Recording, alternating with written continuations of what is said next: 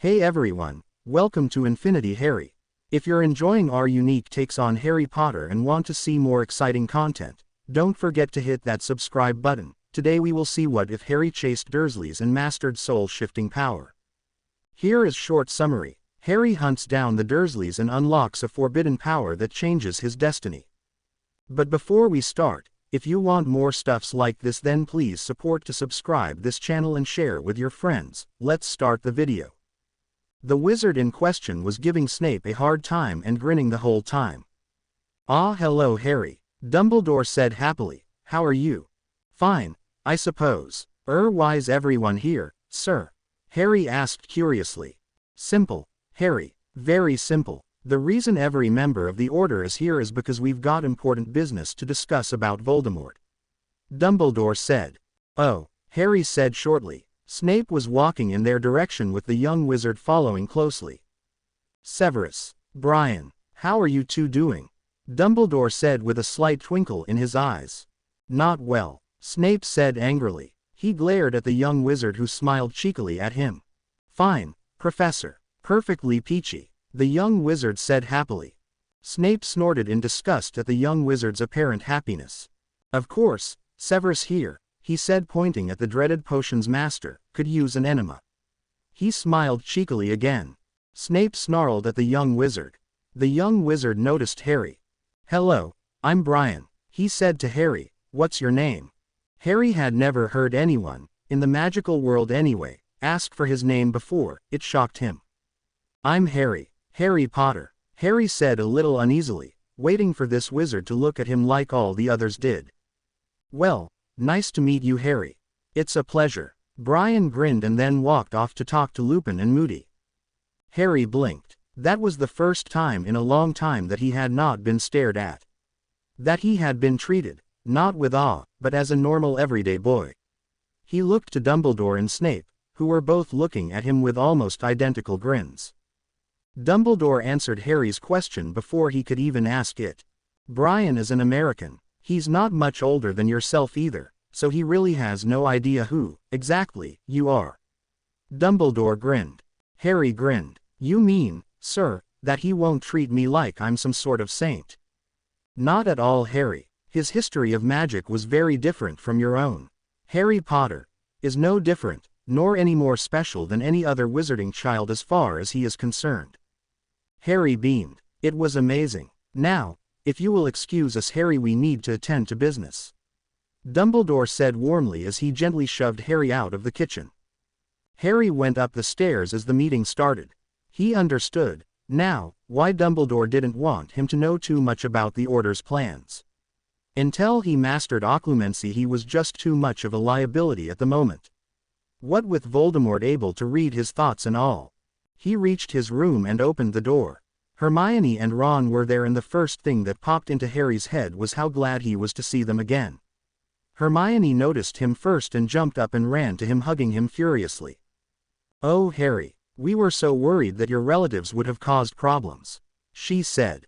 Ron tried hopelessly to pry Hermione loose from Harry as he asked, "So, have you met the new Defense Against the Dark Arts teachers?" "Teachers?" Harry asked. "Yeah, we're getting 2 teachers this year. I just hope neither of them are like Umbridge," Ron said earnestly as he gave off a little shudder. "Yeah, I hope they're nice." Does either of you know why we're getting 2 this year?" Harry asked. "One supposedly knows more about beasts and beings, while the other knows more about curses, jinxes and their counters," Hermione said. Ron nodded his head in agreement. "Maybe it's Moody and Lupin," Harry said. "We asked them, mate.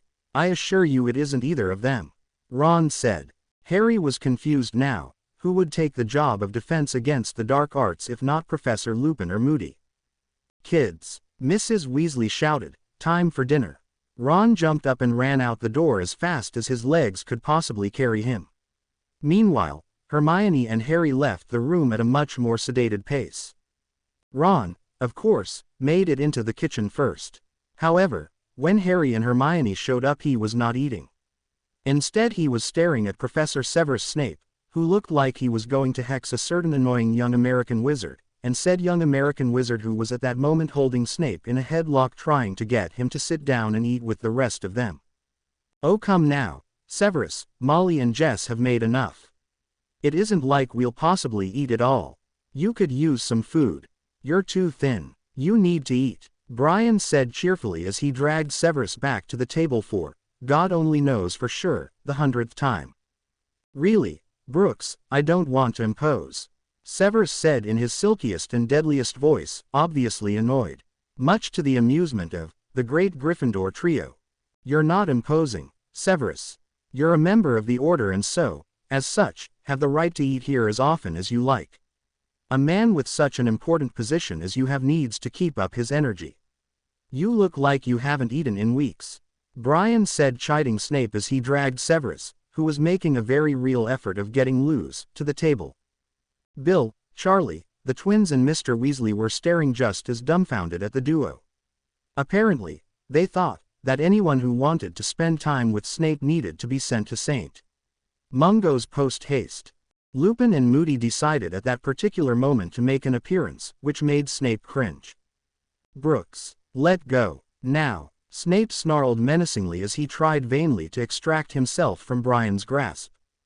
Severus, I'll let go when you agree to sit down and enjoy a meal with us, Brian said cheerfully. Harry caught Mrs. Weasley's eye over the battling duo's heads and silently pleaded with her to find a way to make Snape leave. She knew what Harry wanted, but shook her head and grinned. Harry got the hint. There were not many people in the world who could put Snape in a headlock and still, after this long, be alive. Brooks, damn it, let go. I have business to attend to for the Order, Snape yelled, sounding louder and scarier than the picture of Mrs. Black ever could. Fine, Brian snapped saucily. See if anyone cares next time that you're shriveling up into a worthless bag of bones. Snivelous. Everyone in the room stopped and watched Snape's face contort with rage. A few people coughed, hoping to break the tense silence that had fallen. Ron and Hermione both looked shocked at the name that Brian had used for Snape.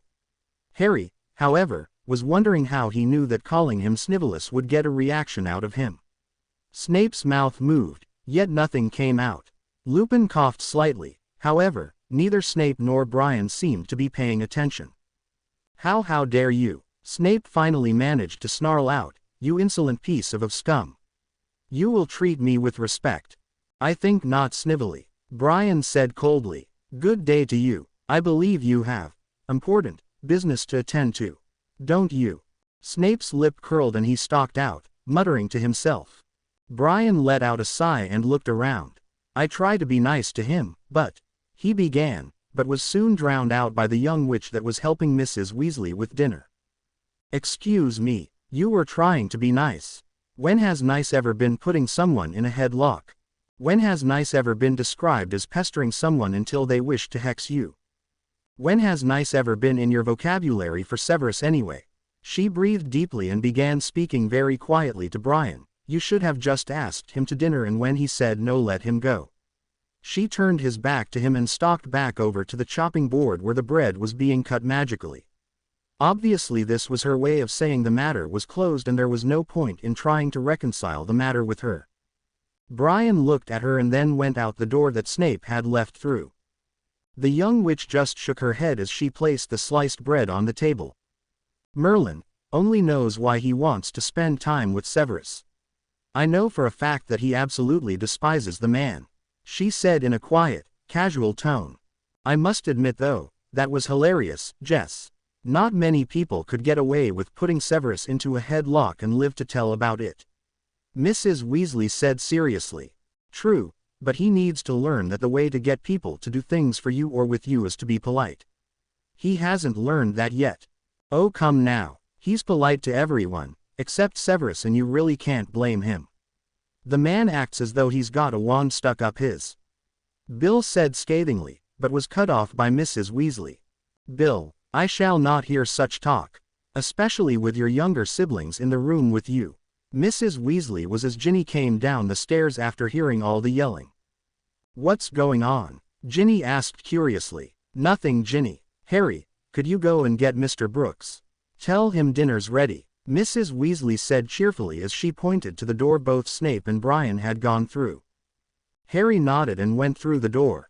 He found Brian sitting on the couch in the parlor. He had a copy of the Daily Prophet in his hands. He apparently was reading it, but he looked up when Harry entered the room. "Hey, Harry, dinner ready?" Brian asked. "Yes, sir," Harry said. "Bah, don't call me sir. You can call me Brian, all right." "Yes, sir, Brian." Harry laughed a little. "Sorry about that." Brian chuckled. "Well, I don't expect you to immediately start calling me by first name or start inviting me to your birthday party or whatever. However, I do hope that we can become better acquainted. Harry, Professor Dumbledore and Mr. Lupin told me about how you've been treated and about the tragedy. They said it might be beneficial for you to have someone to talk to who had gone through the almost same thing." They stood outside the door. Harry gave him a withering glare. Just as Snape's had no effect, so too did Harry's. Apparently, this man was not one to be killed with a look. Harry was kind of shocked as they went in through the door. Harry and Brian sat down to dinner, which was beef stew with carrots and potatoes, sliced bread, some mushrooms, and a large flagon of butterbeer and another of wine for the adults. Harry was reminded of the very first meal he had ever had here in number 12 Grimmauld Place. He sat beside Mundungus Fletcher and Ron with a cold expression on his face. Brian, who was sitting right across from Harry, took note of this. "Hey," he said cheerfully, "can you pass me the bread, Fred?" Fred nodded and passed the bread down. Mundungus, could you pass me some fungus?" Mundungus grinned, catching onto what Brian was up to. "Of course, Brian, they are worth trying," Mundungus said easily. At this point both Fred and George caught on to what Brian was doing and started having some fun with it. This lasted until Mrs. Weasley screamed that they'd all go to bed without any dessert. All rhyming games were then put to a halt and they ate in silence. However, by that time Harry was practically rolling because each of the four men were trying to top one another at whose rhyme was the best. Ron, Ginny and Hermione all walked up the stairs behind Harry, all full and all happy, knowing that at least they had someone here that could make Harry smile. Molly and Jess were busy cleaning up the kitchen with Tonks trying to help, and Moody, Lupin, the Weasley men and Dung all talking about this or that. Brian was busy drying dishes so Molly could make scathing remarks to him without being too obvious. "And another thing, I'd like to have at least one meal where everything didn't turn into some sort of fiasco. The twins need to learn to be responsible. Yes, and you need to learn to lighten up and get a life," Brian said quietly and coldly. You didn't see Harry's face when he sat down to dinner. He needed to be cheered up. He looked like warmed over death, to be quite frank.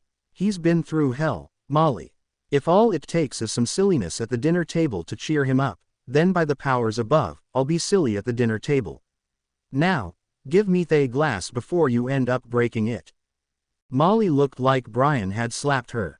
She had never been talked to that way before, except by Sirius once, but this man was younger and therefore had no right to speak to her like that. However, she could do nothing and so went back to cleaning the dishes, completely mollified for now. "Little ear big ears, sis. Thanks. I'm glad you've enjoyed it so far. I probably won't be doing any more Snape in a headlock anytime soon, but who knows." Life at number 12 Grimmauld Place had gotten more and more curious as the days went by. The book lists had come and Mrs. Weasley had taken off to Diagon Alley to fetch the children's school supplies for this year. Everyone needed new robes and everyone needed new books for their defense against the dark arts. Defense strategies, 100 ways to jinx and counter-jinx, and unforgivables and curses that should be but aren't. Snape was back at the house, to the annoyance of Harry, Ron, Hermione and Ginny. However, today would turn out to be an unexpected treat for the younger inhabitants of number 12. Snape, Lupin, and Moody were going to be teaching some defense strategies to the four of them today. Now, in order to be able to face Voldemort, Lupin said, but was cut off by Snape. "Do not speak the Dark Lord's name, Lupin," Snape said, visibly flinching. Lupin continued as though he had not heard Snape. "You will have to learn some very important defense strategies. We'll teach you them while you're here. Now, wands out." Harry, Ron, Hermione and Ginny brought their wands out, ready to learn anything that might be useful for the Defense Association. "Okay, ready. Let's see you do this simple wrist movement, now." Lupin said to them. Each did it. Now, repeat after me, cryophobia. Cryophobia. They all said. Good. Now, can any of you tell me what this spell does? Lupin asked mildly. Hermione raised her hand, as was to be expected. Lupin nodded to her. Cryophobia, or the fear spell, as it is most commonly known, is supposed to let you and your opponent see what your opponent fears most. The fear spell is most effective when your opponent is exceptionally emotional, as in other emotions other than fear. Cryophobia is a spell most wizards and witches learn in order to escape an opponent because the opponent will often be too busy fighting off their own worst fear than worrying about where their opponent is running off to. Very good, Hermione. Lupin said brightly. Yes, the fear spell is used as a defensive magic. We'll be learning defensive magics first and then, if we have time, we'll move on to offensive magics. The 4 students nodded. Now, Professor Snape and I will give you a short demonstration.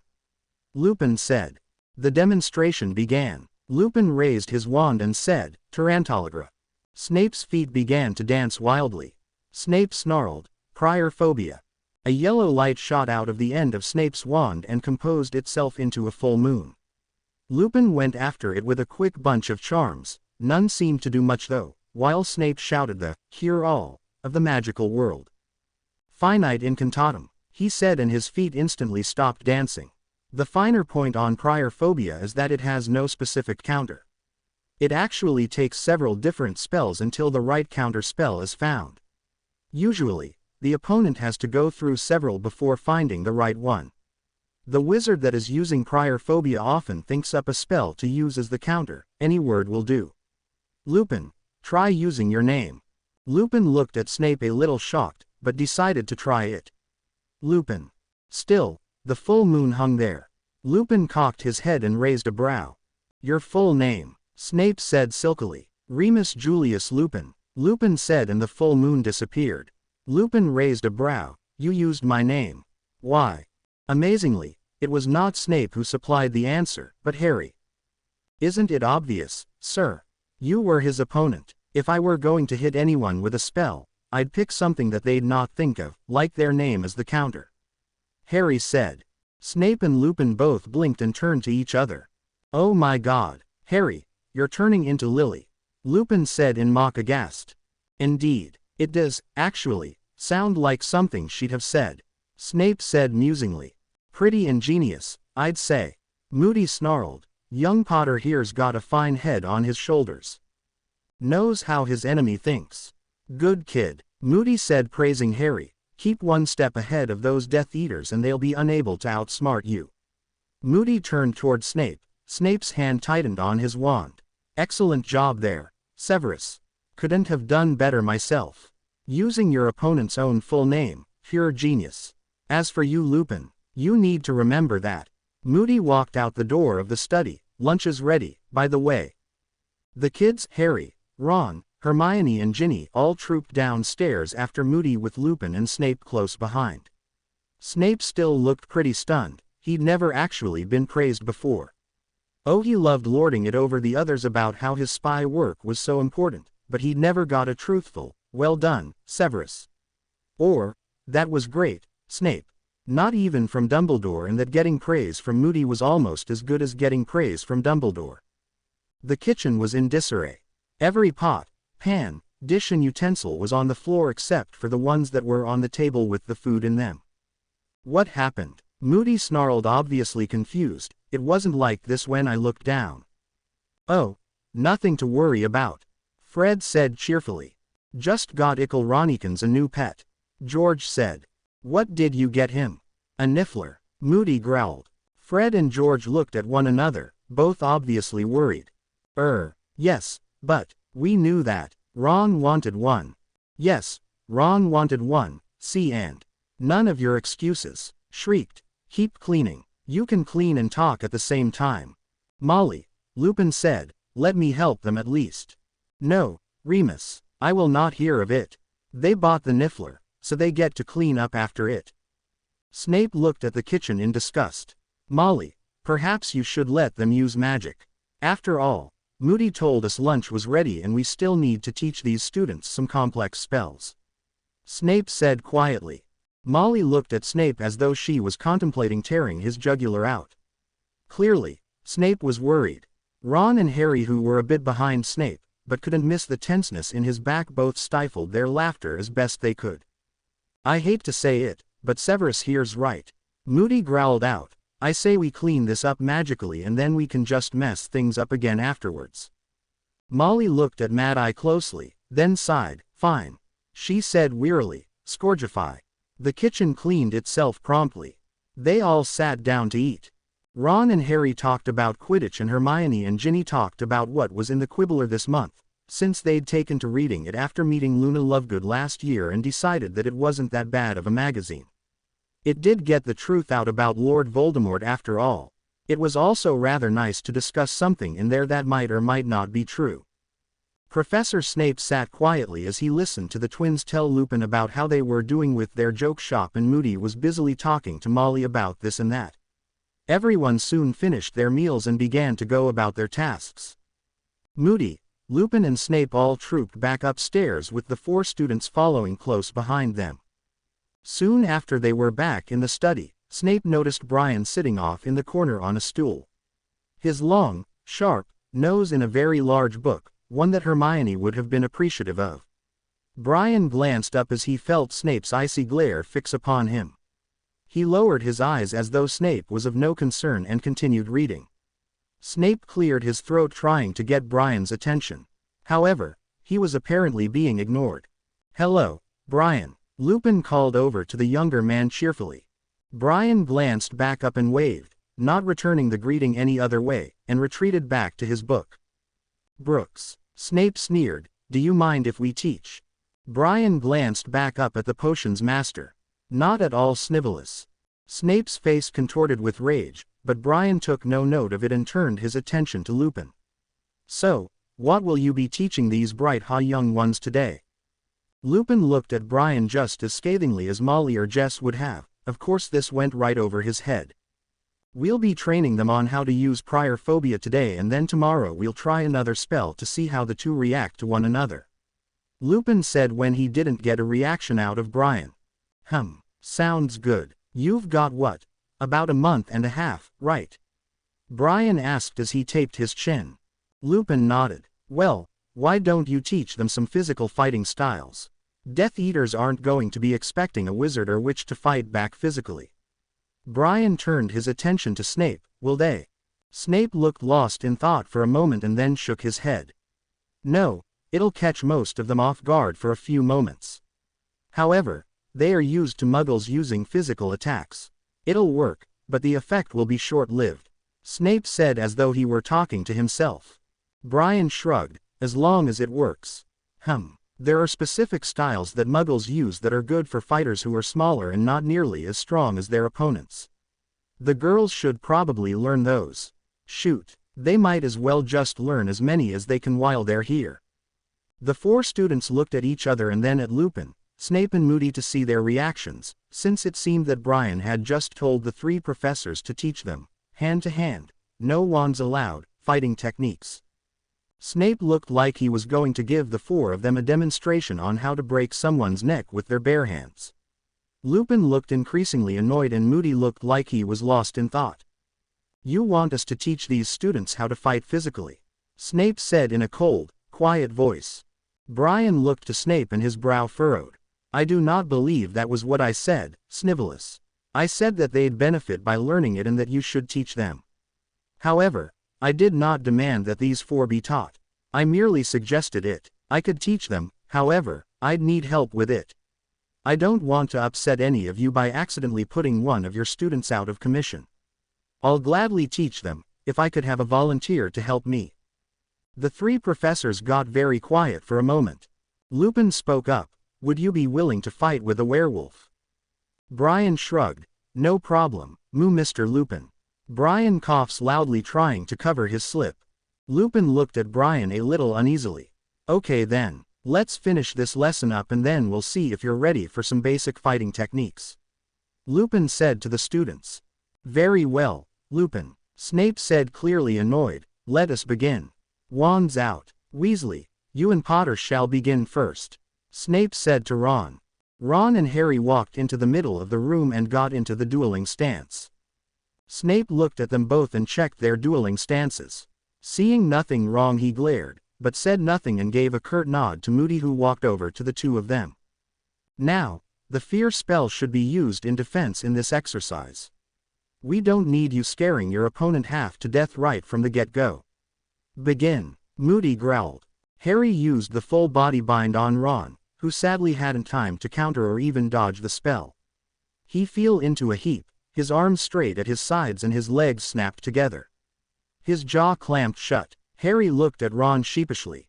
Moody scratched the side of his head. Well, that's one way to stop the fear spell. Well done, Potter. Finite incantatum. Come on now, Weasley, up you get. He growled softly as he helped Ron to his feet. Sorry, Ron, Harry muttered. No problem, mate, I'm impressed. I kind of wasn't expecting you to use the full body bind on me. Harry just shrugged as they once again took up proper dueling stances. This time Ron used a tickling charm on Harry and Harry used the fear spell against Ron. The yellow light that erupted from Harry's wand took on the form of a giant spider. Ron began hurling charms at it. Ronald Gregory Weasley, Ron yelled. The spider stayed put. Ron tried again.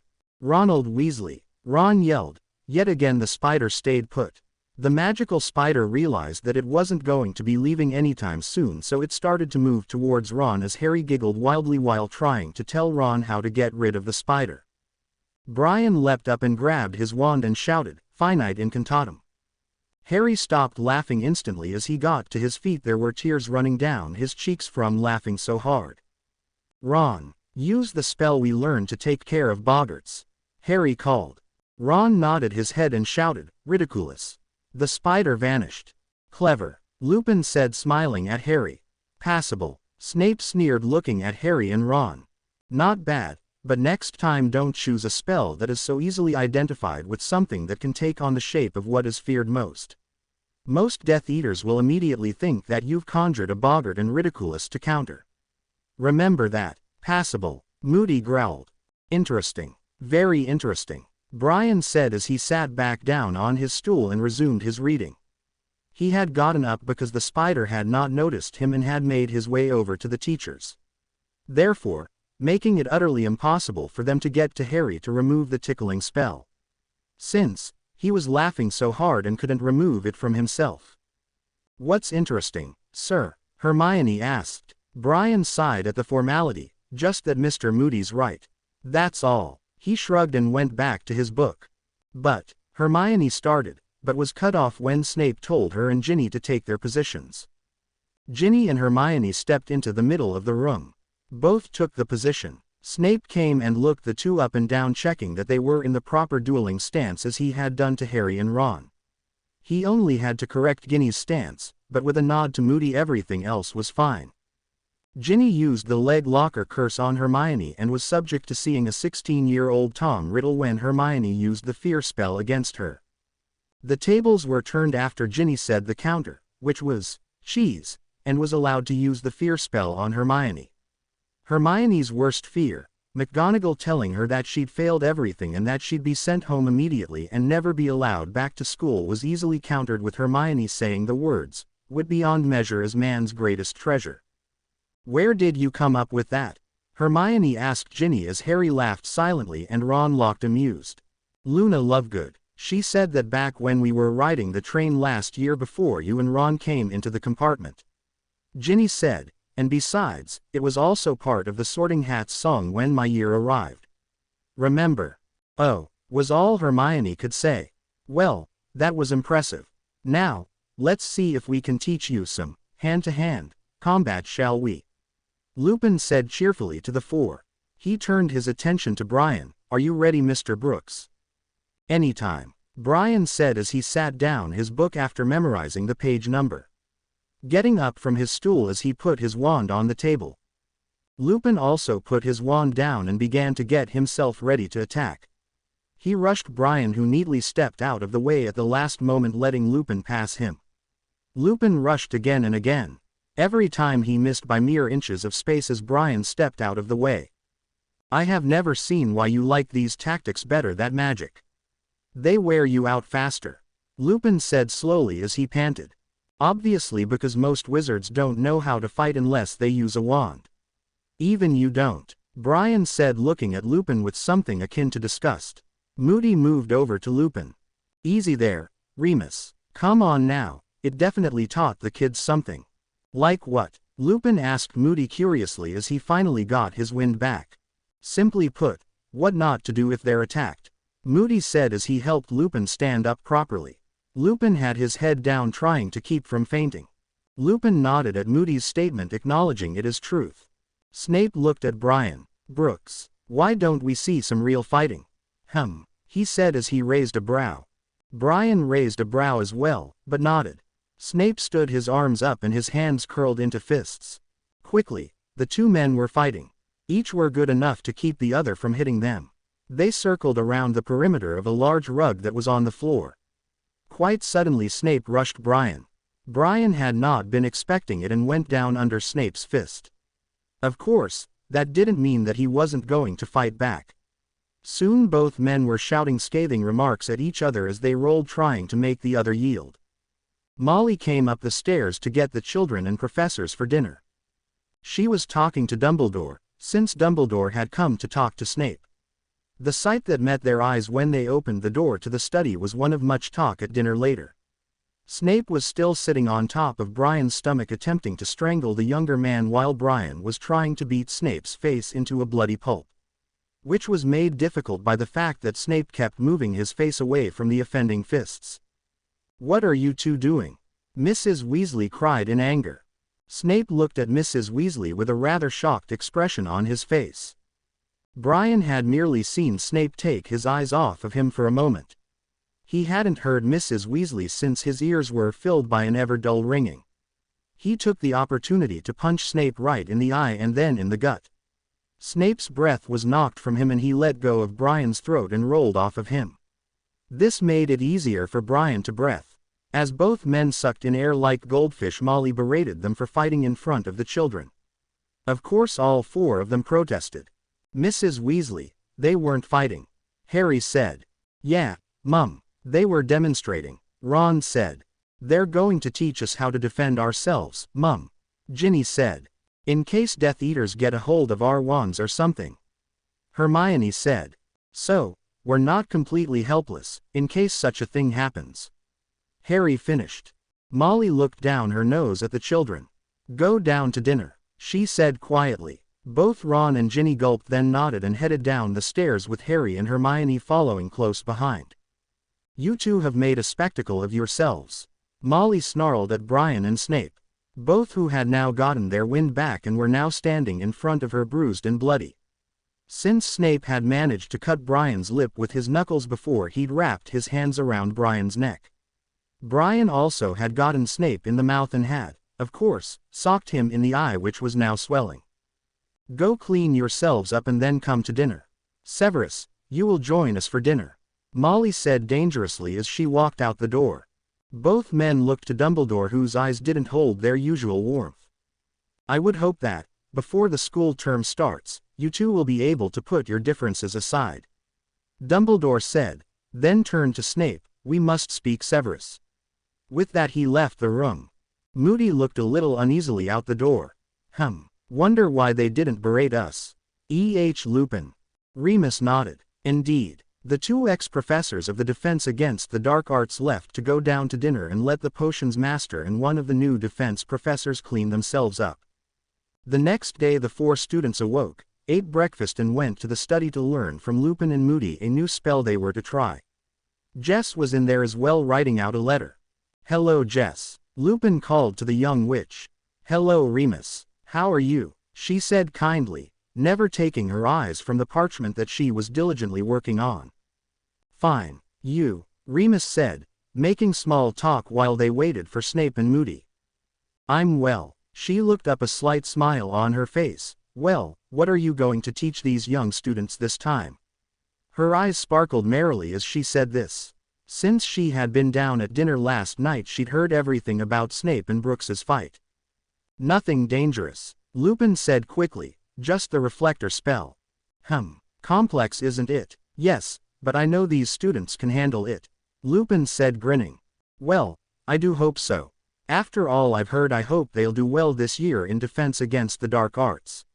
She sighed. Sometimes I don't know what the headmaster was thinking when he made us teachers this year. Always trust Professor Dumbledore to know something you don't, Lupin said. Jess shrugged. Moody and Snape walked in. Good, now we can start. You don't mind, do you, Jess? Lupin asked pleasantly. Not at all. Give me a second, I'll finish this up and then I can watch. That is, if you'll let me, she asked, glancing up at the three professors. Of course, girl, no need to ask, Moody growled. Lupin nodded. Alistair's right, there's no reason to ask.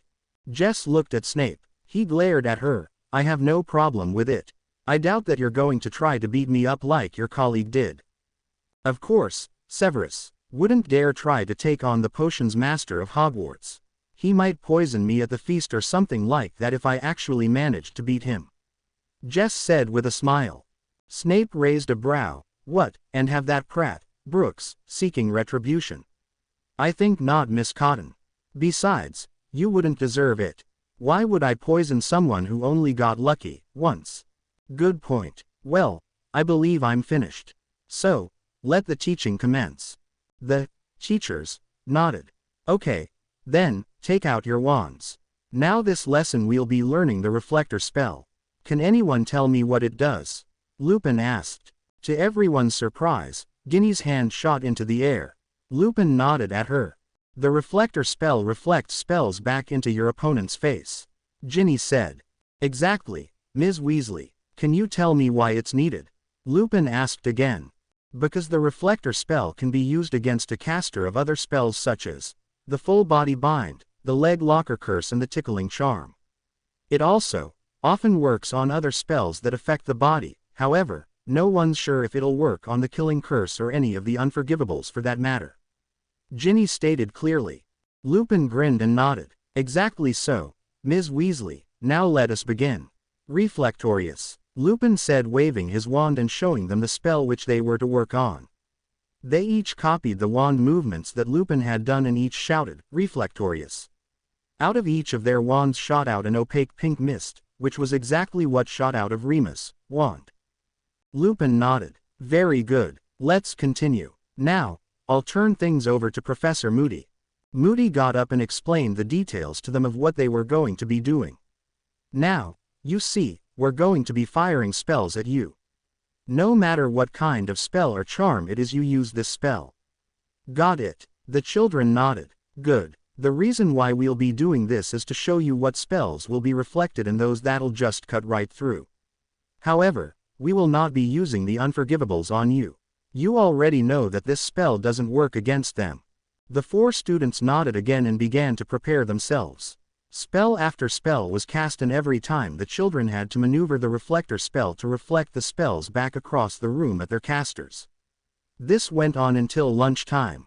The four students left the room quickly, Ron being the first one out the door as Harry, Hermione and Ginny followed, laughing silently about Ron's need to eat. When the students were most definitely out of earshot, Lupin turned to Jess. Well, what did you think? He asked apprehensively, since she was the second defense teacher this year and would be teaching the children defensive spells. Outstanding, she said, and went down to lunch with the others following close behind. Melody arranged. Well, I must say you're doing a pretty good job of trying to figure out who Brian really is. I won't say who yet though. Sorry, that would give too much away. Funny, though you seem to be the only one trying to get clues from me. I will say this, he is someone from the Marauders' time. Can you guess how that's possible with him only being in his 20s?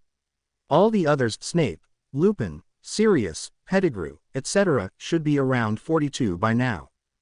A month and a half had passed and the great Gryffindor quartet, this included Ginny, were ready and eager to return to Hogwarts.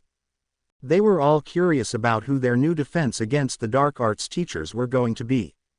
They'd heard from Lupin, who'd gotten the information from Dumbledore that the defense lessons were going to become a double period because both teachers had important things to teach the students and neither wanted to come in at different days. The decision had a few opponents. The Malfoy family was one. Obviously, They either didn't want the children to learn how to defend themselves, or Draco didn't want to be in the classroom with the defense teachers longer than he had to be. The great Gryffindor trio also had gotten their scores from their OWLs during that month and a half, and every one of them had made an outstanding in defense against the dark arts and potions, for which both Harry and Ron sobbed uncontrollably as they realized they'd have to spend another 2 years with Snape. Hermione, of course, got perfect scores on everything. Now that everything was over here and the day had finally come for them to journey through the passage to platform 9 3/4. There was much to do to get ready, such as make sure everything was packed, make sure the animals had been fed and were now in their cages, and of course make sure everyone made it to platform 9 3/4. Luckily, this time around the Order only had to worry about Harry, Ron, Hermione and Ginny, who were the only ones left in school. Each of them were currently downstairs in the hallway waiting for instructions from Mrs. Weasley. "Is everyone ready?" she called. Yes, they all called.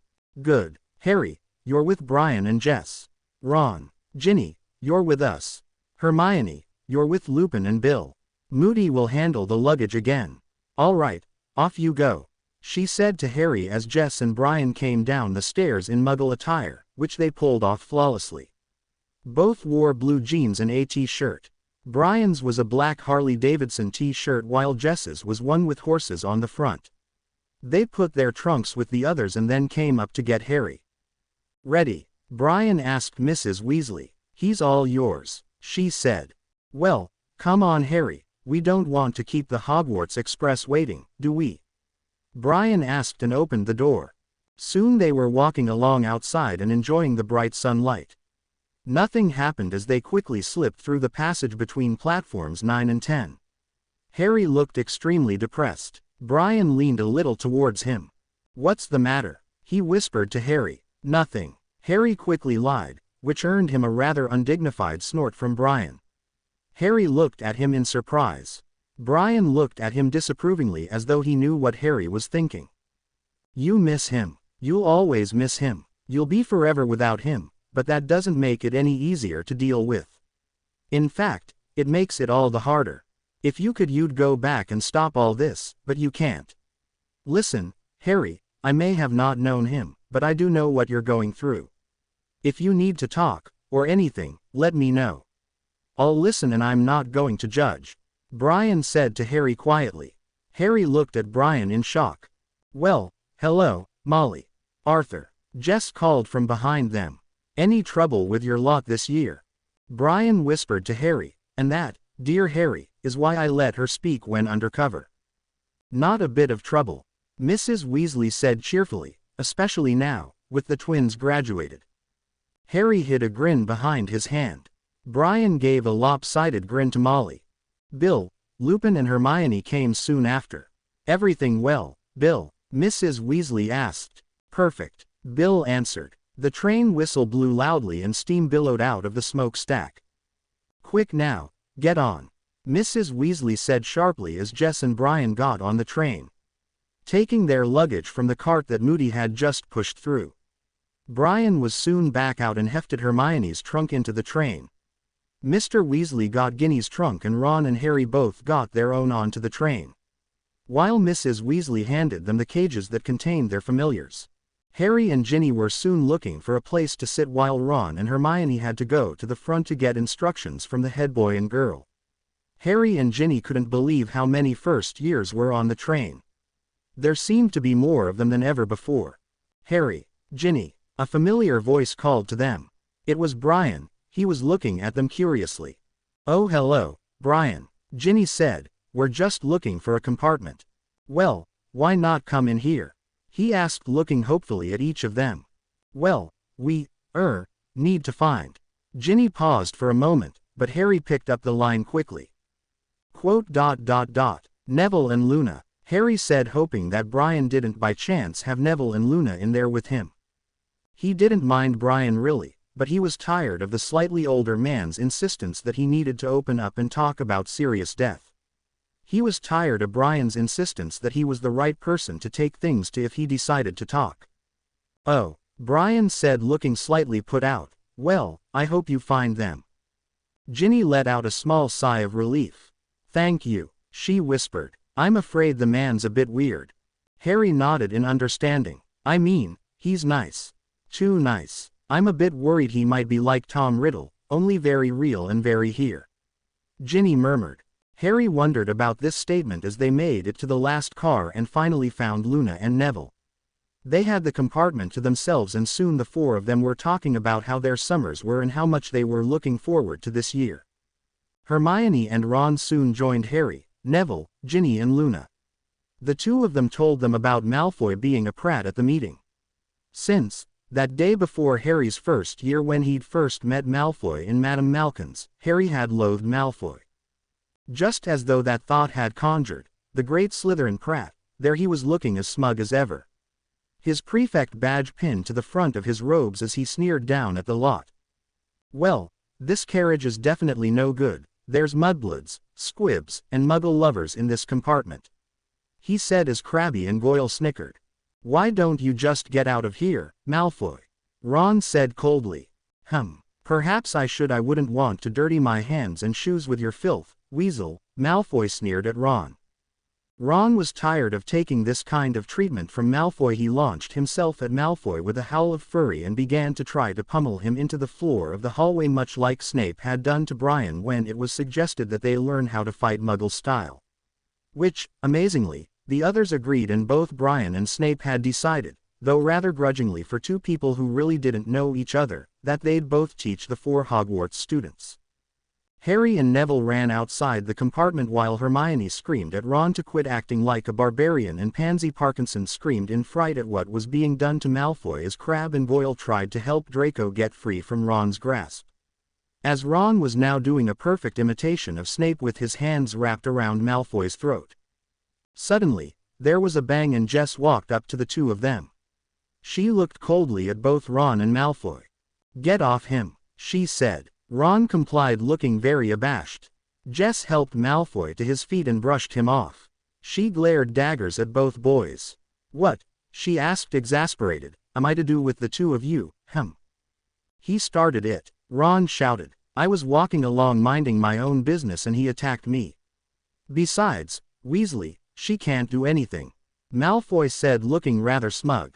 Oh, Jess asked coldly. 10 points from both Gryffindor, and she looked at Malfoy's badge, Slytherin for fighting on the train, and another 5 from each because you, she pointed to Ron, yelled at me, and you, she pointed to Malfoy, thought that one of the new Defense Against the Dark Arts teachers couldn't do anything about your ignorance. Both Malfoy and Ron were mollified as Jess went up front to owl Professor McGonagall and Professor Snape about their prefect's behavior. When the train finally made it to the Hogsmeade station, the great Gryffindor trio had not seen nor heard the last from the great Slytherin prat and his cronies. They were just beginning to get out of their carriage, which was guided by Thestrals, when Malfoy, flanked by Crabbe and Goyle, was seen sneering in their direction. Well, they don't have a teacher this time to fight their battles for them, Malfoy said as Crabbe and Goyle sniggered. Malfoy sneered in Hermione's direction in a rather babyish voice. You didn't decide to stay home with Mummy and Daddy, little mudblood. Ron was about to take exception to Malfoy's face, but a cold voice stopped him. Is there a problem here? Brian snarled as he glared at Malfoy. It was obvious, even to Crabbe and Goyle, that he had overheard Malfoy. Why no, sir, Malfoy stopped and looked up at Brian's lean face with wide, innocent eyes. Professor Brooks, I'll be teaching Defense Against the Dark Arts with Professor Cotton. Mr. Brian said coldly. Malfoy, Draco said pompously. Malfoy, Brian said rather incredulously. Surely, you cannot be the great Morgan Malfoy's heir, are you? Malfoy sneered as though he loathed the name that Brian had used. Yes, he said hauntingly, I am, but he's really not that great. Draco spun around on his heels and marched off with his back ridged. Harry, Ron and Hermione turned to Brian and looked up at him. Professor, Hermione said timidly, since Harry and Ginny had told her and Ron what they thought about Brian. Brian said, snapping out of whatever trance he was in. Who's Morgan Malfoy? Hermione asked quietly. Brian noticed the trepidation that Hermione felt towards him and suddenly felt very worried. Morgan Malfoy was the very first Malfoy to attend Hogwarts over 1,000 years ago. Back then, the four founders chose the students and Morgan was chosen by Godric Gryffindor. Brian said then stood a little straighter. "Well, come on then. What are you all waiting for? We've a feast to attend and a sorting to watch, don't we?" he said in a cheerful voice that hid all other emotions. The great Gryffindor trio watched Brian's retreating frame in shock. So, not every Malfoy had been a Slytherin. The trio went into the Great Hall, luckily, before the sorting ceremony had even started and found seats at the Gryffindor table. Professor McGonagall came in followed by some very terrified and very young-looking first years. She set the stool down and put the sorting hat on top of it. A tear at the base of the hat opened wide and the hat began to sing. "Once, when I was new, not old, I was not the keeper of the secrets I now hold. Once, there were great wizards four, who built this castle's halls and doors. When they ruled here, there was nothing to fear, until one of them became consumed, and forgotten in the gloom. The others did not realize his fall from grace, until the last championship race, when Slytherin chose a Gryffindor true, to carry on his deadly taboo. Then the other three decided that I should be keeper of a magical key, that I should choose the best, while the founders found their eternal rest. Send the wisest here to me," cried Ravenclaw, "and that is how my decision shall be. Send me the courageous and the bold," yelled Gryffindor, "and that is how my decision shall hold. Send me the most cunning," Slytherin hissed, "and that's how my decision shall be running. Send me all the true," called Hufflepuff, "and that is how my decision shall be held to." So, then the three sent Slytherin to and fro. But there was nowhere safe for him to go. Some say he went to a western isle, where it's said he left after a while. The others worked in harmony and peace, until each left this world at least. Now, later on, I corrected a mistake, one that crafty Salazar did make. I knew the soul of that very boy, that Slytherin used and discarded like a child does with a toy. I placed him in Gryffindor, which was best, and let's hope he's enjoying his now justly given rest. The sorting hat became still to the very quiet room. Not a single person clapped or shouted when the sorting hat finished its song. Everyone just stared at it, looking as though their jaws were going to become unhinged. Professor McGonagall cleared her throat and called, "Appleby, Amelia." Amelia came forward shaking with fright and sat down on the stool. The hat was so large that it practically covered her entire face. The hat took a few seconds, then shouted, "Ravenclaw." The Ravenclaw table clapped and cheered in a rather subdued tone. One by one the first years were called to the stool, and one by one all 12 were seated at their respective tables. Each time, the house that was called gave rather an enthusiastic cheers and clapped hollowly. Dumbledore stood up to get everyone's attention, which he got immediately. Some of the older students were hoping that he might have an answer to the sorting hat's strange song. However, that was not to be the case. "Hello and welcome, to both new and returning students, to Hogwarts. I'm very pleased that perhaps this year the students can remember that using magic in the corridors is strictly forbidden, as is going into the Forbidden Forest. Also, Mr. Filch has a rather extensive list of things that are unallowed in the school and which will be confiscated if he sees any of you with them. As for this year, I'd like to welcome both Professor Cotton and Professor Brooks to the Hogwarts staff. They both shall be teaching defense against the dark arts, which shall now be a double period. Now, let us eat." The plates at all of the tables filled with food as Dumbledore sat down, and the students began to fill their lates and their mouths with food. "Crikey!" Ron exclaimed as noise finally returned to the Great Hall. "That had to be the weirdest song that's ever came out of that hat." Most of the other Gryffindors agreed. That was indeed the weirdest song they'd heard from the hat in all their years at Hogwarts. The food at the tables was soon cleared as the students got up to go to their dorms for a well-earned peaceful sleep. Harry hung back as he watched Ron and Hermione, along with the new prefects Colin Creevey and Marie Merriweather, lead the new first years out of the Great Hall. Harry watched Brian converse with Professor Sinistra. He shook his head and walked out of the Great Hall before anyone could notice that he'd been watching the head table. Harry thought about what Ginny had said to him on the train. Was it possible that he could be like Tom Riddle from the diary? Could it be possible that he was being too nice just so he could get closer to Harry and kill him? Brooks was nice, but Ginny was right, he was too nice, and now that he was a professor only made Harry worry more. He now had to be even more careful than before. With Umbridge it had only been the Ministry that Harry had to keep at bay, but if what Ginny said was true, Brooks could be working for Voldemort, and Harry didn't like that idea at all. Harry reached the portrait of the fat lady and said the password, gluttonous gargoyles. Whoever thought that password up was totally warped in the head. Harry awoke the next day. No one else was in the dormitory, so they must all be down at breakfast. Harry quickly got dressed and went down the stairs. Ron and Hermione were in the common room. "'Bout time, mate. We were just going to come up after you. Come on, let's go get breakfast," Ron said really fast as he started towards the portrait hole and went through. Hermione followed, and soon Harry went through as well. When they got to the Great Hall, they sat down in their seats at the Gryffindor table and filled their plates up with food as Professor McGonagall went along handing out their timetables.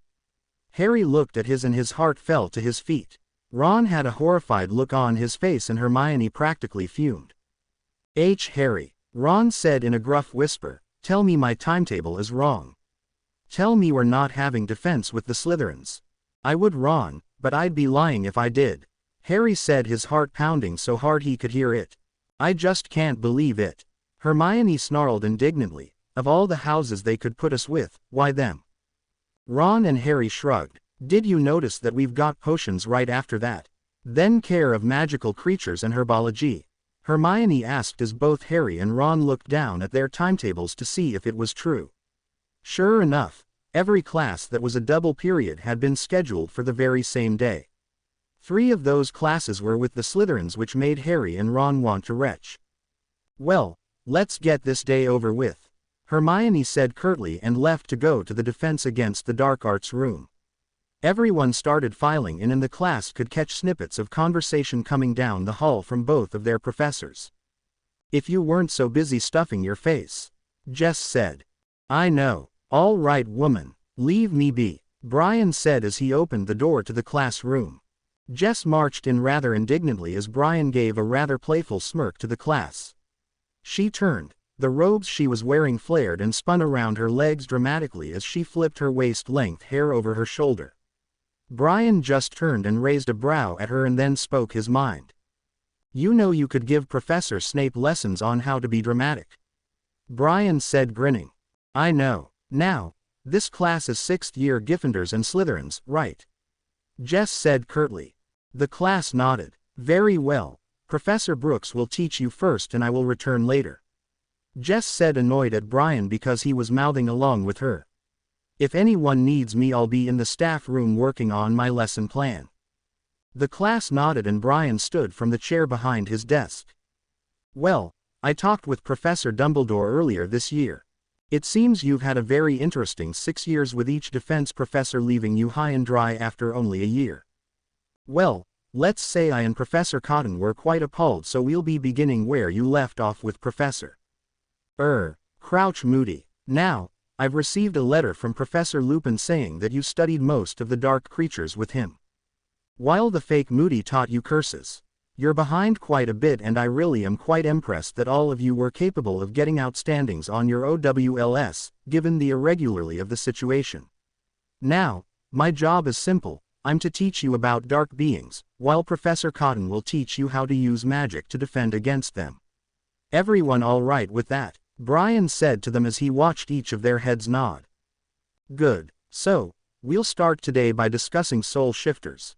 Can anyone," Hermione's hand came into the air, "besides Ms. Granger, tell me what a soul shifter is?" Everyone looked around. This was new. Hermione stretched her hand up way high.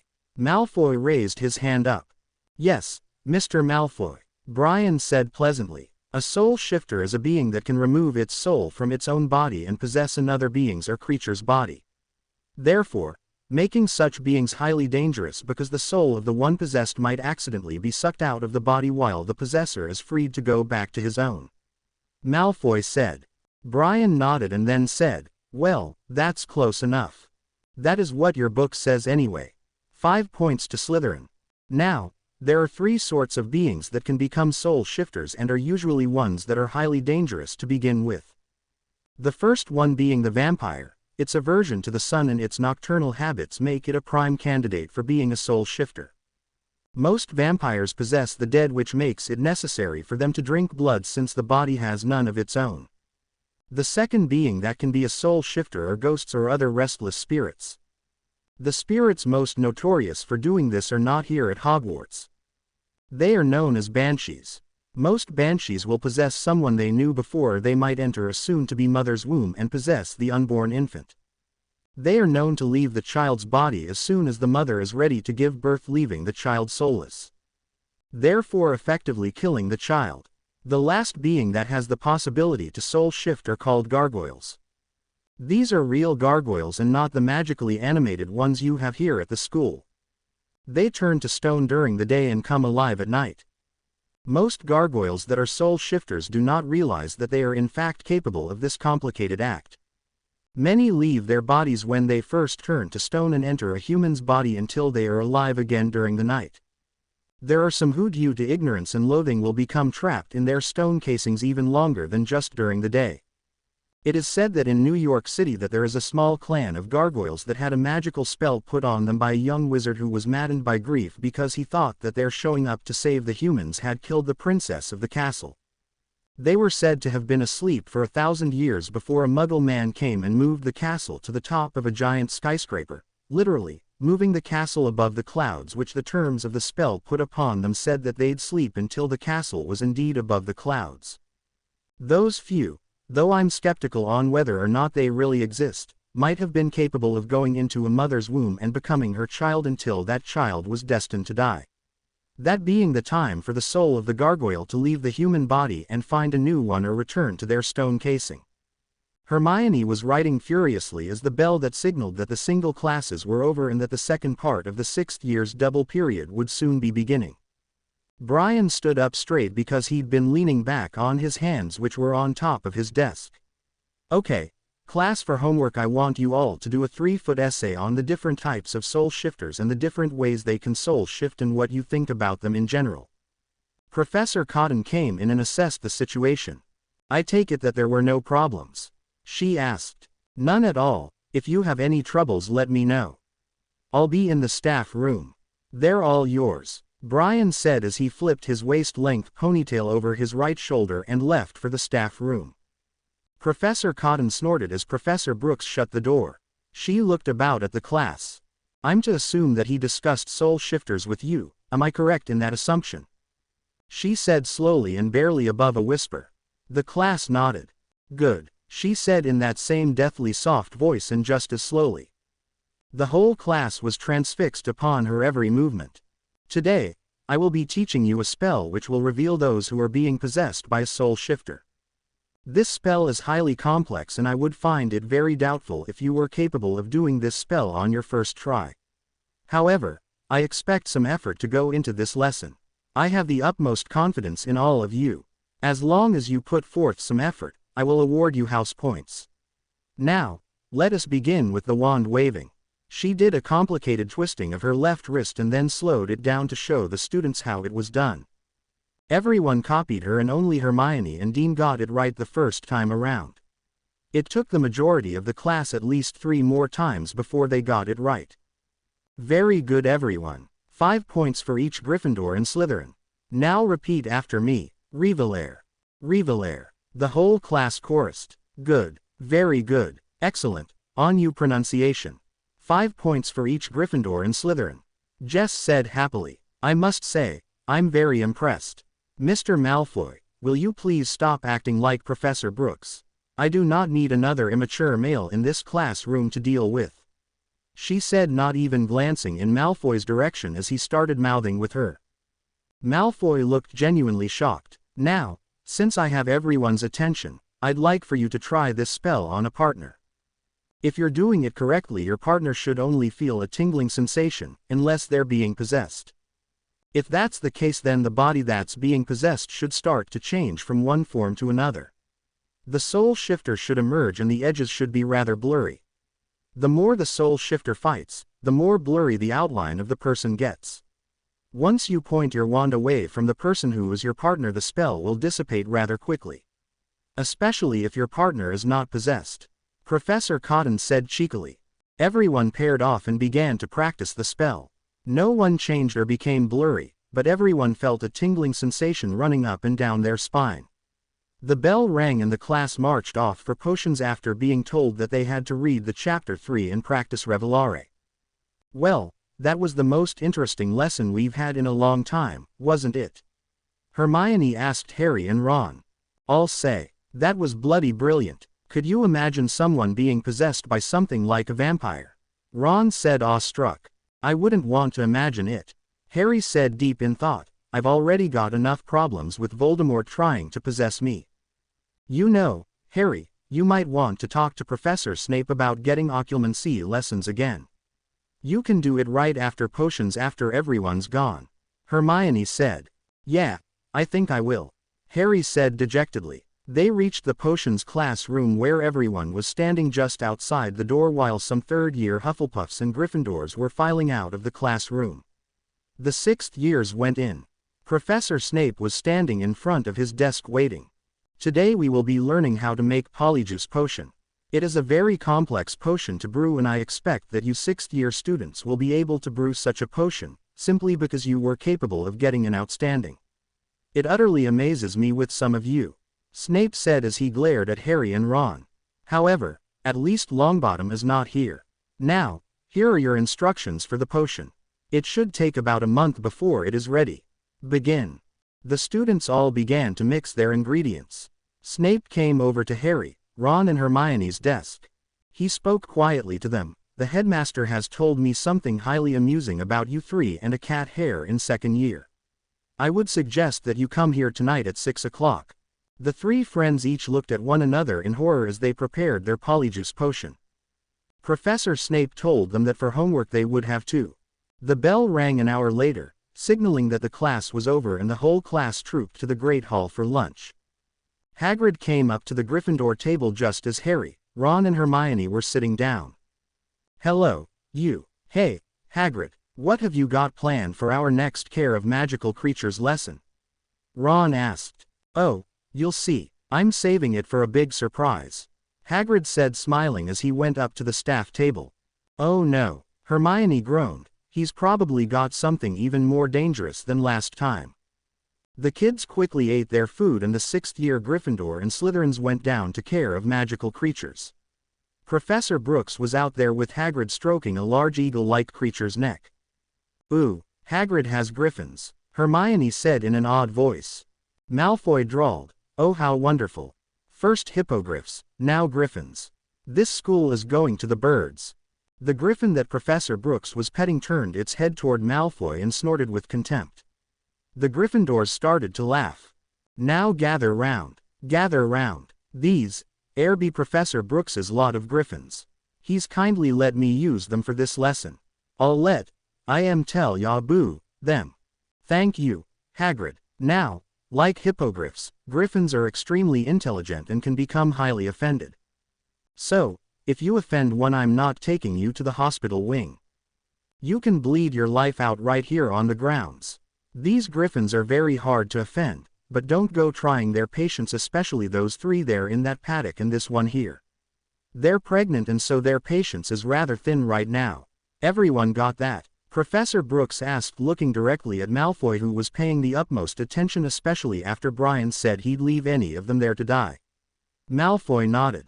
Good, Professor Brooks said, nodding. Okay, Hagrid, who are your best students usually? I'd say all of them, but Ari, Ron and Hermione are my very best students. Okay, you three, come here. Brian led them over to the paddock where the other three pregnant griffins were kept. I expect that you know to be very careful about what you say, right? They nodded. Good. These three aren't near as Nika to their birthing, but they're still exceptionally edgy. Be sweet and feed them what's in the buckets there and they'll be pretty placid. They don't like to move much, but do not tempt their tempers. The trio went into the paddock watching the griffins carefully. Don't make any sudden movements. Move slowly, yet deliberately towards them. They'll only attack you if they think you're going to attack them. Professor Brooks said. Hermione went up to a rust-colored one and slowly inched her hand towards the feathers on her neck. The griffin, which had a black harness on, turned her head and sniffed Hermione's hand. Hermione stood there watching as the griffin took a good sniff and then put her beak under Hermione's hand to be petted. Hermione relaxed and petted the gorgeous creature's head. Ron went up to his, which was a large golden-colored one. She eyed him suspiciously before he got there and let her smell his outstretched hand. She let him scratch under her blue harness's straps. Harry picked a small gray griffin. The little female looked quizzically at him before sniffing his hand appreciatively. Her dark brown harness creaked as she moved more of her falcon-like head under Harry's hand. The rest of the class got to pick out of a small group of juvenile and adult males, while Malfoy was asked specifically to take on the one Professor Brooks called Nika. Probably because Hagrid had told Professor Brooks all about the problem with Malfoy and Buckbeak, Professor Brooks was showing Malfoy how to talk soothingly to her and how to approach her and everything. "You know," Malfoy said angrily, "I think I can handle some stupid animal." The griffin started to lunge, but Brooks stopped her by putting a hand on her chest. "Look, do you expect me to believe that you can handle them when I've heard about your third year? Yes, that definitely tells me you can handle them. Nika would skin you alive, simply because she doesn't happen to like your looks at some strange moment. She's pregnant and she's not in a particularly good mood. Would you be in a good mood when your wizard decided to move you 3 months away from your birthing day? I don't think so. Now, be exceptionally nice to her, okay?" Malfoy nodded and went up to the large granite gray griffin with a golden harness and began to run his hands down her swollen sides when she made it apparent that it was most appropriate. The class soon ended and Hagrid told them that their homework for tonight was to write a paper on griffins and their habits and what their griffins seemed to like best to eat. The Gryffindors went off to herbology with the Hufflepuffs while the Slytherins went off to wherever their next class was. Professor Sprout was there with Jess, who needed help her take care of her rhododendron. "Thank you, Professor. I'm horrible with plants and why my colleague got me this I'll never know." "Not a problem, dear. I'm always glad to help another teacher. Especially one as sweet as you, dear," Professor Sprout said cheerfully as Professor Cotton left the greenhouse. "Today, class, we will be studying the moonflower and its properties in potions," Professor Sprout said. The Gryffindors and Hufflepuffs had an exceptionally wonderful herbology lesson and then returned up to the school for dinner in the Great Hall. The Great Gryffindor trio trekked down to the dungeons late that night. Hermione looked the most terrified of them, spoke in a small voice. How could he have known? "After ROWLS and 5 years of Hogwarts, we're about to be expelled." Ron tried to cheer her up. "Hey, look on the bright side of things, we'll never have to see the greasy git again." Hermione, though, was anxiously waiting for the potions room to open and was too immersed in her own thoughts that she didn't hear him. Professor Snape looked down at the 3 of them and let them enter. He stood, leaning against one of the student tables with his arms crossed over his chest. "I am to understand that in second year you 3 were capable of brewing the polyjuice potion. The only complication that ever seemed to occur was Ms. Granger obtaining a cat hair instead of a human hair. Am I right?" They nodded, but didn't dare say a word. "How, may I ask, were you 3 capable of brewing such a difficult and highly advanced potion?" Snape continued just as coldly as he began. "We got most potent potions out of the library, sir," Hermione began. "It is in the restricted section, Ms. Granger, and punishment must be given out to students that do not have permission to have such material." "No," Hermione wailed. "I mean, no sir," she added hastily, seeing Snape had arched an eyebrow. "We did have permission to have it, sir. Professor Lockhart." Snape snorted. Of course, makes sense, I suppose. Go to the stupidest teacher here for permission. Clever. So, you got permission to have the book and then you got the book. How did you get the ingredients?" The 3 of them stood stock still. Harry took an audible gulp. Snape stared hard at him. There was no escape from Snape's wrath this time. "I threw a filibuster firework into one of the cauldrons while..." Harry stopped, not wishing to get Hermione expelled. Hermione took over when it was quite obvious Harry wasn't going to speak up. "While I stole the ingredients out of your office supply cabinet, sir." Snape rose from the table that he was leaning against the desk and paced around them in a tight circle. "Where did you brew it?" he asked in a calm, deadly tone. "In the bathroom, sir." "Beeping myrtles, sir," Hermione said quietly. "What was it used for?" Snape asked as he faced Hermione. "We thought that perhaps Malfoy could be the heir of Slytherin. We decided to turn into some of the other Slytherins to interrogate him. Even if he wasn't the heir of Slytherin, we thought he might know who was, sir. Of course, we found out later who the real culprit of the petrifyings was later, sir," Hermione said. "Who did you turn into?" Snape asked, watching them like a hawk. "Goyle," Harry said. "Crabbe," Ron replied. "I was supposed to have turned into Bulstrode, sir," Hermione said almost inaudibly. "When did you take the potion?" "The start of Christmas break, sir," Hermione said. I see. Yes, another bit of cleverness since Ms. Bulstrode would have been away at home during holiday. Well, shall I tell you what your punishment now, or shall I wait until breakfast in front of the whole school?" Hermione was pale and shaking. Harry and Ron looked defiantly at Snape. Snape looked at them for a few moments, an evil grin plastered on his face. "Sir, could you tell us now, sir?" Hermione asked timidly. "As you wish," Snape sighed, looking quite dejected. "Very well, Ms. Granger. Mr. Potter, Mr. Weasley, tonight, I wish you to go to Chapter 24 in Most Potent Potions. You are to bring to me next class time a list of ingredients and what each is used for. This potion is like Polyjuice, however, it is highly restricted and only students who have completed and succeeded in making a fully functional Polyjuice potion are allowed to make the Ensanfluorabenside potion. The potion is highly lethal if not brewed properly. The very smell could kill you. The potion, which I know works, is said that when it is brewed properly that it will give you the ability to see through a banshee's disguise and see what is really underneath the beautiful maid." Harry, Hermione and Ron blinked and stared at Professor Snape like he'd just grown another head. "Well, go on. Go get on it. I also want the first half of the potion finished by the end of this detention and put into a vial for inspection." "You're not going to dock house points, sir?" Ron asked incredulously.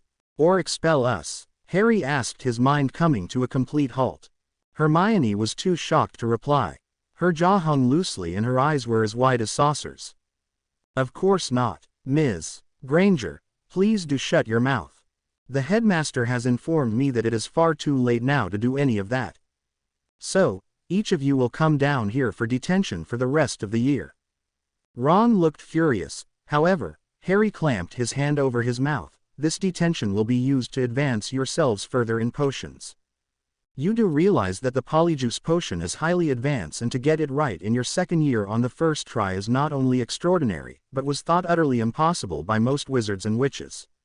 Professor Snape looked down at them, though Ron was only shorter than Snape by a couple of inches. "Well done, 5 points each for a satisfactory job. I'd give you more, but it would seem a bit odd. I will deal out your points over a period of time, of course." The 3 stunned Gryffindors nodded and grinned happily, for the first time in Snape's presence, as they set to work doing the first half of their potion. 3 hours later, Harry, Ron and Hermione were cleaning up the potion when Professor Brooks burst in.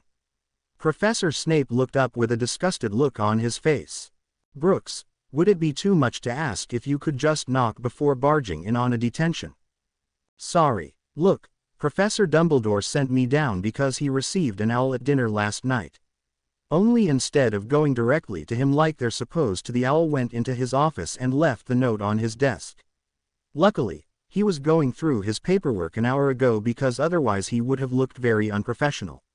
The Minister and the Hogwarts High Inquisitor are up in Albus' office right now." "Did you get a good look at the Inquisitor?" "No, Albus sent me exactly an hour ago. I had to get around Peeves and that took a while. Couldn't you have stopped whatever mishap Peeves was going to cause?" "Not when the little idiot had my wand," Brooks snarled. "How? Don't ask. It isn't something I wish to speak about just yet," Brooks said while massaging his temples. "The headmaster wanted me to tell you that you'll be right after me and Jess, Monday." "Dear God, let's hope it's not that horrible Umbridge woman," Snape said, pinching the bridge of his nose. "You 3. Out," he snarled, and Harry, Ron and Hermione, who quickly ran out before Snape could get any angrier. Dumbledore looked from Fudge to Umbridge. He thought he had taken care of the problems that had caused the need for a High Inquisitor. Now that Fudge knew about Voldemort being back, there was no need for a High Inquisitor. Why would they need one now? Minister, you know that neither I nor Harry were lying, so why do you need a High Inquisitor here at Hogwarts? Dumbledore asked, reining in his temper for the 100th time since talking to Fudge about this disaster about to happen at Hogwarts yet again. I assure you, Professor, this time the High Inquisitor will be going to keeping me informed about how things are working around at Hogwarts. Simple really. Umbridge has agreed to be the High Inquisitor again this year because I need someone to keep me informed about how your potion master is treating his students, or how the defense teachers are holding up. It won't be very long, just a few weeks, and then I'll get a report telling me how well she thinks everything is going. Then, she'll leave. Simple. Besides, she won't have nearly the power that she did the first time I had her in here.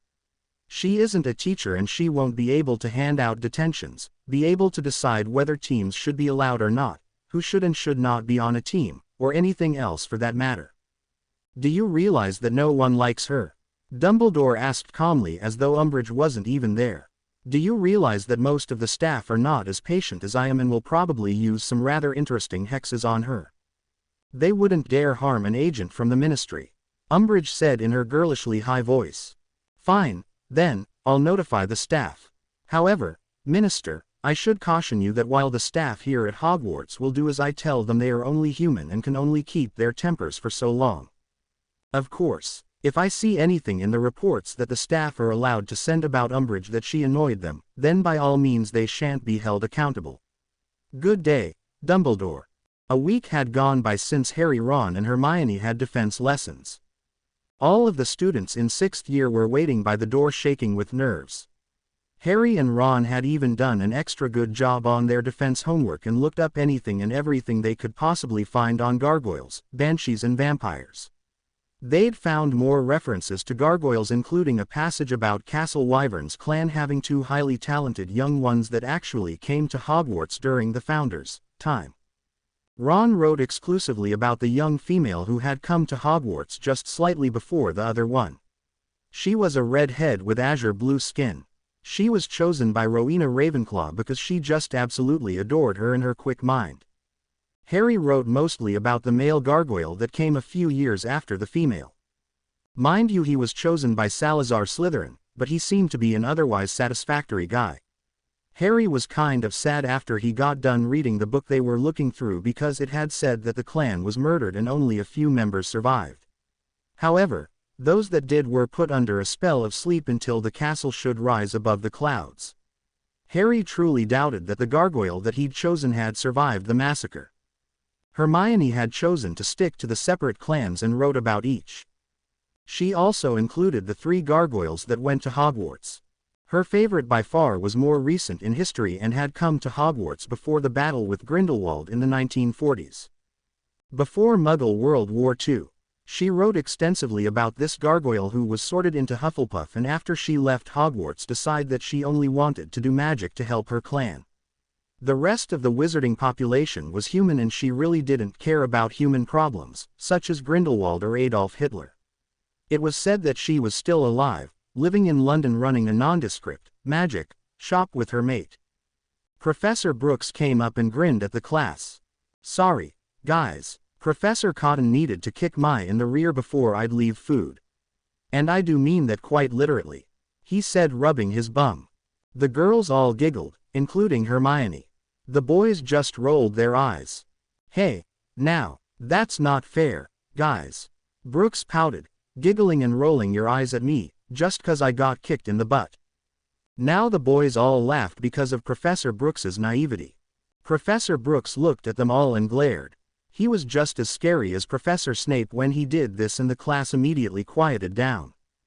Now, I really hate to be the bearer of unwanted news. However, today's class will be subject to an inspection by the High Inquisitor. I believe you know her. Professor Umbridge. Everyone nodded their heads. Everyone looked greatly worried, even Malfoy and his cronies. When will she be here, sir?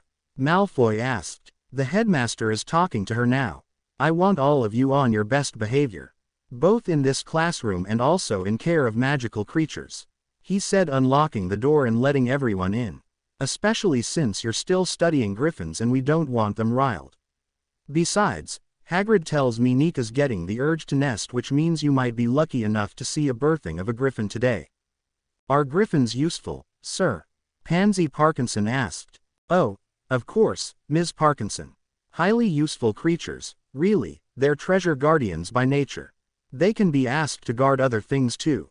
They're very strong and capable of ripping anyone who tries to take their treasure, children or friends, from them apart. This is the reason no wizard or witch really wants to deal with them. Now, today we'll be studying the beings known as gargoyles. Any questions about gargoyles? Professor Brooks said as he began taking up homework. Hem. Professor Umbridge strode into the room with her clipboard. I have one, Professor. Do you think it is wise to be teaching children so young about such vile creatures as gargoyles? Of course, Professor Brooks said, turning from her into the blackboard. Hem.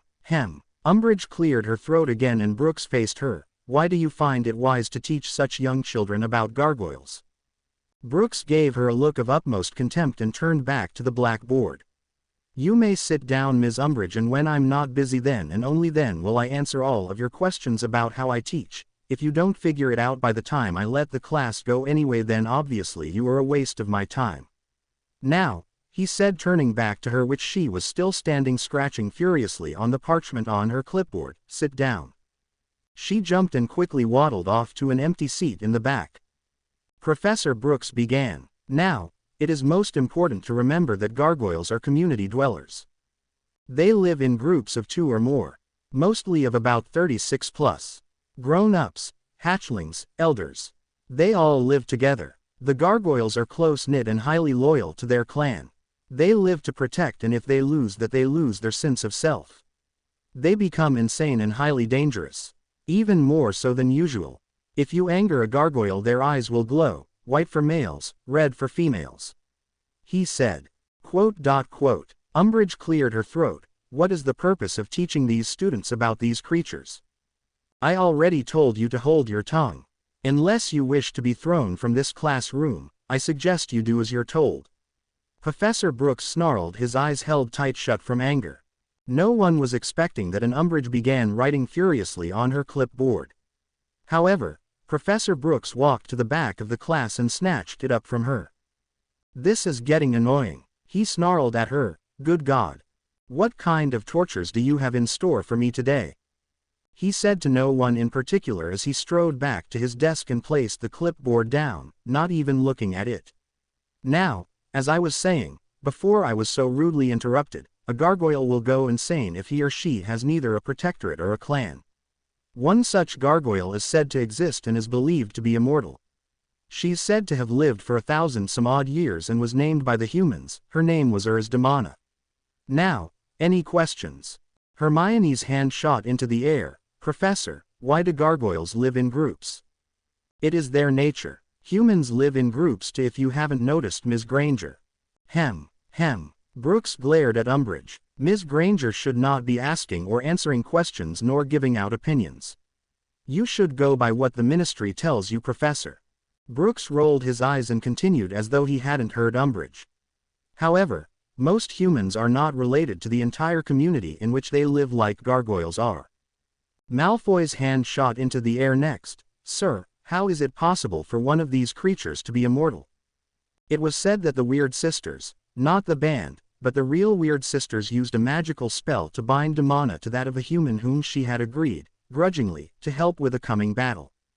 The bell rang, signaling the start of the next 30 minutes of class. Professor Cotton walked in, looking at Professor Brooks with a grin on her face.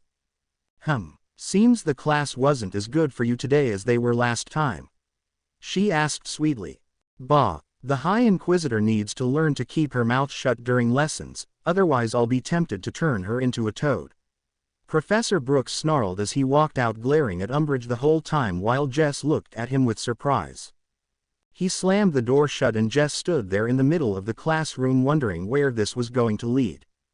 To Mela deranged. Interesting use of emoticons. Glad you liked it.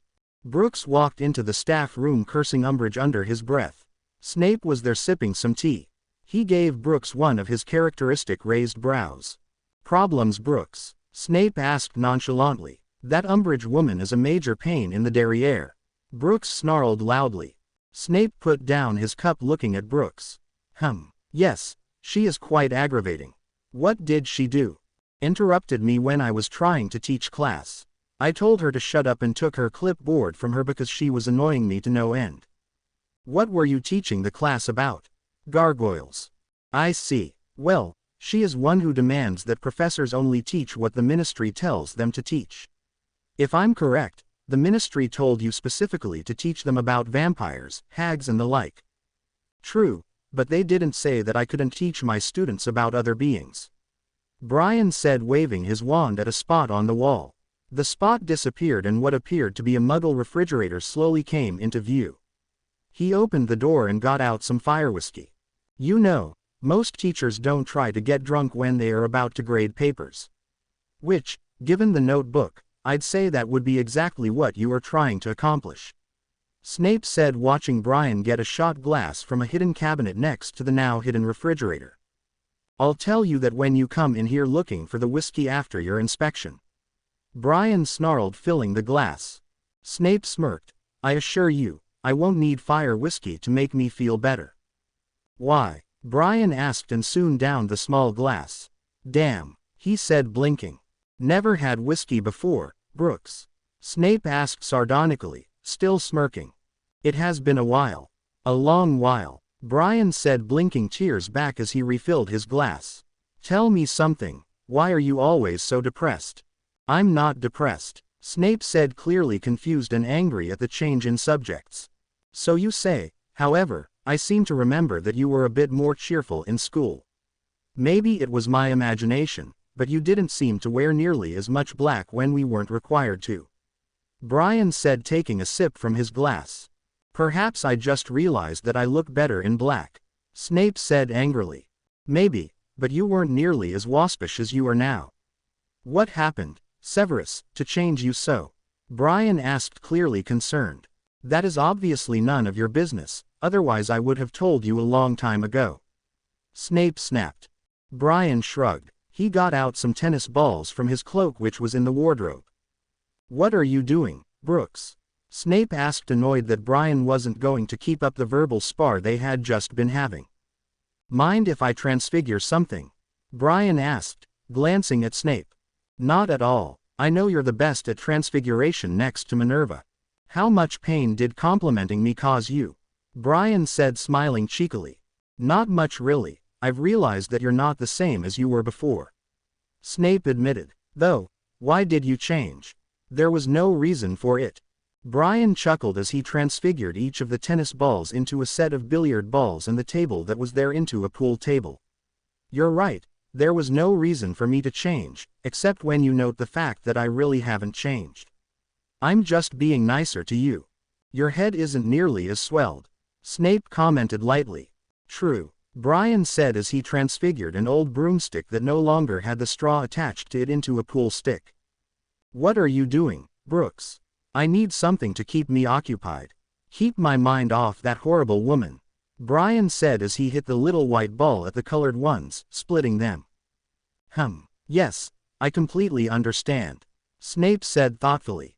"You look as though something is eating at you," Brian said, glancing up before hitting the ball a third time.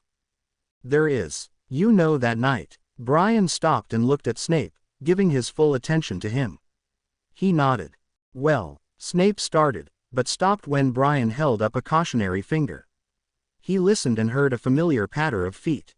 The door of the staff room opened and a very disheveled Umbridge came in, looking horribly like she did after the centaurs got a hold of her.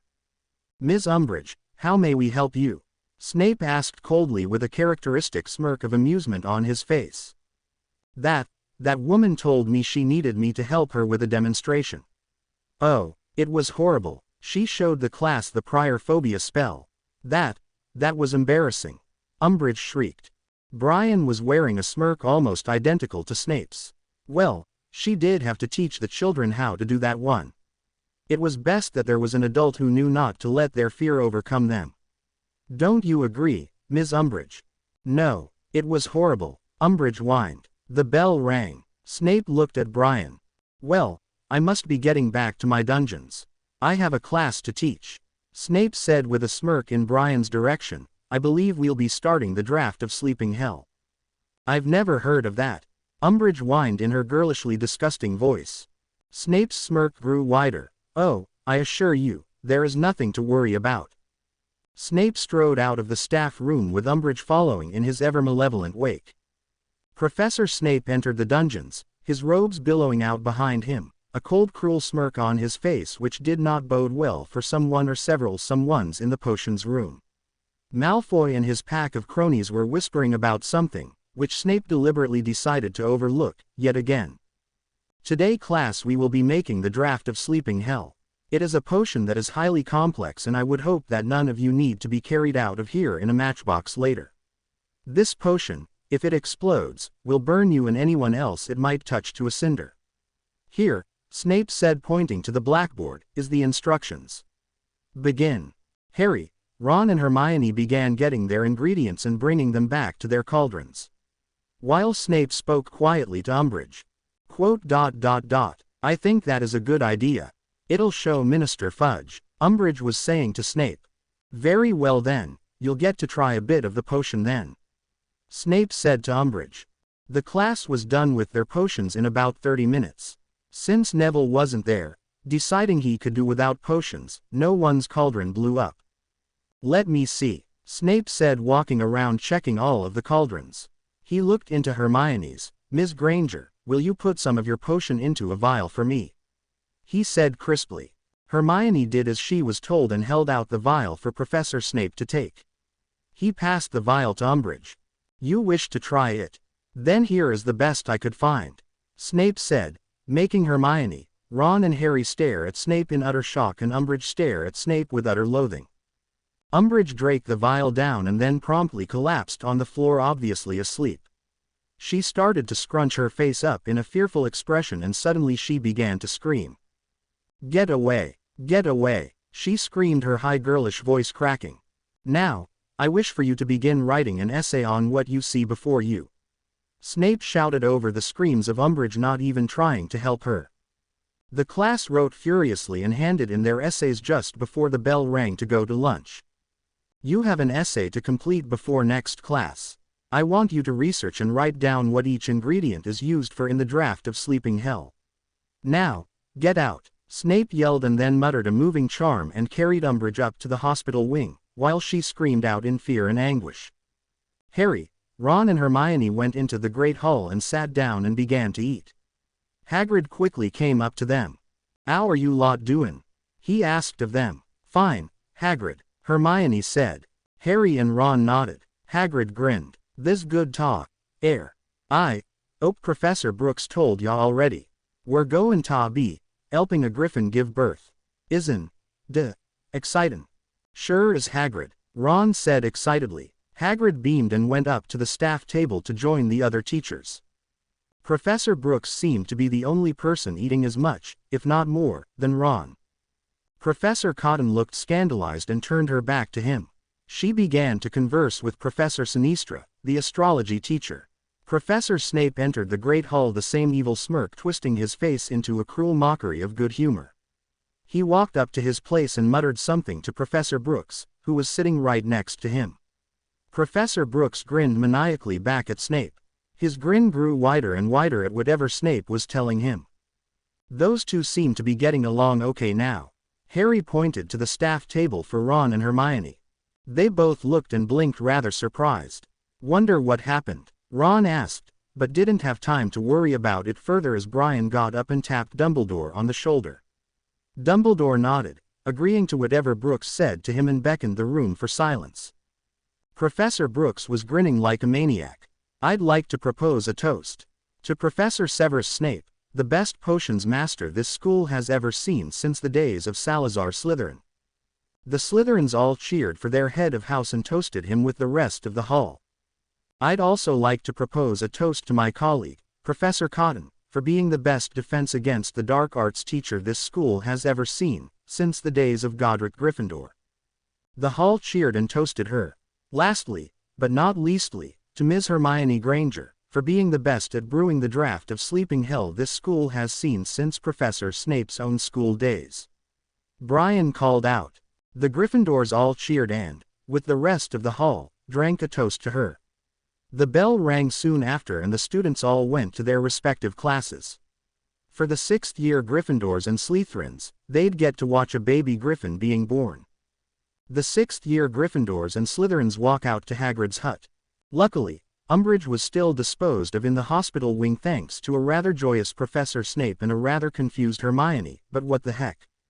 Umbridge wasn't going to be able to ruin this lesson and inadvertently get herself mauled by Nika at the same time. Ah, thanks Snape and Hermione, one for quick wits and the other for being every teacher's prized student. Nika lay on the ground panting while Hagrid and Brooks stood close. They had left the Great Hall mere moments before the students and it was a very good thing. Nika had gone into labor and it wasn't likely that anyone but Hagrid and Brooks could keep her calm with all the students around. Hagrid held a towel as Brooks gave a careful pat to Nika's left flank. Nika pushed and pushed and pushed and a baby griffin emerged. It was wet with fluid and its downy feathers were slicked to its body. Hagrid handed Brooks the towel and let him help the shivering bundle get closer to its mother so that she could lick it dry and properly dispose of the umbilical cord. Brooks wiped his brow and grinned up at the class. Well, how was that? Brooks asked, looking rather pleased with himself. The class stared. Lavender Brown, Parvati Patil and Pansy Parkinson all looked horrified and a bit green. Hagrid started feeding Nika bits of meat which she regurgitated into the Grifflet's beak. Hermione's hand shot into the air as half the Slytherins and most of the girls in Gryffindor all looked green. Professor, will we have to help our Griffins give birth? Brooks chuckled. It depends on whether or not they'll have their Grifflets while you're still here. That's the funny thing with babies, you never really can tell when they'll decide to just come out into the world. Brooks grinned. However, Orna is closing in on her birthing day. Your Griffin, Harry, if you three want you're welcome to help. The little Grifflet gave out a little chirp and tried to stand on its almost too big for its feet. Nika looked like she was still in labor. Brooks's eyes widened. Oh dear, he whispered. Hagrid, I need you to get another towel. Seems Nika's carrying twins. Hagrid nodded and ran up to the castle as Brooks gave a pat on Nika's flank and got behind her, ready to catch the next Grifflet. There was only one small problem, the Grifflet was turned the wrong way. Oh no, Brooks whispered. Lavender still looked green, but asked the question that was on everyone's mind, what's wrong, Professor? The Grifflet's turned. If it comes out it'll come out tail first. It might die from lack of oxygen or something. Draco asked in a small voice, can I help? Brooks nodded. This is tricky and rather gross, but you're the only one that Nika can count on right now, Mr. Malfoy. Can she count on you? Yes, sir, Malfoy said in a small voice. Good. Now, take your hand and push it into her here. Brooks said, pointing to where the first Grifflet came out. Malfoy's eyes grew wide. Here, hand me your robes and roll up the sleeves of your school uniform. Malfoy did as he was told and placed himself down at Nika's rear. He gulped audibly and patted her flank. He then carefully began to ease his hand into her. He felt a large lump and told Professor Brooks. What does it feel like? Brooks asked. Draco felt it, kind of slimy with an undercoating that feels like scales or something similar. Brooks nodded. Good, that's the baby. Now, move your hand down a bit and tell me what you feel. Malfoy complied and his eyes widened. Sir, I can feel its back foot. Okay, now gently and carefully turn it so that the beak is facing you. Malfoy did this while the class watched with bated breath. Malfoy nodded at Brooks, letting him know that he felt the beak. Move your hand to its neck. Tell me if you can feel anything around its neck. No, sir, Malfoy said after checking. Brooks and the Muggle-borns all let out their breaths. Hagrid had just returned with the towel in hand and gave it to Brooks. Okay, Mr. Malfoy, I'll take it from here. Why don't you go clean up and come back in a few moments? Malfoy nodded and carefully removed his hand and walked off to wash up. The rest of the class watched as Brooks coaxed Nika to push harder. Soon after Malfoy returned, another Grifflet was added to Nika's side. Malfoy helped clean the Grifflet and gave Nika some food for the baby. Alright. Class. Mr. Malfoy, you'll get 10 points for Slytherin and ya don, avenue ta do de essay. The rest yar to do an essay on what ya saw today and hand it in next class. Also, Professor Brooks has said ya can choose names for 'em. We'll vote on the best names next class. The bell rang and the Gryffindors headed off to herbology and the Slytherins headed off to their next class. It was Tuesday, September 10th. Umbridge had gotten out of the infirmary only to be harassed by Peeves. By the time she had made it down the stairs and into the great hall for breakfast, she looked as though she'd been through a war zone. Her hair was even more disheveled than before and her face was covered in soot. It appeared that Peeves had found a forgotten box of Weasley's wildfire whiz-bangs and had set them loose on the 3rd floor. The professors all stifled their laughter and hid their grins behind their hands. Professor McGonagall looked absolutely smug. Umbridge went to the staff table and sat next to Madame Pants. She filled her plate up with food and then the clucking of the tongues began. First, the Gryffindor side of the room began making noises like a horse trotting. Umbridge looked up, clearly, trying to find the source of the noise. The Gryffindors stopped immediately. Umbridge stared around the hall, shrugged, and went back to her potatoes. Then, the Ravenclaw table began. Umbridge once again looked up from her meal and whirled her head wildly about. She once again was unable to decide where the noise was coming from and once again shrugged it off. The Ravenclaws and Gryffindors giggled slightly while the staff looked highly amused. The Hufflepuffs were next to start and by this time Umbridge was looking madly about for the source of her fright. The Hufflepuffs giggled and began again, this time with the Gryffindors and Ravenclaws joining in. Umbridge looked wildly about and began speaking. Did you hear that? She stuttered. Hear what? McGonagall asked, looking over at Umbridge curiously as though wondering if Umbridge were sane or not. That noise, Umbridge said, shaking with fright. A muffled sound of hooves came from the entrance hall and Firenze entered. Umbridge gave out a blood-curdling scream and ran from the room as fast as her chubby, short legs could carry her. The rest of the staff all looked at Firenze and then at the side door, which Umbridge had gone through. Firenze looked deeply distressed, but McGonagall waved him up to the table and said in a very loud and carrying voice, "Perfect timing, Professor." Potatoes. To MPE. Maybe, but don't necessarily count on it. Umbridge will only be there for 2 weeks. Thank God. Besides, Dumbledore said that he couldn't necessarily keep the staff in line. That some didn't have the patience to deal with her a second time around. Obviously, that's very true. Wednesday of Umbridge's second, and last, week arrived. Professor McGonagall had been teaching the 6th years how to transfigure a person into an animal and had decided that Umbridge would make a perfect guinea pig. Umbridge was soon hopping around the classroom floor much to the delight of the 6th years who laughed at her and prodded, the once toady woman now a real toad, to jump further and higher than last time. The 6th year Gryffindors were quite pleased when Professor McGonagall told them that they were the only class to get Umbridge to jump 3 feet into the air. The 6th year Gryffindors didn't want to go to History of Magic, but relented when McGonagall told them that they'd all have detention if they didn't get going. Professor Binns was just as boring today as he'd ever been. Salazar Slytherin was one of the 4 founders of Hogwarts. It was he who wished that Hogwarts only teach pure-blooded wizards and witches, and this began the great row between him and the other 3 founders. Slytherin was known far and wide for being one of the few people who could speak Parseltongue. It was rumored that he had a chamber of secrets hidden in the castle, which in there he hid a monster of unsurmountable powers. Slytherin knew that he would need an heir to carry on his noble work when he was dead. Slytherin had many children of his own, however, none of them could wield such a terrible force as that of his wand and the monster within the Chamber of Secrets. None of them were Parseltongues, and this disappointed him greatly.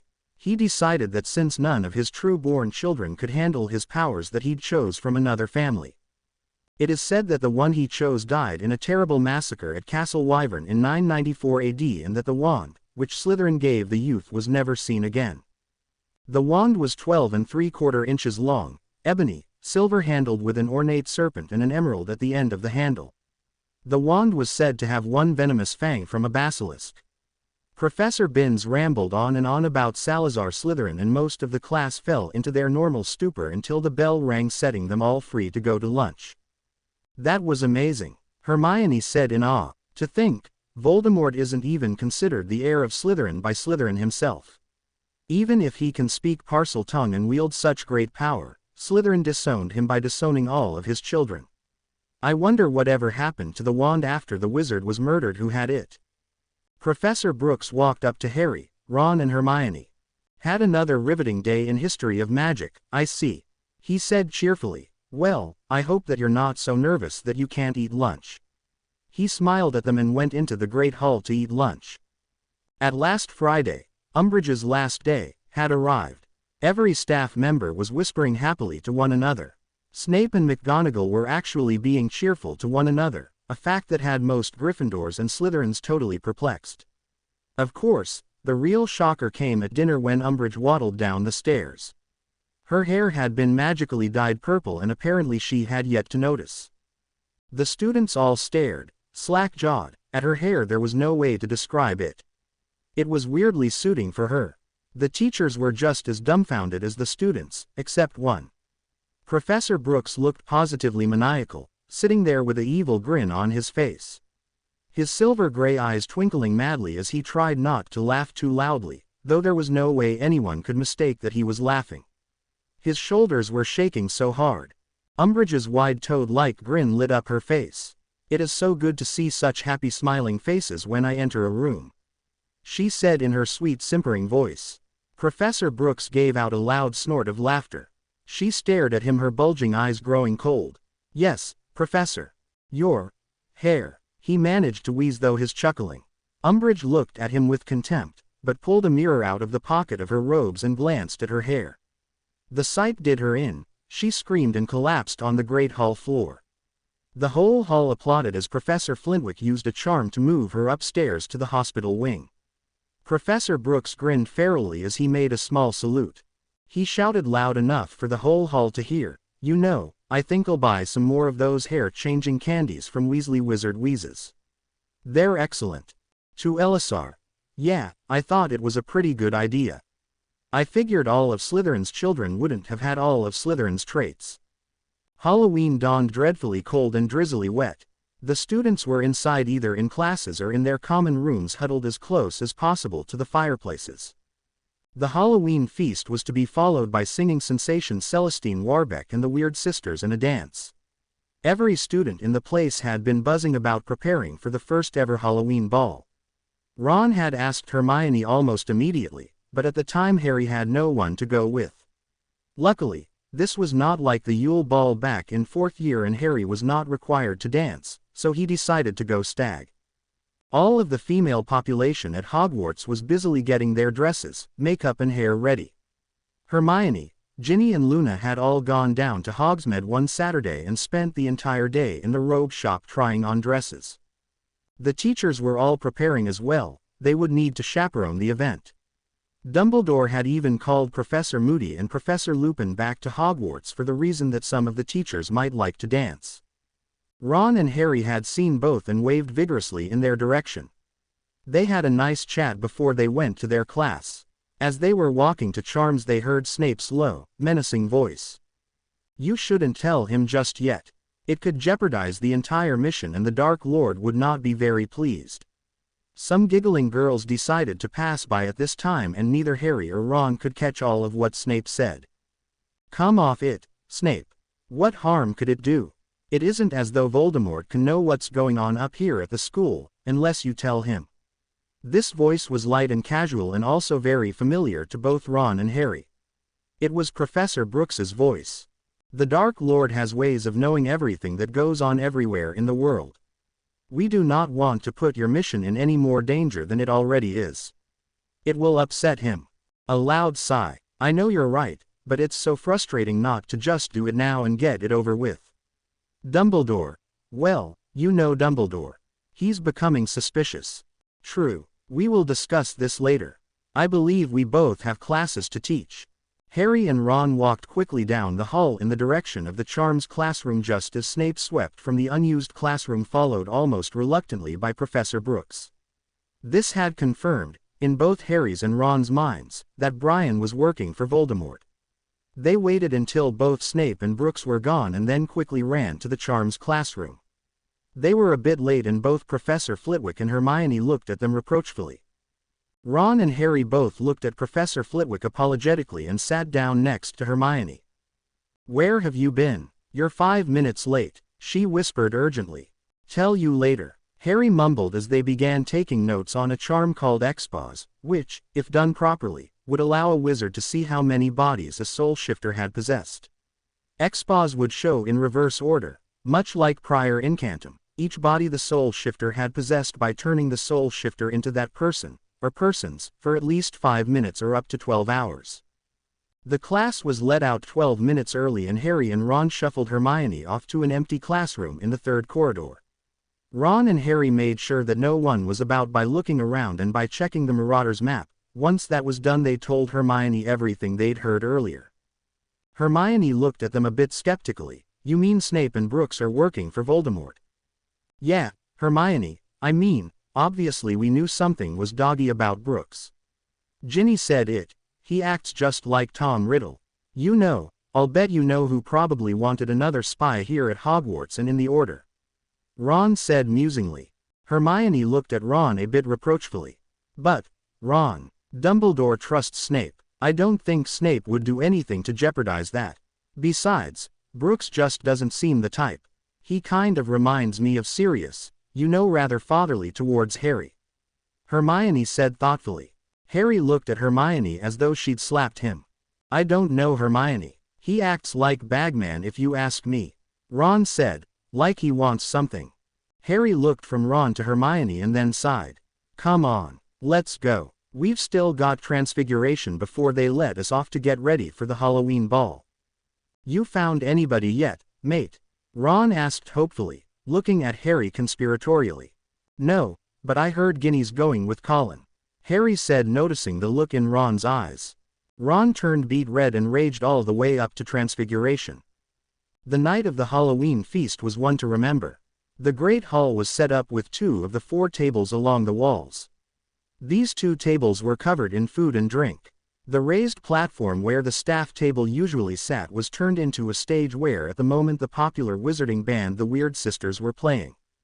Ron, who was wearing his dress robes that Fred and George got him, took Hermione's hand tentatively.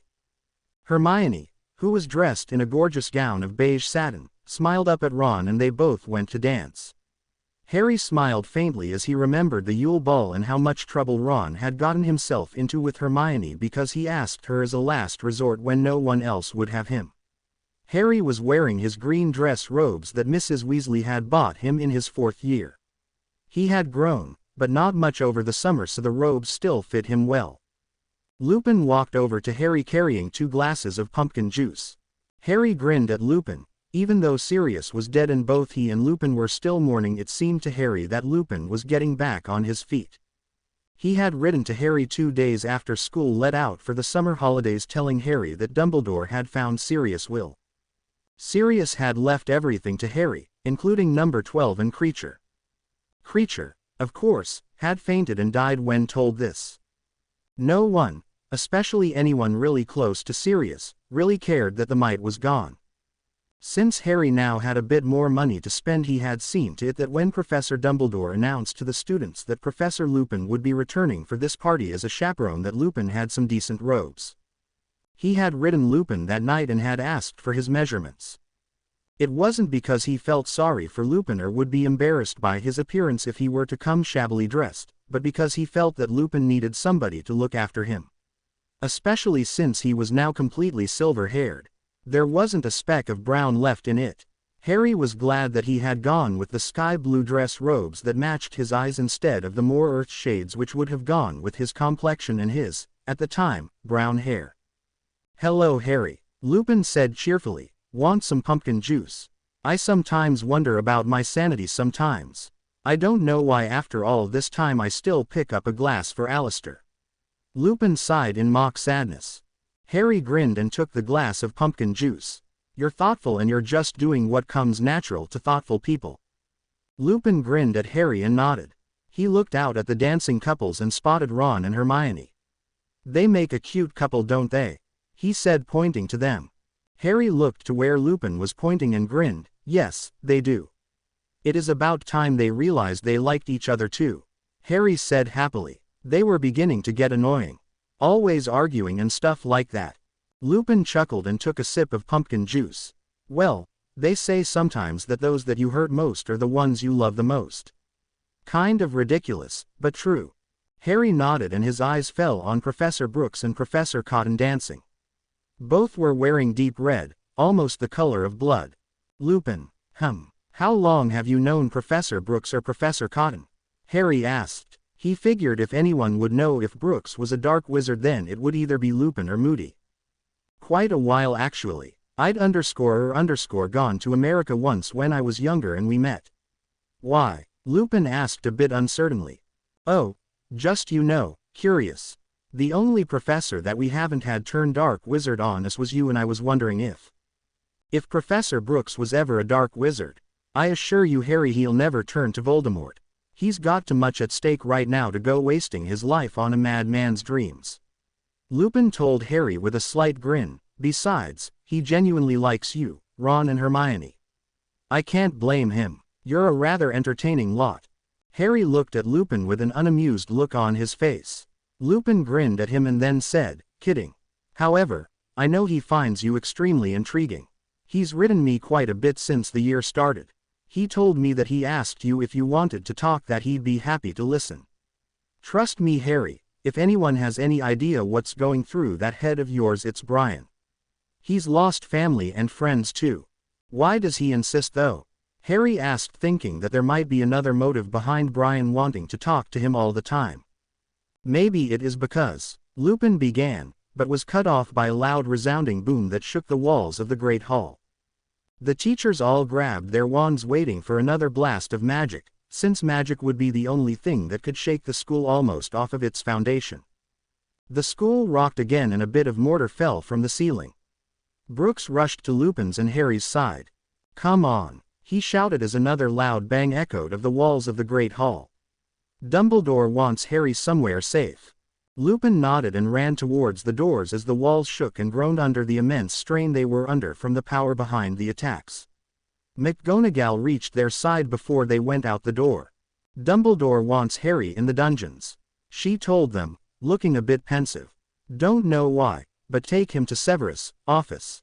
Brooks and Lupin nodded and took off towards the dungeons.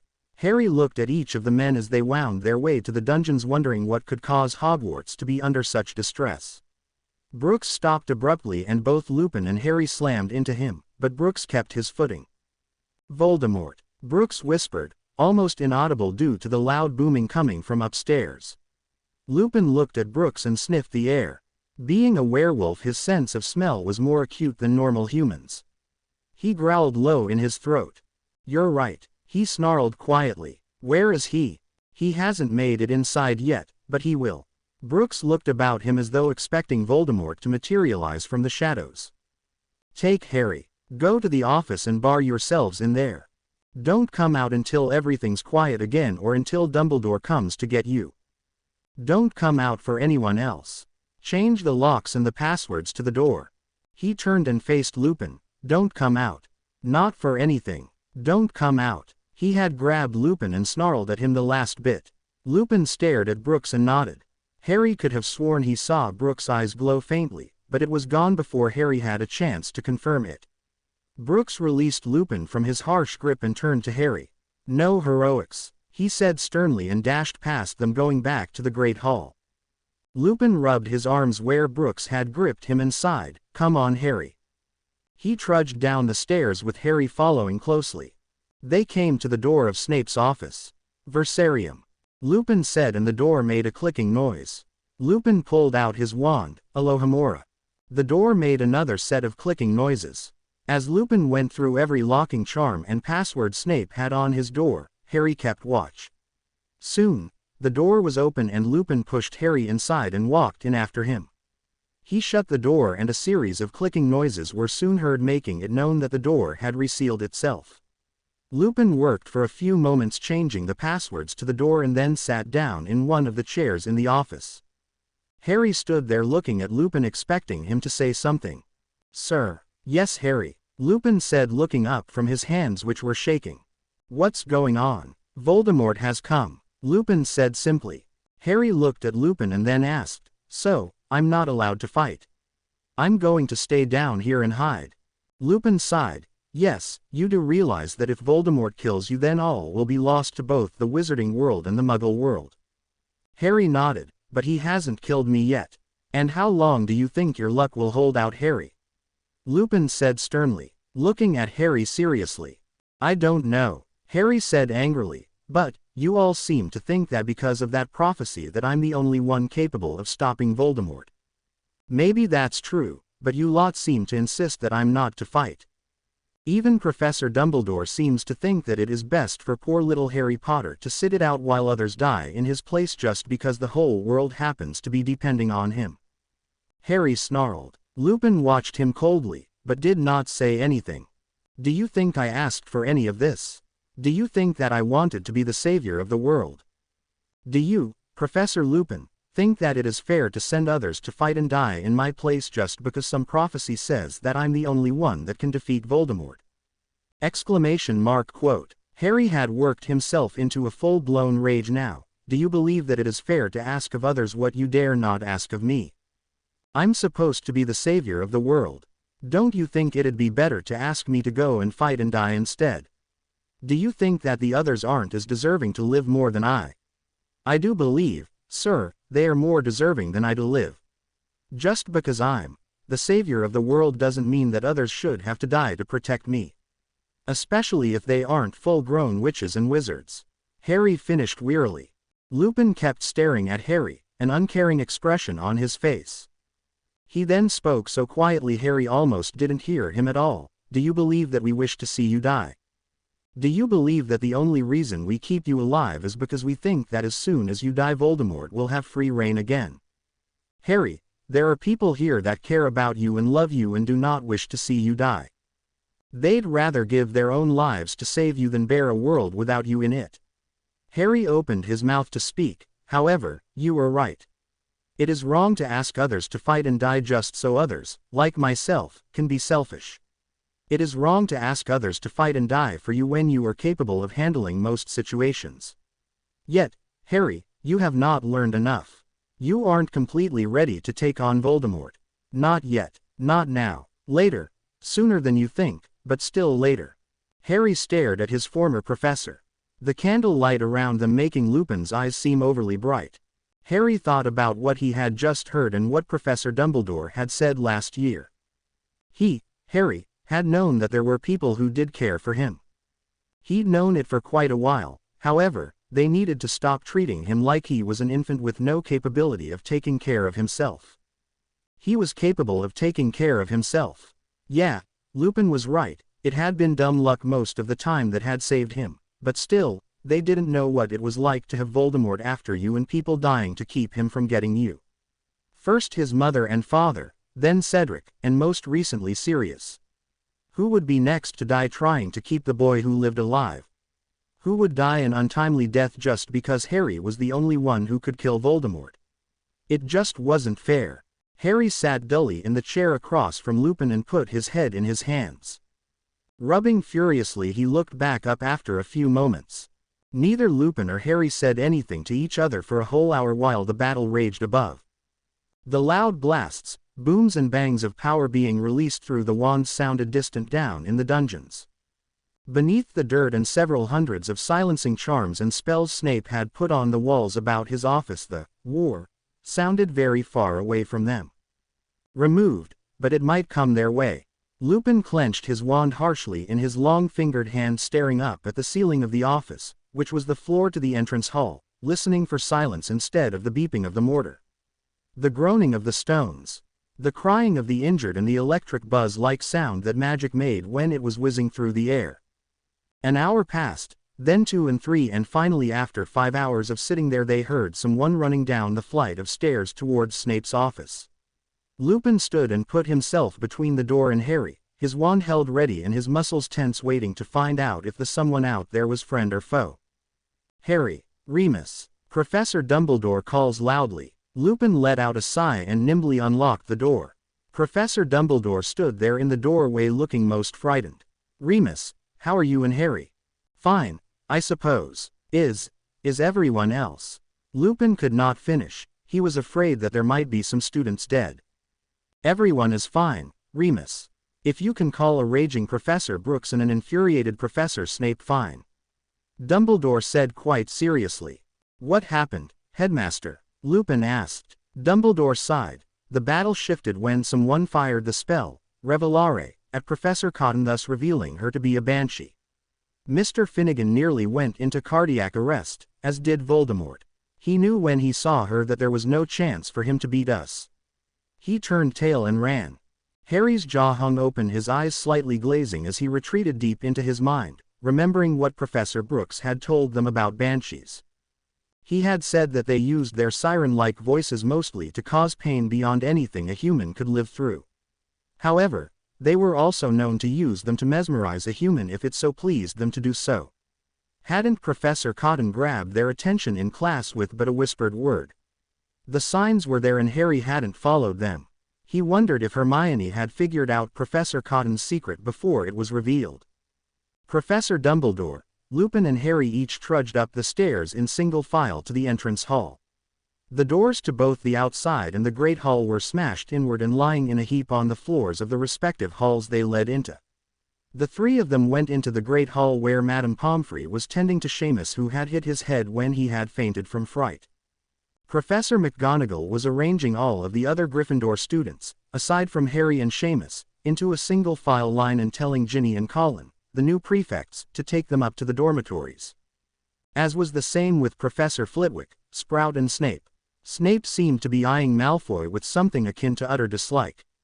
An expression that Harry, in all his years here at Hogwarts, had only seen Snape wear when he, Harry, was around. Apparently something had happened up here that Harry nor Lupin were privy to just yet. All the students except Harry, Seamus and Malfoy went up to their house dormitories. Seamus was taken to the infirmary while the other two boys stayed down in the wrecked Great Hall.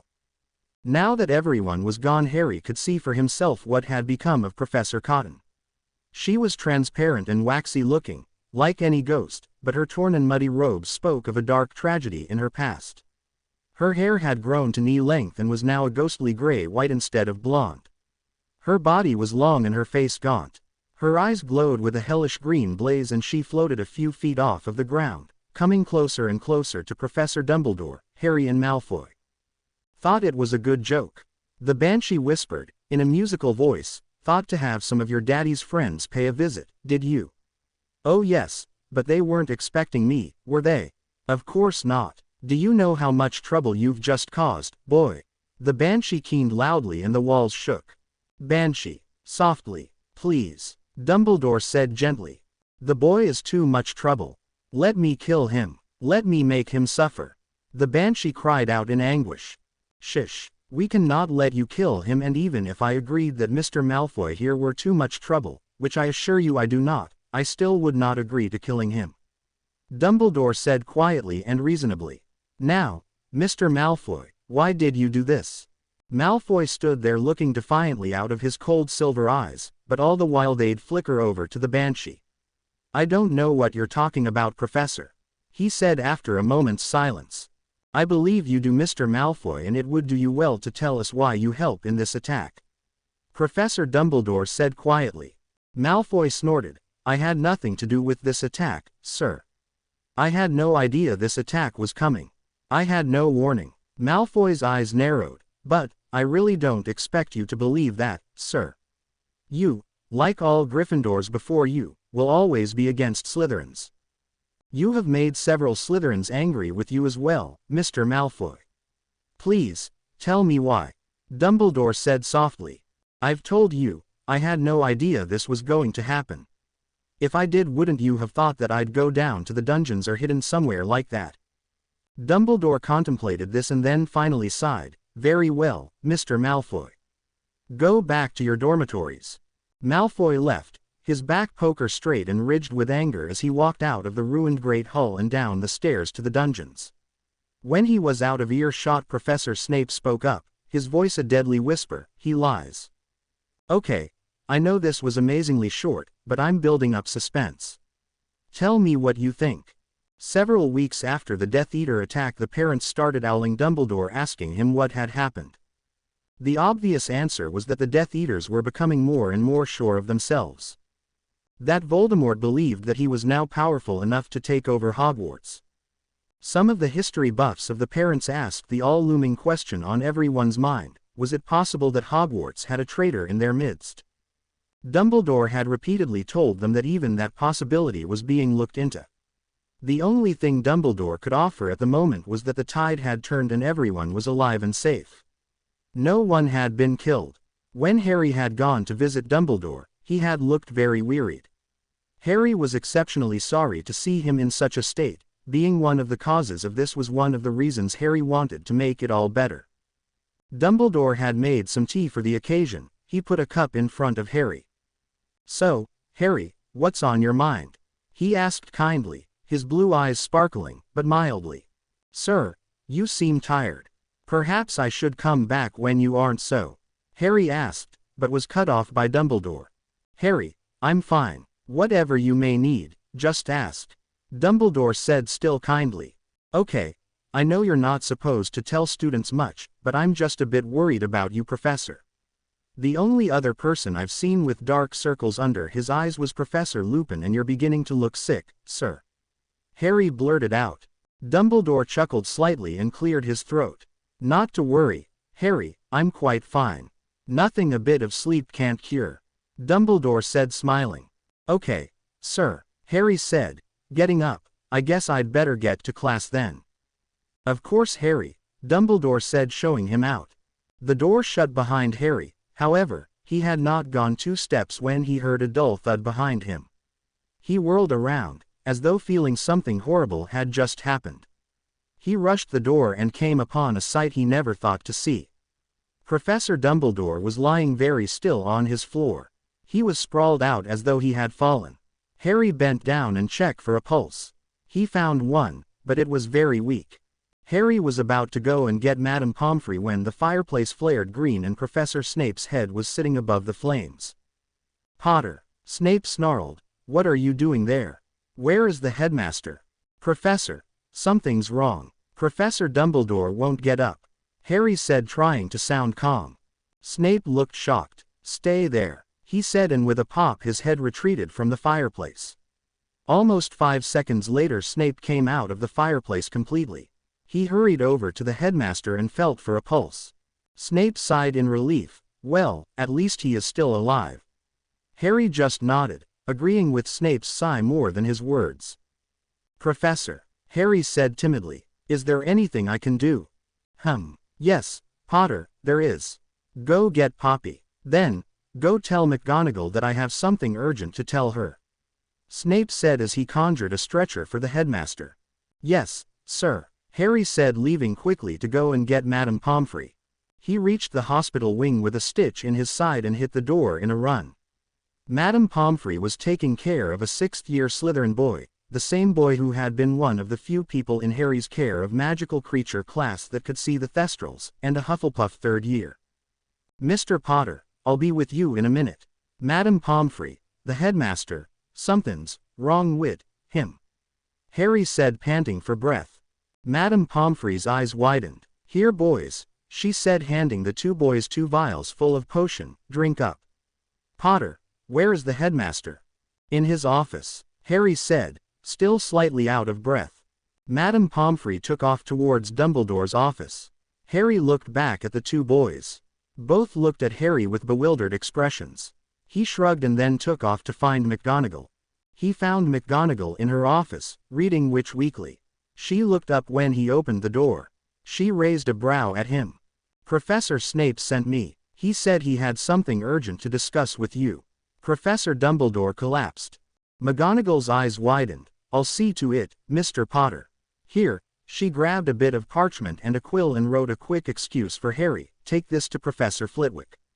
Tell him the truth, that I went to see Professor Dumbledore on break, but when I went to leave his office he collapsed. I went to Madame Pomfrey and then came straight to you." "That'll do," McGonagall said, regarding Harry closely. "Go on then." Harry ran quickly to Charm's class and entered. He handed his excuse to Professor Flitwick and got a seat back in the very back with Ron and Hermione. "Where were you?" Hermione whispered tensely. "Something happened." Harry whispered, "I'll tell you later." The class went by rather eventfully. They had learned a charm that could make the wand produce water out of the end of it. A very good charm to have if you were ever lost somewhere and couldn't find water, or if you were an avid gardener, during a drought. The class was let out and Hermione and Ron were told what had happened up in Professor Dumbledore's office. "Oh no," Hermione beeped, "this is very bad." Ron and Harry nodded. "It gets worse. Snape needed to talk to Dumbledore about something, but since Dumbledore couldn't come, he came through the fireplace and told me to get McGonagall. Something really bad is up. I think it involves the Order." "Indeed it does, Mr. Potter," a grave voice behind the threesome said quietly. They turned and saw McGonagall standing there, her face set in stony silence. "Professor Lupin has been captured," she said quietly. The dark cell was cold and damp. Inside this cell sat a man who had been there now for almost 2 weeks. It was close to Christmas now and the Dementors were enjoying the emotions that flowed from their victims' bodies.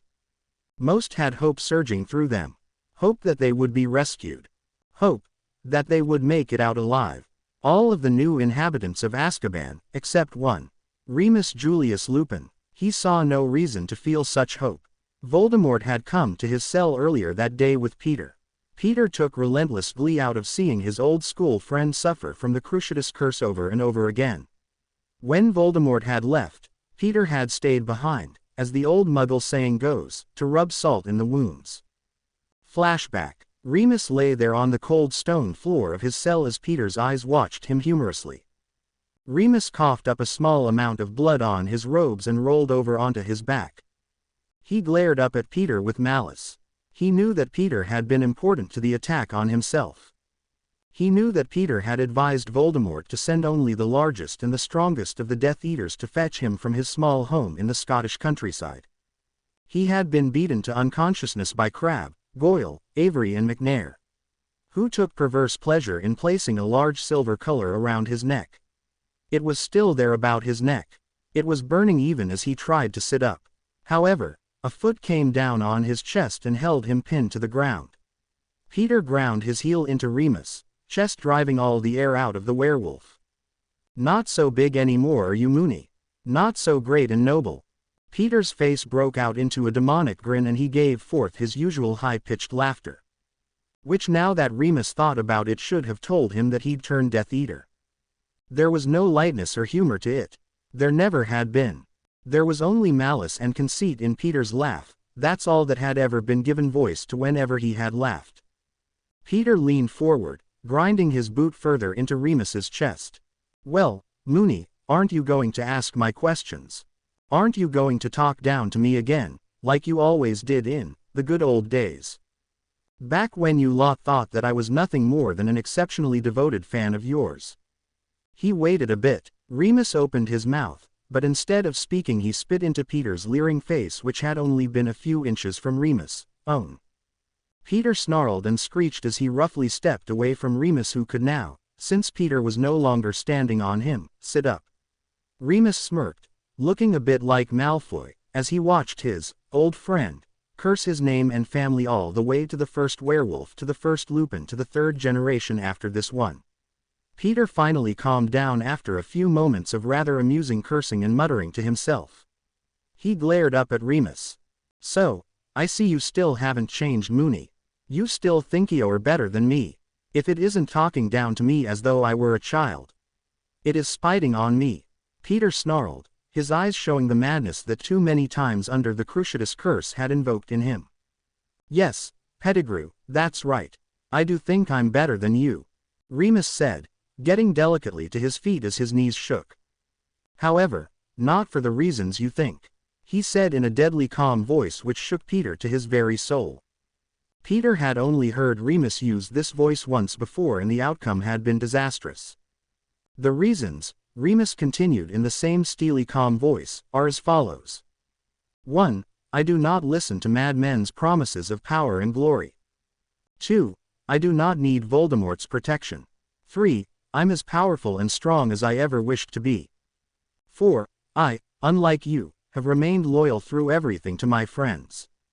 However, Peter, I do not consider you a spit can. No, I consider you a mat in which I wipe my dirty feet upon before I come into a home. You are nothing more than a downtrodden rug, Peter. Remus turned away from Peter, as Peter shook in fear. Remembering the last time he had heard Remus talk so had not been pleasant. The last time was right after Sirius had sent Snape to the Shrieking Shack and Remus, sick, tired, weak, little Remus Lupin had conjured a magical hailstorm and tornado right in the 7th-year boys' dormitories. Snape never knew that Dumbledore had let Sirius off lightly because he'd already been physically beaten down to a broken, bloody pulp by Remus. That was the only reason why Dumbledore had let Sirius off as lightly as he did. It was assured by Remus' reaction that Sirius would never tell another living being about Remus as long as he lived. Peter thought it best to make a hasty exit, but a final parting shot fired from Peter's lips. You know, Moony, I never wanted to stay friends with you when we all realized what you really were, but Sirius and James were livid that I was so cruel. Peter had hoped to hurt Remus, but the response he got astounded him. I know, I've always known, Peter, Remus said in his still deadly calm voice as he stared out of his cell's tiny window, looking up at the half-full moon. End flashback. That had been ages ago though, and Remus was still furious at Pettigrew for this injustice. He stared at the blank wall, hardly really noticing it. His thoughts were back with the order. Dumbledore had probably been told as soon as it was evident that he had been captured. He figured that the order was at this moment in an immediate council session trying to find a way for him to be rescued. He sighed and shifted slightly in his sitting position on the bedroll, tucked up underneath him. His thoughts strayed from the order to another bit of sticky business he needed to concern himself with. Harry. Oh, he hoped Harry hadn't gotten wind of this. Remus knew that Harry was the type that went into heroics without thinking. Mind you, he had Hermione to help him out. However, the best-laid plans often go astray. Like they did when Harry had asked Kreacher where Sirius was. If they had been able to trust the house elf, Harry wouldn't have run off to the Ministry of Magic to try to save Sirius. Sirius had asked in his will that Remus be Harry's godfather should anything ever happen to him. Which of course Remus would comply with no matter what. Remus sighed again, but this time someone sighed right after he did. He turned his head and glared at the intruder at the door. There stood Lucius Malfoy, the slimiest Slytherin of them all. He smirked at Remus and then came into the cell, which the Dementors closed behind him. Well, cousin, are you cozy? Lucius asked in mock concern, still smirking. Remus decided to humor himself. His dear first cousin Lucius was always making interesting faces when Remus didn't fall right into step with what he wanted. Quite, actually, when one gets over the cold and dampness of the cell it is rather wonderful. Remus shrugged. It isn't as though those Dementors can really touch me.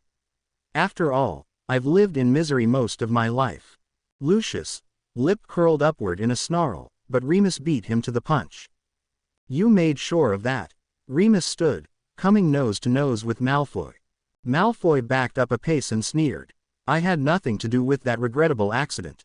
Remus lifted a brow in a quizzical expression. Really, cousin? My memory must be faulty then.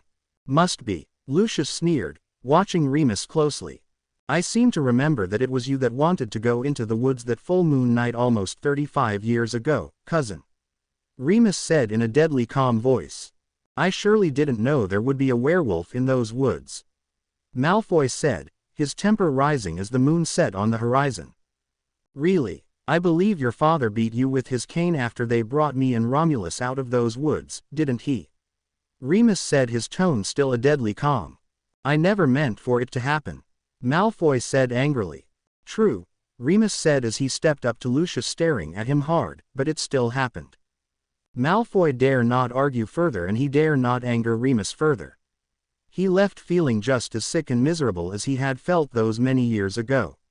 The way he had expected to make Remus feel, but how can you make a man feel what he is already feeling? The infirmary at Hogwarts was a bustle of activity as 3 Street. Mungo doctors and Madame Pomfrey set to work trying to get Dumbledore to wake up. Harry sat with his head in his hands, his elbows resting on his knees outside Dumbledore's curtains. He was anguishing over the fact that something was wrong with Dumbledore. Never, in all his years as a student at Hogwarts, did he ever see Dumbledore show a bit of tiredness. He seemed full of energy and always happy. Harry sighed. Then there was the matter of Professor Lupin being captured. Professor McGonagall had strictly forbidden Harry to even think about saving him. She told him he'd have house points docked, be in detention and then expelled for such reckless behavior. Truthfully, Harry didn't even have a clue as to where to start. He didn't know where Voldemort was keeping Remus. He had considered Azkaban for a moment, but tossed it aside, figuring that Voldemort would want to keep Remus in a more secure location than the wizard prison. Harry heard the bell gong indicating class changes. He sighed and got up, vowing silently that he'd return after Muggle studies.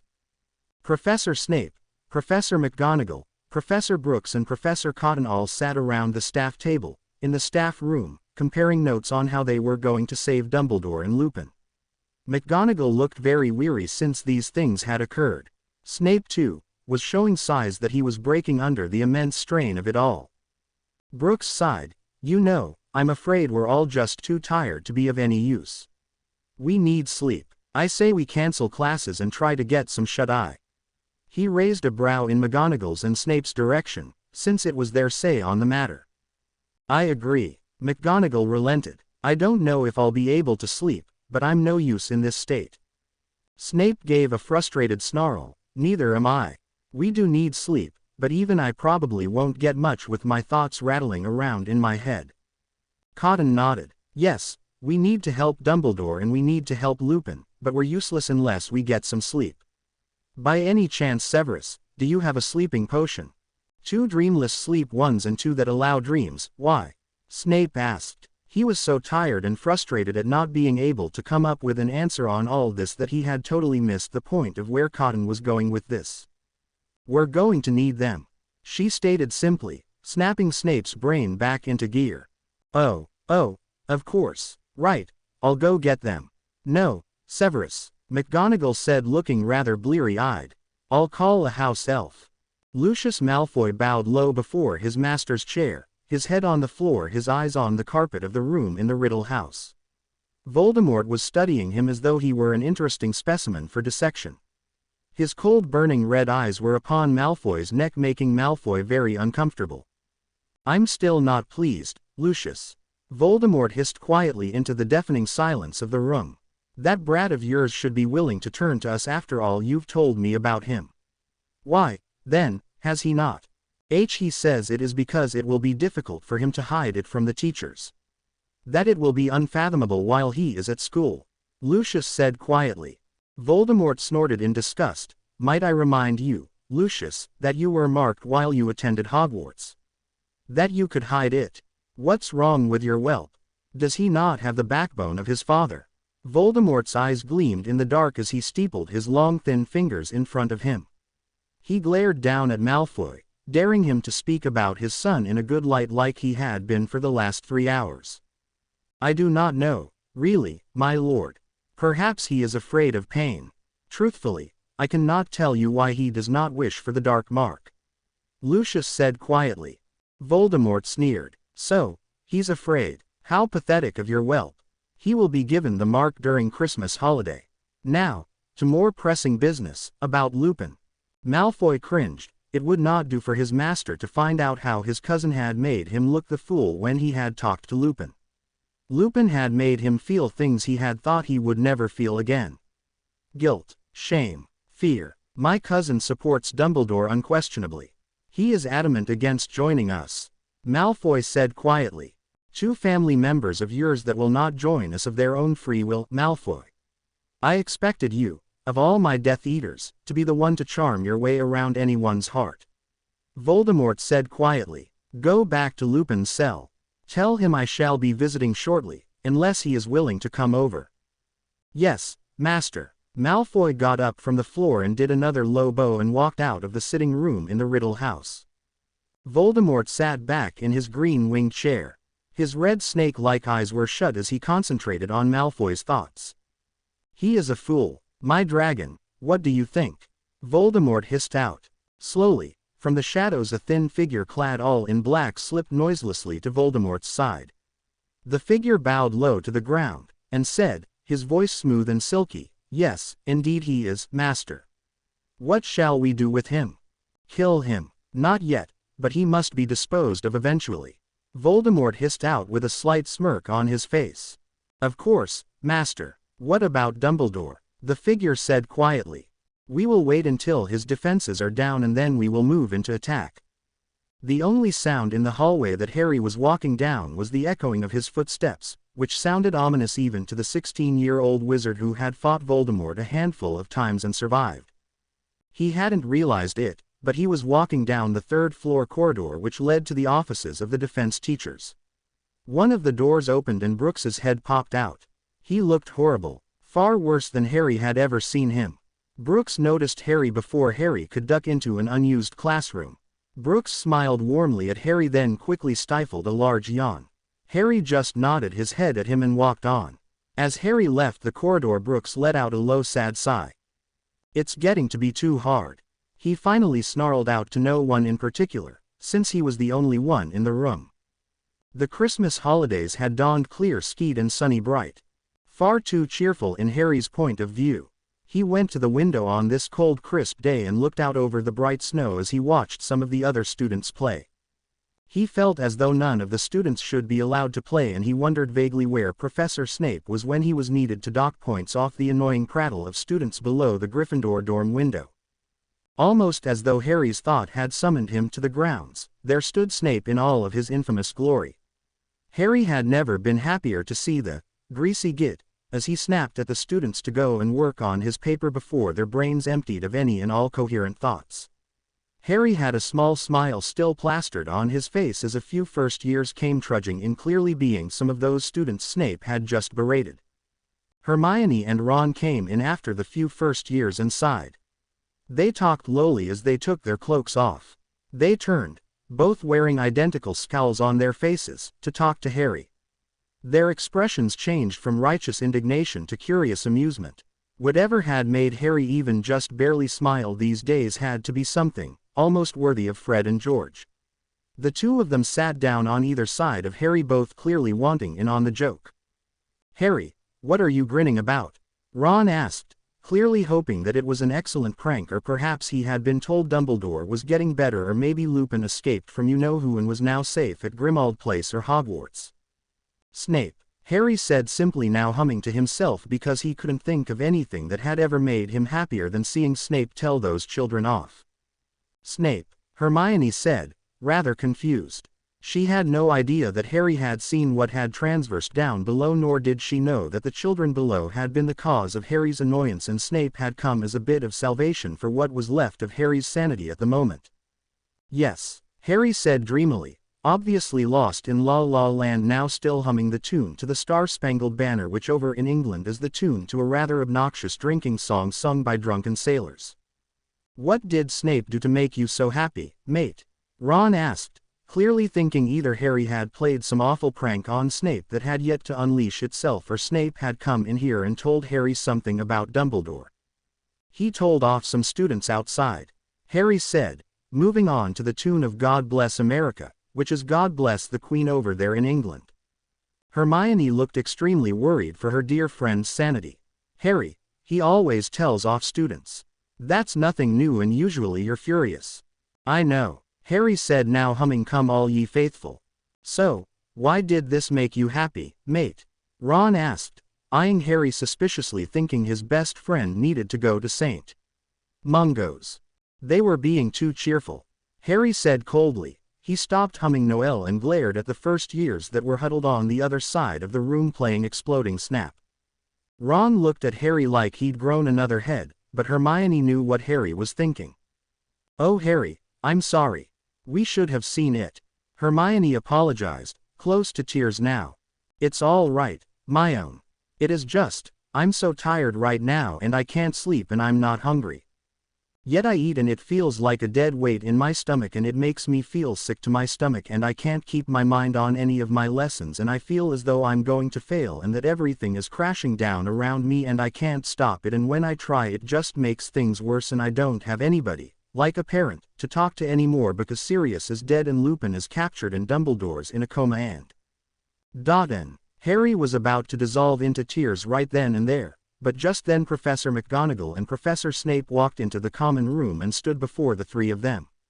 The first years saw Snape and quickly yet quietly filed out of the room before they could be yelled at again. McGonagall noticed that Harry did not look well at all and addressed him about it primly. "Mr. Potter, whatever is the matter?" she asked curiously and quite motherly. Ron spoke up after a few failed attempts on Harry's part. "Professor McGonagall, Harry's upset because of what has happened with Dumbledore and everybody else that he's known." McGonagall looked to Harry who just merely nodded his head in assent. She had known that things were looking glum in here, but she had never expected to see Potter wallowing around in self-pity. Then again, he had a lot to deal with lately, what with finding out what the prophecy had said about him, he who should not be named coming after him, Sirius' death, Lupin's capture and Dumbledore's illness. Not to mention what that horrid Umbridge woman had done to him while he was in her detentions.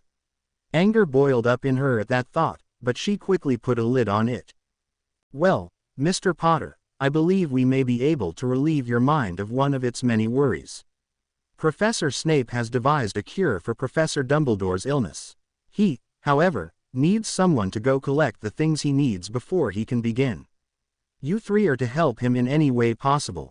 The three of them nodded and rushed Professor Snape who wasn't standing more than a few millimeters away from McGonagall, each asking what could be done in an instant. Professor Snape looked at McGonagall with a look of utter contempt and told each of them to hurry down to the dungeons and he'd tell them while he was in his office. The three hurried down as quickly as possible with Snape following quickly behind after he exchanged a few words with McGonagall about how well the plans were going to get Lupin free and how they were hoping that this worked to cure Dumbledore. Snape entered his office just a few seconds after Harry, Ron and Hermione did. Each of the three students looking eager and ready to please, bouncing in place on the balls of their feet. Harry looked extremely happier knowing that he could do something for Dumbledore. Snape studied Harry carefully wondering what would be best to do about him. He had never been the best of the teachers with children and Harry was not one of his favorite students. This was one of the few times Snape wished Lupin had not been captured. "You will all be collecting ingredients out of the Forbidden Forest, since each of you have gone in there at one point. The ingredients are as listed." Snape handed Harry the list of ingredients. A bushel of aconite, 2 bits of acromantula web, a teaspoon of centaur tears, 2 bits of boomslang skin, 3 cups of slug slime. The three of them looked at the list and then at each other. Ron gulped reading the second item on the list. They looked up at Snape, expecting orders on how to get all this. "Those ingredients are the ones I do not have and I'm going to be busy brewing the rest of the potion. The one at the top is the one that'll be added first. Now, go, we dare not waste any time." Harry nodded and took off with Ron and Hermione following in his wake. "Okay," Harry said, "I think it'll be best if we all go and gather the aconite. Then, I'll gather the web, while one of you gets the centaur tears and boomslang skin. We'll all look for the slug slime." "All right." Ron and Hermione nodded and went into the Forbidden Forest to look for aconite. An hour later they had a whole bushel of aconite and Hermione had found some boomslangs during her wanderings and skinned 2 of them, while Ron had found the 3 cups of slug slime that was needed. Hermione took the ingredients that they had up to the castle while Harry and Ron looked for the last 2 ingredients they had yet to collect. "You go after the centaur tears. I'll handle the web. Now, be careful. The centaurs are not really our friends right now. I don't know if they'll be willing to help us," Harry told Ron quite seriously. Ron nodded, knowing from having Firenze up at the school that centaurs were a bit weird. He went off in the direction that Harry pointed out as where the centaurs lived. Harry walked off towards Aragon's lair. Ron found the centaur's grove and carefully walked around until he found a way to make one of the younger centaurs cry. He gathered the tears and ran through the woods with the sound of hooves just behind him. Harry was a bit quicker and made his getaway easier. Of course, he didn't need to get tears from any centaurs, so it was easier to get webbing from the acromantula without being seen. Harry caught up with Ron halfway out of the forest. He heard the pounding of several hooves all coming towards Ron. "Come on!" Harry yelled to Ron, as he grabbed his friend and took off down one of the paths that were used by other beasts that lived in the forest. They ran down the path. Harry handed the webs to Ron. "Go, I'm going to create a diversion." Harry turned around and charged through the herd of centaurs, getting their attention pulled from Ron and onto himself. They gave chase as Harry ran back towards their grove. Ron rushed into the dungeons with the last of the ingredients held securely in the pockets of his robes. He handed them to Snape. Snape inspected them, gave a curt nod and then looked at Ron, giving him a look that clearly asked, as though Snape had voiced the very thought, "Where's Potter?" "Harry, he's still out there in the forest," Ron said, nearing hysterics. Snape gave a curt nod, added the ingredients to the carefully simmering pot and some others that he had. He looked at Hermione. "Ms. Granger, you will keep an eye on this. The potion must simmer for another 30 minutes. Afterwards, if for some unseen reason I do not return, turn down the heat by 5 degrees, then take it off the heat and let it sit for 20 minutes. Am I clear?" Hermione nodded and Snape swooped from the room quickly. Snape had entered the Forbidden Forest 5 minutes ago and he was beginning to worry about Potter's safety as well as his own. Who knew what lurked in the cold shadows beyond? He heard a sound, much like hoof steps. His breath quickened and soon caught in his throat as he peered around the edge of a great tree that stood just outside a small clearing. Within the clearing, there was about 20 centaurs. All of them looked extremely angry and each of them were wailing that the humans should die. Harry was held by a large centaur in the middle of the clearing. Snape recalled that the centaur's name was Bane and Bane despised humans. He was a true believer in whatever the stars told him was likely to happen. Snape knew of some of the laws and customs dictating how centaurs ruled their own.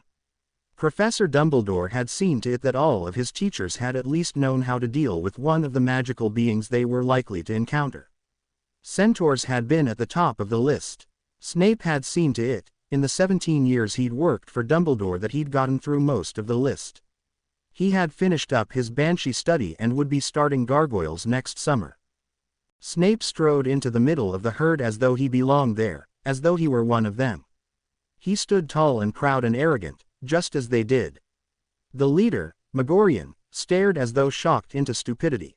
Obviously, he only thought Dumbledore knew how to act like one of them. What an idiot, Snape thought scathingly. He turned his head ever so slightly in the direction of Harry.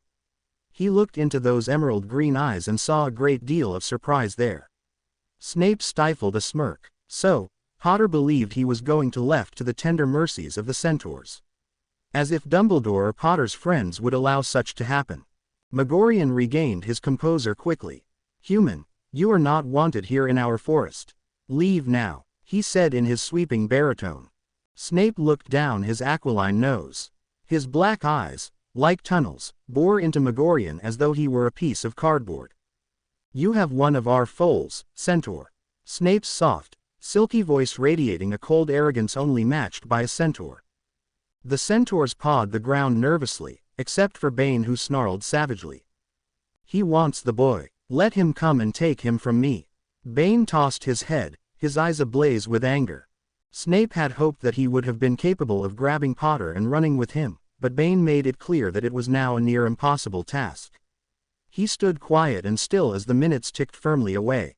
Snape stared with a cold rage boiling up inside of him at Bane's errant stupidity. "I need Potter. I sent him in here on an errand. Unless you wish to kill him, and, by which you would be doing me a great service, I suggest that you let him come with me," Snape said coolly, as though Bane had the right thought of things and should kill Harry in a trice. Harry looked extremely frightened and angry. Angry mostly, but no little frightened. Snape glared at Bane coldly. Bane put Harry down angrily. "I do not enter into the servitude of men," he snarled. "Take the foal." Harry ran over to Snape's side and Snape ushered him out of the forest. His dark eyes searching for any disturbances under the leafy canopy after they were well away from the dangers the forest presented. He saw nothing out of the unusual and let out a long low sigh of relief. "Come, Potter. The potion should be nearing completion," he said as he led Harry towards the castle and into the dungeons to finish with the day's task. Remus awoke a week after the Christmas holidays had ended. He looked up at the ceiling of his small stone cell. The window was letting in a bit of sunlight, but not enough to really see by. He was covered in sweat from the nightmare, but he knew now that it was no nightmare, at least not a nightmare in which he could escape from when the sun rose and the birds chirped in a nearby tree, sounding far too cheerful for such a dreary place. Remus knew what had happened. He'd been let out of his cell, in his wolf form. He'd been put into a crate and taken somewhere. Regardless, he knew where and he knew why. He had cornered the woman first. Her fear had smelled delicious to his wolf mind. He had taken one bite and he had relished the feel of her blood between his teeth and the sound of her heartbeat growing fainter and fainter until nothing at all, meaning he had made a successful kill. Remus wanted to throw up as the thought came unbidden into his mind, but the thoughts and actions of his wolf self bubbled to the surface for his morbid recollection. The next he had forced into a small cupboard under a flight of stairs near the kitchen doorway. He was a large, fat boy. Remus had smelt his fear and it had tasted so much sweeter than the woman's. He bit, but this time had not connected with anything vital. The large boy had screamed in agony as Remus tore apart his leg, enjoying the soft feel of the boy's flesh on his tongue. The sight of the welling blood excited Remus and he dove into the cupboard, despite the ear-piercing screams from the boy, for more artistic beauty. The boy had died piteously from the blood lost from his chubby leg. Remus had gone to the tiny mirror in his cell. He looked like hell. He'd looked like hell ever since that night.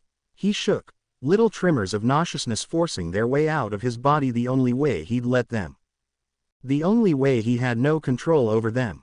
He tried to calm his quaking, but the last wall about his subconscious broke and the horrid image of the man came into Remus' view, and he once again ran to a corner and threw up the contents of his stomach as the memory replayed in his mind over and over again. Spinning around and around, like some sort of crazed carousel.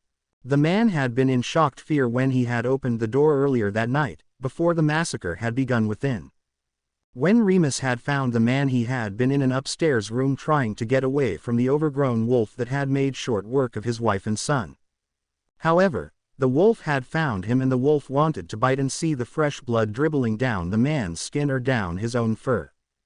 The wolf had wanted to smell the acidic tang of blood and fear and sweat. The wolf wanted to hear the sound of the man screaming, and the ripping of the man's flesh. The wolf wanted to feel the warmth of the skin and the flesh and the blood, the hardness of the bone and the yielding of the man's soft tender flesh as he bit down and his sharp teeth had pricked the skin, clinked against the bones of the man's body. He wanted to taste the sweet flavor of fresh blood and the sugar-coated pleasantness that one is left with after a satisfactory meal. The wolf had gotten the man and the man had died in agony like his wife, like his son, and he had screamed. It was the most beautiful and melodious sound the wolf had ever heard, and he bit harder and made sure the man lived longer just to hear him scream. When the man could scream no more and only sobbed and bled into the carpet, the wolf ripped his throat out. The man died quickly after that. Remus went over to the sink. He was shaking harder now and the day had just begun. He wanted to weep, but he dared not because soon Pettigrew would be by with his morning meal, and the rat had laughed in scorn at his old friend's plight the morning after the wolf had rent such horror upon the poor family that had caused Remus so many sleepless nights afterwards. Remus choked down a whimper trying to escape. He heard the clanking of a pot as it was swung from a handle. Peter had just come down with breakfast. Most of the prisoners who had yet to have all their happiness and hope leached from them seemed eager for their morning meal. They were only fed twice a day, but it might as well have been once. Gruel in the morning and bread in the evening. A small jar of water for each prisoner that was to last them the whole day. Pettigrew came up to Remus' cage. He noticed the signs that Remus was inflicting starvation upon himself. "Come now, Moony. The Dark Lord wants you in fit condition for the next night we let you out." He was thinking wizards this time. A whole slew of them. "Won't that be nice?" Pettigrew said, as though killing innocent people was the most jovial sport in the world. Remus tasted bile in the back of his throat, but throttled it down. He looked disgustingly at him as though he were no more than a really annoying fly or a particularly enormous, long-legged spider. The effect was what Remus had hoped for. Pettigrew winced away from the werewolf, who had been known to literally kill with a look. Remus walked over to the door of his cell, staring down his long blade of a nose that truly looked as though it could quite actually cleave heads. Pettigrew gulped and backed up a few paces, his face growing pale with fright. Remus held out his plate, which took Pettigrew aback, but he relaxed and filled Remus' plate, perhaps a little too generously, and smiled his rat-like grin at Remus. Remus paid it and Pettigrew no mind. He just went to his cot and sat down and ate quietly. Pettigrew looked in through the bars at him and noticed for the first time how tired, lonely, lost and dejected Remus looked, and for a brief moment, something stirred inside of Pettigrew that he never knew he was capable of feeling after so long with the Dark Lord. Shame. Guilt. Harry was much happier now that Dumbledore was much better. He had awoken from his coma soon after Snape had administered the potion to him, and he was allowed to leave the hospital wing to far more comfortable surroundings, such as his own rooms. However, Madame Pomfrey, Snape and even Harry, Ron and Hermione demanded that he cut back on his workload a bit. Hogwarts had ran itself, if not particularly smoothly, well without Dumbledore watching over it constantly. Snape and McGonagall both insisted that the Order should be allowed to take on full responsibility of finding Remus and that they would be most understanding given the severity of the situation. Dumbledore had agreed, but only on one condition: that Professor Brooks be in charge of the rescue and planning of said rescue. He had said it was because McGonagall would have her hands busy with running the school, which they would not let him do. Snape would have his time spent on collecting information, and being a spy and planning a rescue were too risky of a business. Professor Brooks had been most understanding of the situation and planned accordingly around his classes. Professor Cotton was willing to take some of the classes completely, so as to allow more time for Brooks to plan. Harry wanted to help, but he was unsure if Brooks was really on their side or not. Harry paused in his musings to look up at the sky. A strange sight caught his eyes and he puzzled over why anyone would be sending a solid black eagle owl to Hogwarts at this hour of the day. The owl soared lower and lower until it landed at Harry's side on a bench outside. Harry looked slightly shocked, but deftly took the tightly rolled parchment from the owl. The owl took off as Harry unrolled the strange letter, but before he got a chance to read it he saw a lone figure walking towards him, rather slowly, as though their mind was occupied with other things besides putting one foot in front of the other. Draco Malfoy sat on his favorite bench by the lakeside, his head throbbing in time with his pulse and his arm burning white-hot where the dark mark was branded to his flesh for all the world to see. He had never known how cruel his father could really be. He had told his father that he didn't want to work for the Dark Lord, but when he came home for the Christmas holidays he was grabbed by several Death Eaters and forced to take the dark mark. He rubbed his arm and drew up his sleeve and someone gasped. His head shot up, his eyes wildly searching for the intruder. Malfoy's eyes landed on Harry. Malfoy began to shake as his eyes narrowed.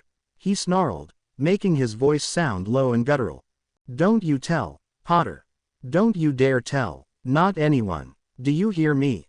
Harry stared at the arm that had the hideous brand upon it and asked the only question that his frozen mind could come up with. "Did you take it willingly?" This startled Malfoy. His shock was so great that he hadn't time to think up a worthy lie. He told the truth. "No, it was forced," he whispered sullenly, his eyes beginning to brim with unshed tears.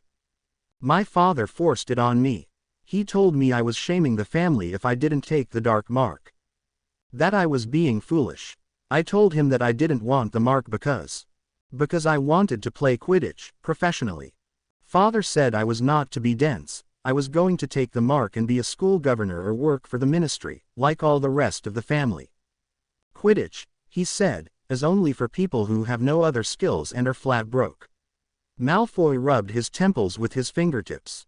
He sighed, then recalled to whom he had said this all to and glared up at Harry as though daring him to laugh at his, now inconceivable, dream of becoming a world-famous Quidditch player.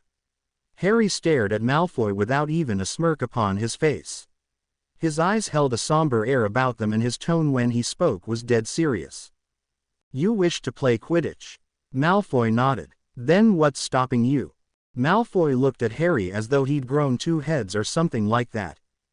"Don't you know that Death Eaters can't get Quidditch offers, Potter?" Malfoy sneered. Who says? Harry countered. The minister, of course. Malfoy said as though speaking to a particularly dense child. He looked for something to change the subject on and noticed the rolled-up piece of parchment still clutched in Harry's hand. Are you going to read that? Harry looked at Malfoy and shrugged. He unrolled the parchment. You're changing the subject, Harry accused as he read. What makes you so sure that no one will ever want you to be on their Quidditch team? So what if you have the dark mark?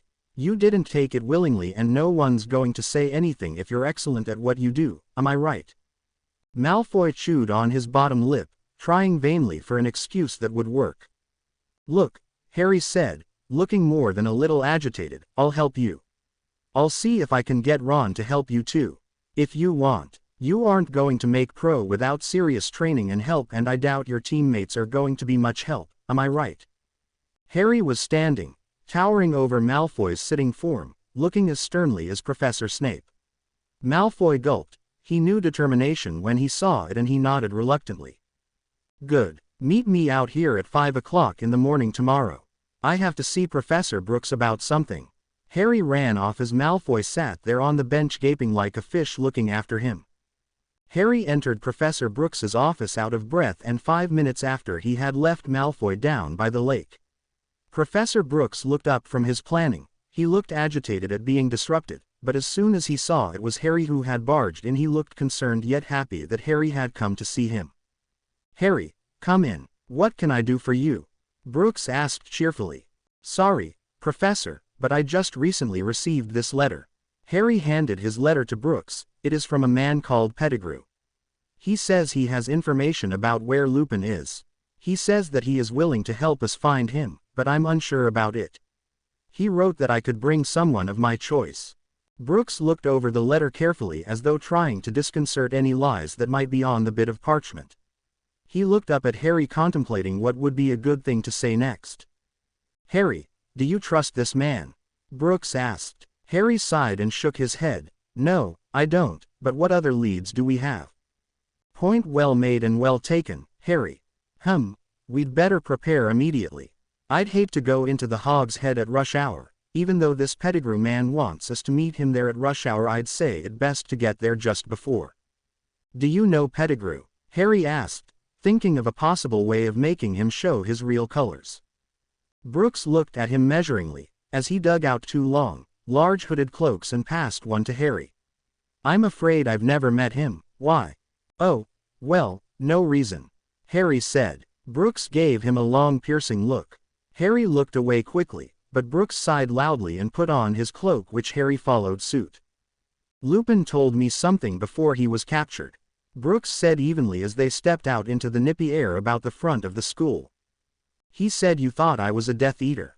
Harry felt his guts twist in a knot, but let Brooks continue. I will tell you this much, Harry. Voldemort has no hold over me unless he gets a hold of what I treasure most, and those things are safely beyond his reach. He has no power in which I want and no incentive in which I have not already had the sample of. He has no power over me.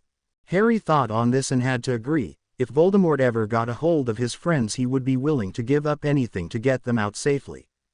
What do you treasure most, sir? Harry asked. Brooks chuckled. To tell would put those things in great danger.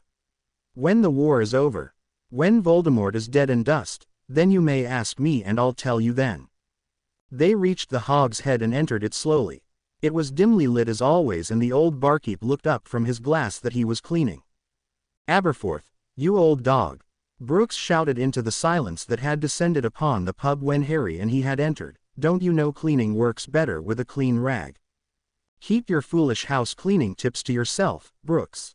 I don't need them. The old barkeep snarled, good-naturedly back. Ha, as if you'd listen anyway.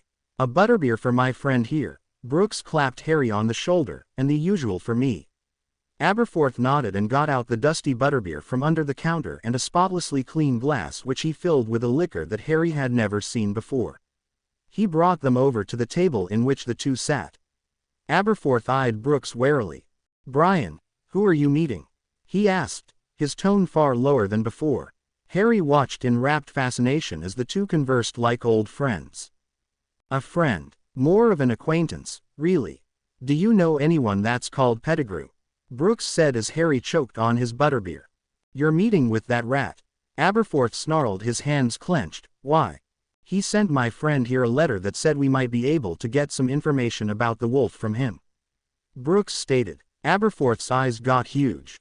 I see. If I see the little rat, I'll let him know where you are. Aberforth said as he strode back to the bar.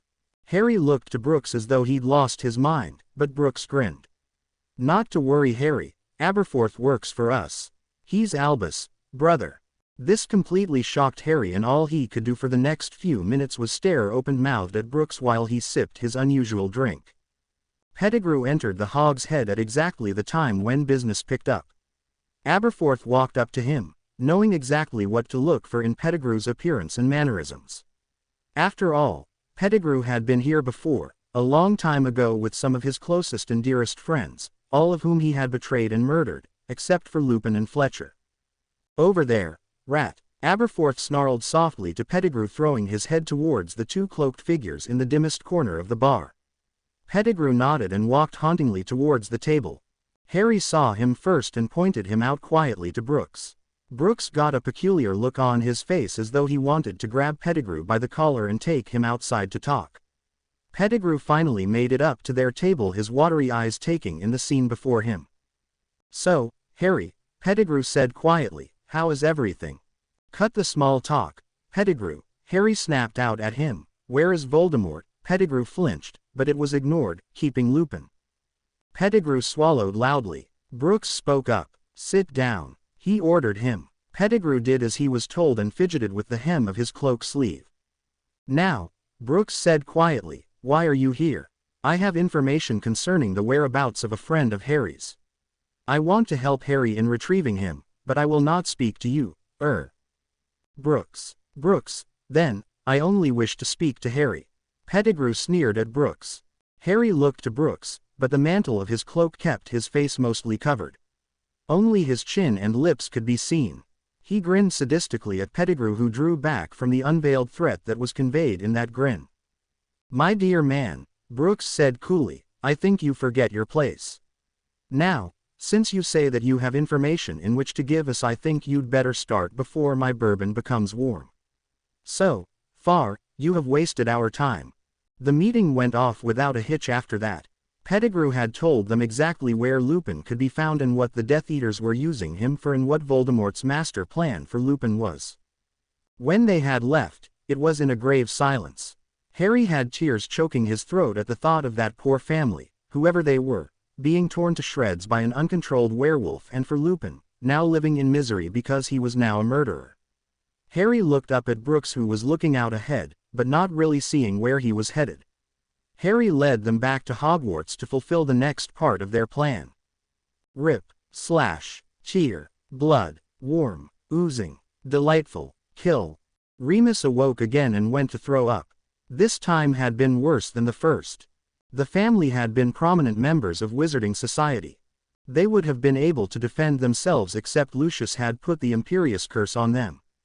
It was now well into January, and the thin blankets were doing nothing to keep Remus' sweating body warm. He shook with the cold that seeped into his very bones.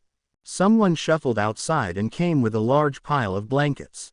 The Dementors opened the door of Remus' cell and the person shuffled in. Peter put down the pile of blankets on top of Remus' cot. He did not look at Remus, but began to change the blankets and put heavier and warmer blankets upon the mattress. He did not speak, even to jeer, to Remus. He left just as quickly as he arrived and let Remus do with the cot what he pleased. Remus sniffed at the bedding, noting that none of it was filched from the homes he'd destroyed. He lay under the warmed blankets and fell into an uneasy sleep once again. Brooks, Cotton, Snape, McGonagall, Aberforth, Dumbledore, Harry, Ron and Hermione all sat around a large table contemplating a map of Azkaban. Brooks had made it to be just like the Marauders' map, and they could see Pettigrew just outside the little cell block that had Lupin's dot inside of it. Annoying little rat, Aberforth snarled pitilessly, talking about Pettigrew. Brooks sighed as Aberforth went back to his tirade of Pettigrew's list of faults. Snape looked sourly over at Aberforth and then whispered something to Brooks. Brooks muttered something and McGonagall grinned triumphantly as Snape passed her a few galleons. Apparently, the two were making a bet as to how many times they'd hear Aberforth berate Pettigrew and Snape had lost. God. Brooks sighed loudly, cutting off Aberforth somewhere in the part about how useless Pettigrew was that he didn't even make a decent doorstop speech. The whole of the meeting looked up at him. They've got that cage so well guarded it'll take a miracle and a half just to pull off a rescue. He sighed loudly in defeat. Harry jumped up, clearly ready to pounce on Brooks and give some long-winded speech about not giving up hope. However, Snape beat him there. Who are you to dictate whether or not this man lives or dies, Get back in there and figure out how to rescue him before he kills himself.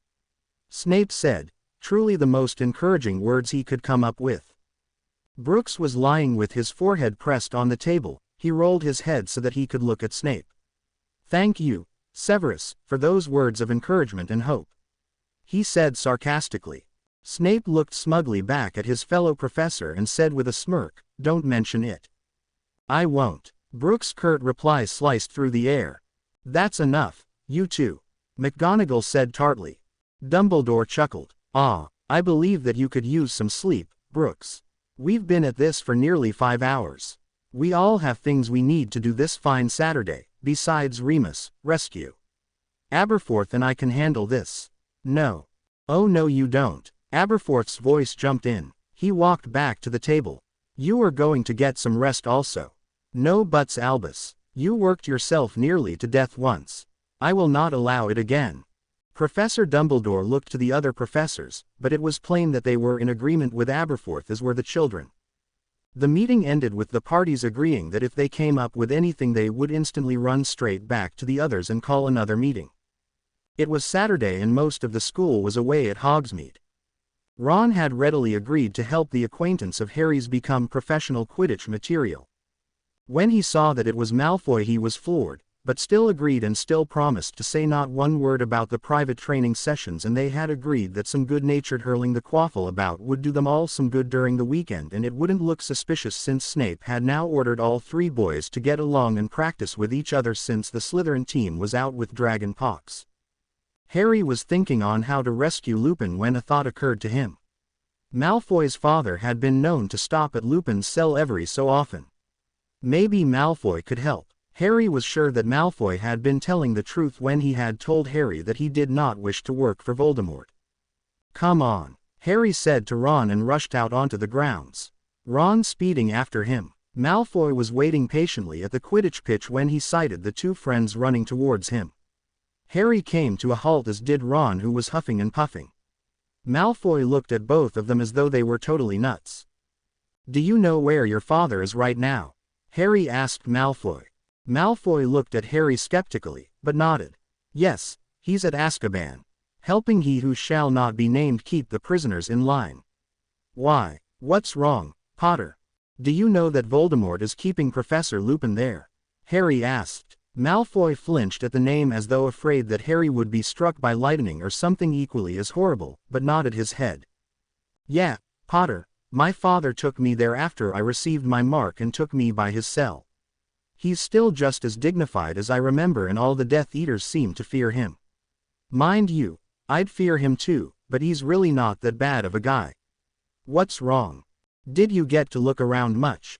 Harry asked, which Malfoy nodded. Did you notice any doorways leading outside that weren't guarded? Only in the kitchen. I suspect that's how your godfather got out. I didn't tell father about it. He'd already thoroughly pissed me off by then. Why, Potter, going to go save Professor Lupin now? Harry sighed. Not without help. Not without the teachers this time. I made the mistake once too often of not going for help, and look what it cost me. Harry pulled himself together as Ron looked horrified at Harry and then angry at Malfoy for putting him in this state again. Malfoy winced at that. Hey, don't think for a second that you're alone in that category, Potter. I'll tell you one thing, I'm glad you know who never got a hold of that prophecy. He'll never know what was in there, and it'll hang over his head until he's defeated. Still, I know it is hard to replace a parent. I've had no luck in trying to replace mine. Ron coughed delicately. Sorry to interrupt this tender moment, but are we going to play Quidditch or try to save Lupin or stand here twiddling our thumbs all day? I say, we should try to save Lupin, Malfoy said seriously. Any plans, Potter? Not yet. We need Professor Brooks, Harry said and marched off towards the castle with Malfoy and Ron following closely behind. Dream, Lily, take Harry and go. It's him. Go, run. I'll hold him off, James said and then ran, stumbling from the room, while Lily ran to get Harry. The door burst open and hit James along the left side of his body and a low hardly audible growl came from somewhere deep in his chest. He heard a high-pitched, cackling, laughter and looked up to see Voldemort with his wand pointing at him. The madman's face twisted in malicious glee as he said the fatal words and after a flash of green light that sounded like a bird on the wing everything went dark. End dream. Remus awoke with a start, his face covered in sweat and tears as he replayed the events of his latest nightmare over and over in his head. 5 Death Eaters had come and they had moved Remus to new quarters. These were inside the Riddle house, on the top floor. The windows of the room were barred with silver and the door had a silver knob. All of these precautions were taken to ensure that Remus stayed in his rooms. The rooms were much nicer than his cell in Azkaban and if it not for the fact that Remus couldn't leave the threshold of the rooms it would have been quite comfortable. Peter was furious. Someone at the school had found out about the plan to rescue Remus and had ratted. Luckily, not one word was mentioned about him to Voldemort. However, Remus had been moved and now none of the Death Eaters who had been in Azkaban while Remus had been there knew where he was, not even his own cousin Lucius Malfoy. Peter had been trying for a little over a week now to get information as to where Remus was, but to no avail. He had decided to owl Harry again and tell him to meet him at the Hog's Head again. Harry was sitting at the Gryffindor table for breakfast when the morning owls came in with the mail. Harry was starting to munch some toast when a large eagle owl swooped down and dropped a letter almost in his scrabbled eggs.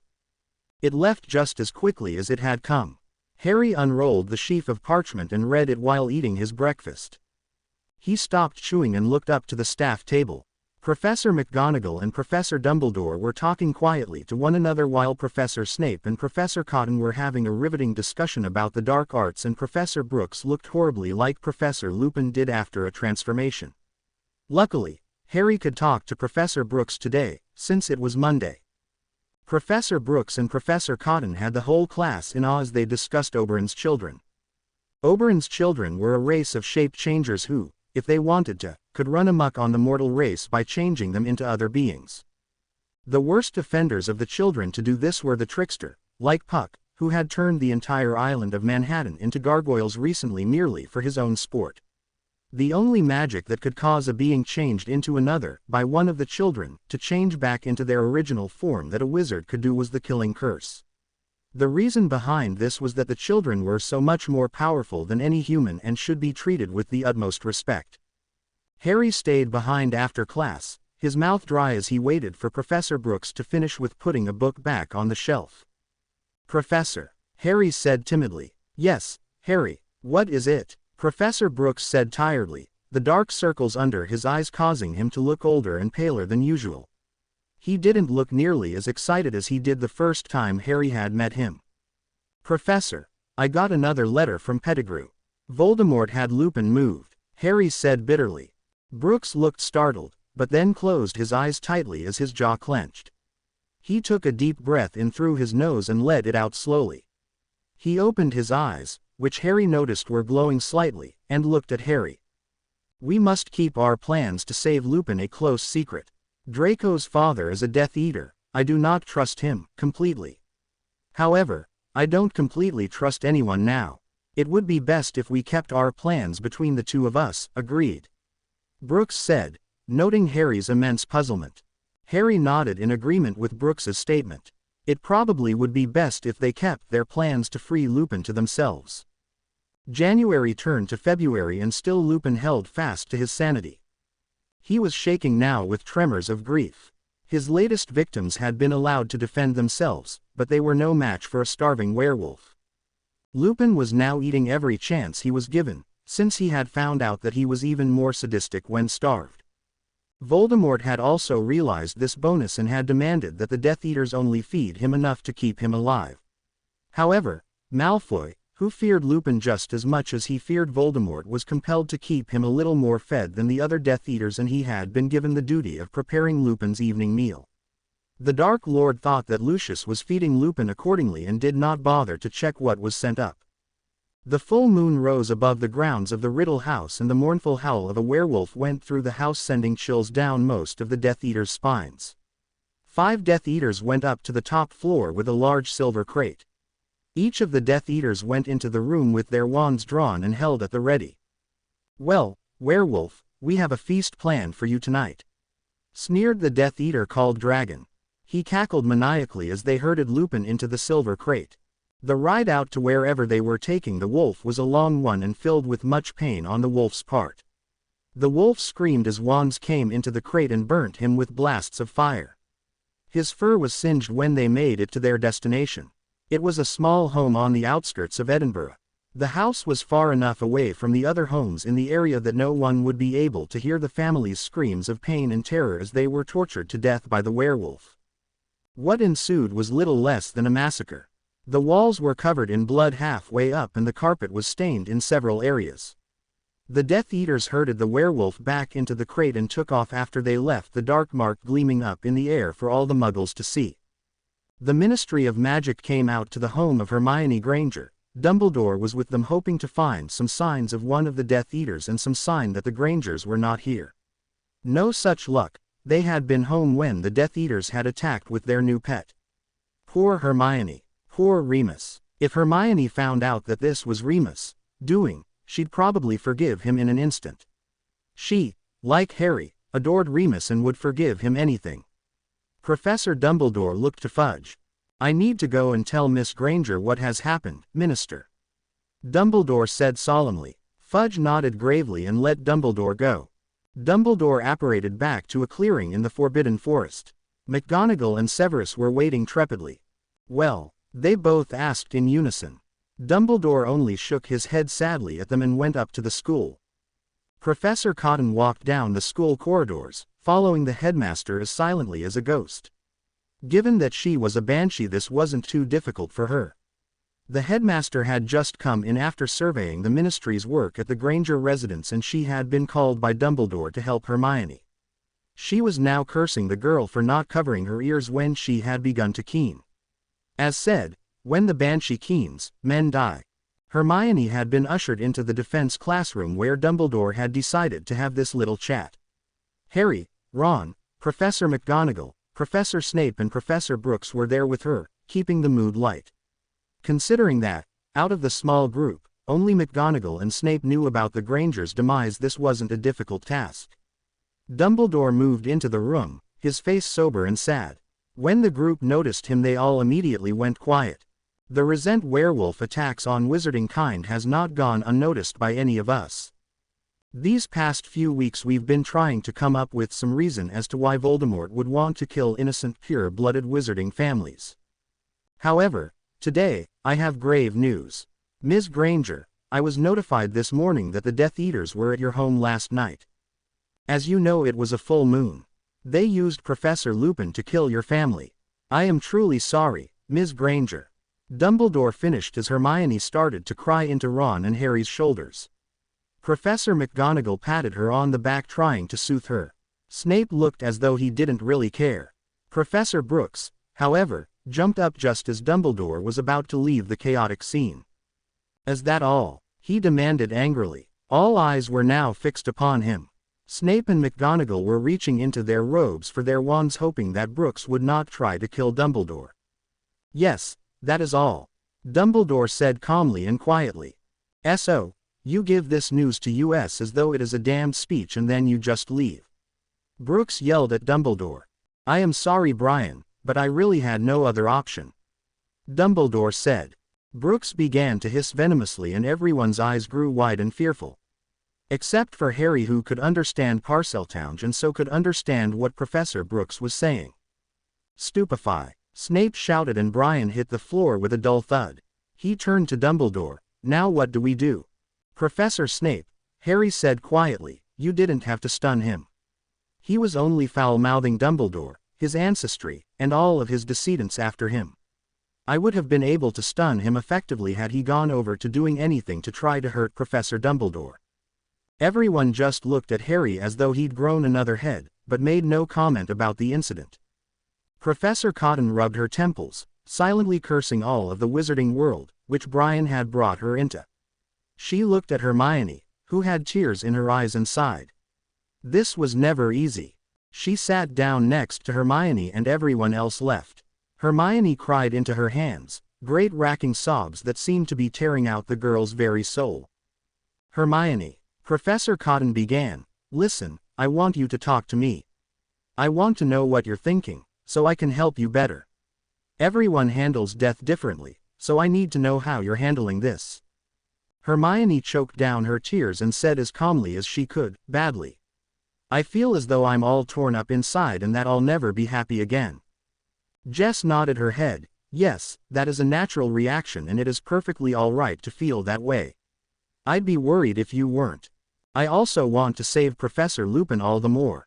Those bastards used him to kill my mom and dad, he doesn't deserve the guilt that this is going to inflict. Hermione said angrily. I agree. Jess said sternly. Now, Hermione, I want you to go get some rest. It has been a very stressful day for you. I'll see to it that we do everything we can to get Remus back. Jess sat next to Brian's bed, looking at him with contempt. I know you're awake. Don't pretend you aren't, she said. Wouldn't dream of it, doll. He said, cracking open an eye. So, what happened? Jess looked at him angrily. You've almost blown our cover. That's what happened. I didn't know Harry could speak parcel tongue. Did you? Brian shot up into a sitting position in bed. No. Well, he can and you could have spilt it. If Severus hadn't stunned you, who knows what would have come out of your mouth. Jess snarled. Yes, I understand completely, Lil. Don't think for an instant that I don't. Brian said as he got out of bed, his legs draped over the side for an instant. What did you call me? Jess asked, incredulously. What do you think? Brian asked as he walked over to the wardrobe on the left wall. You called me, Lil. You mustn't. It mustn't. Jess stammered out. I'm tired, Jessica. I'm tired of sitting back and watching. I want what I had back then. Brian choked. It's killing you. You can't keep up the ruse any longer. Jess said accusingly. It is easier for you, Jessica. You got to watch him grow, while I was stuck inside this shell of a body for the last 15 years. Brian snarled, angrily. You think it's been easy? A real walk in the park? Please. You have no idea how hard it has been. Jess screamed at Brian. Knock, knock, knock. Come in, Brian said angrily. McGonagall walked through the door. What in the world is going on? We can all hear you all the way to Severus' office. He thought you were killing each other. Minerva said, truly worried about her younger colleagues.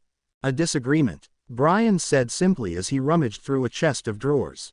Nothing that can't be fixed with a good cup of tea and a cozy spot by the fire. McGonagall sighed. Well, next time, use a silencing charm, will you? Both young mages nodded and McGonagall left without a further word. You know I'm right. Jess spoke up. Yes, but it doesn't make me like it any better. Brian said bitterly. Jess got up and went to him. She wrapped her arms around him. When Voldemort is dead, then we can tell him.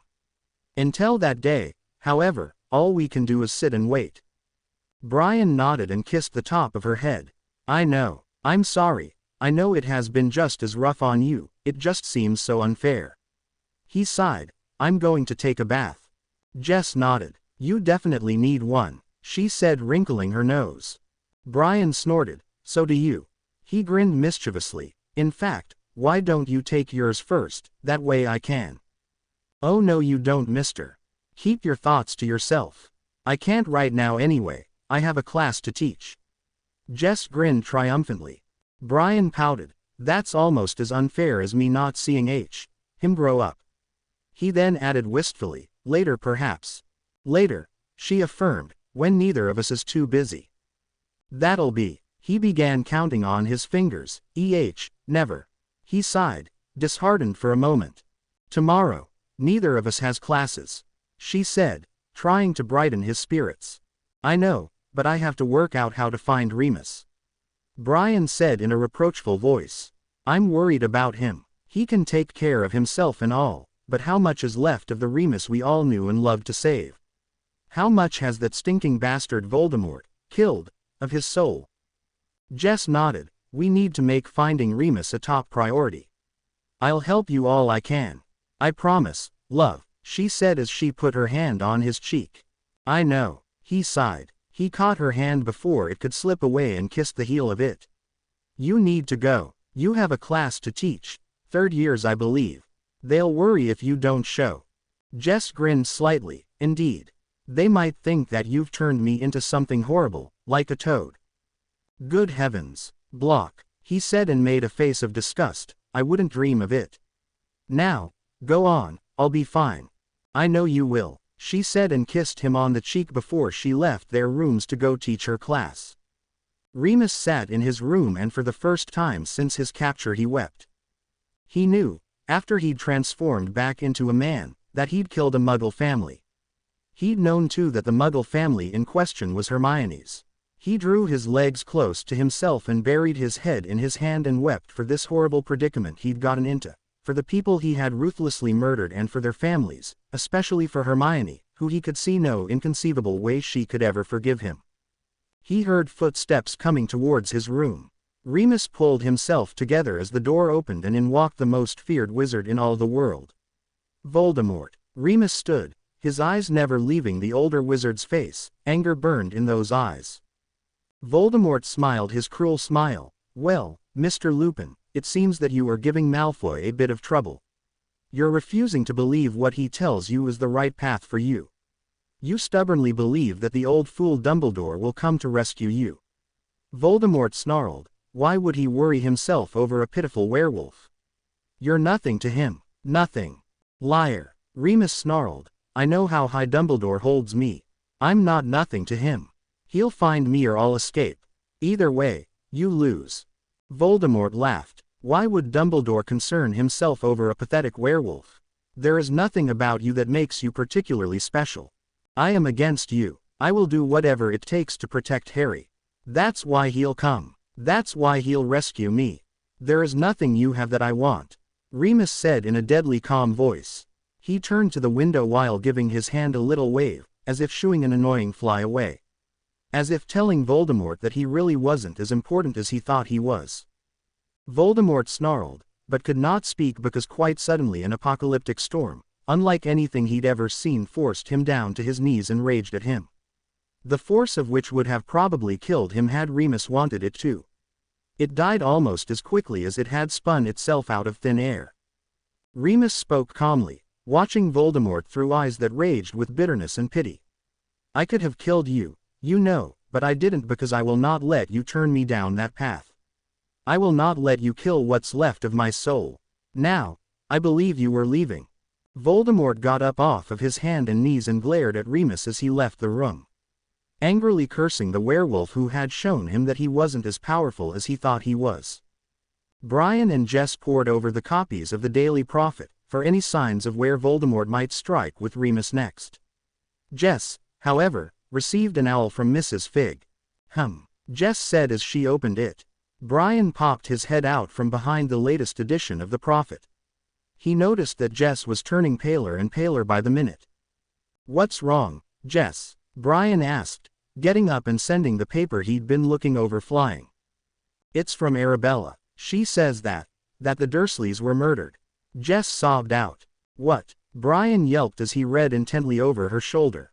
My God, Brian said, gulping. When did they do it? Surely, we would have heard something, right? Brian said, his mind sagging with the knowledge. It says that a neighbor had gone to check on them after not seeing any of the Dursleys leave the house for several days. When no one answered, it was assumed by many that they'd gone out, until someone looked in through the window. Jess said. Brian looked stunned. They found them all dead. Torn to pieces by a large dog or something of the sort. He said in awe that was closely related to fear. Oh, Brian, where will Harry go now? Jess wailed. I don't know. Maybe. We need to see Dumbledore. He said, getting his mind unlocked from the paralysis it had gone into. Jess nodded and they both ran to Dumbledore. They reached the stone gargoyle that hid the entrance to Dumbledore's office.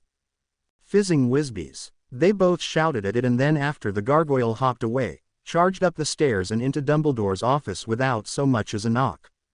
Sitting in the chair opposite the headmaster was Harry. His eyes looked lost and frightened. "I would imagine that both of you are here for the very same reason Harry is," Dumbledore said calmly. "Am I right in assuming that you receive an owl from Arabella?" Harry looked up at the two teachers that had come barging into the room, rather unannounced, their faces grave and pale as his was. This had gotten out of hand. The ministry would soon be called in to investigate, and Harry doubted that they would allow Professor Lupin to live once they caught up to Voldemort. "I know you two have been working on a way to rescue Remus. Any chance at having some idea where Voldemort might strike next?" Professor Brooks sighed. "No, Albus, I wish that we did. Perhaps if we knew of some of Voldemort's strongholds, then we might find Remus. Obviously Azkaban is out of the question, since they moved him." Dumbledore nodded gravely. "We must find Remus, before the ministry does. They will not be willing to listen after what has happened. You two will be going back to America for the holidays, I presume. Perhaps when we find Remus you could take him with you." "Of course, Albus," Professor Cotton said, "if we ever find him. You know, I recall you speaking of the Riddle House, Albus. Perhaps Voldemort is still using it." Professor Brooks said cautiously. Perhaps. I'll leave you two to investigate," Dumbledore said to Professor Cotton and Professor Brooks. However, before they could leave, Snape came into the room. "Professor Dumbledore, I have received news about Lupin's whereabouts. He's at the Riddle House." "Well, it appears that you were right, Brian," Dumbledore said, astounded. "Severus, see if you can't get us a map of the Riddle House." "No, Albus, we need to do this now, before someone can squeal. The last time someone found out and Remus was moved. We do it tonight. No time to let it get out. No time to let the traitor have his or her way. We do it tonight," Brian said, angrily. Dumbledore looked at the younger wizard in astonishment. "Professor Cotton, any words on the matter?" Professor Cotton sighed. "I agree fully with Brian on this. There are too many ears in this school. If one of them gets wind of this and happens to unwittingly tell the traitor, then we'll be back at square one."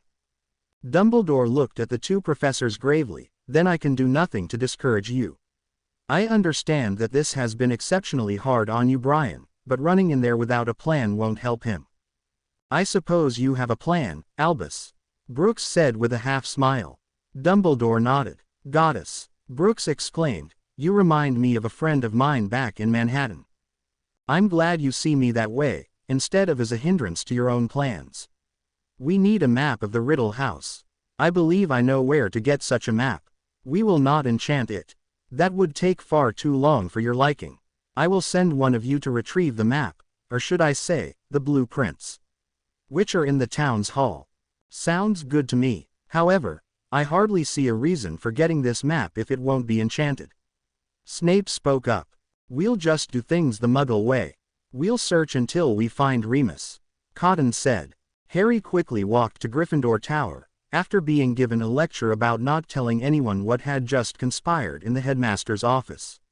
Hermione and Ron were both sitting in there reading a book on transfiguration. Harry sat down and motioned for the other two to pretend that they were still reading. He told them everything. "We need to go with them. We could be of some help, I think.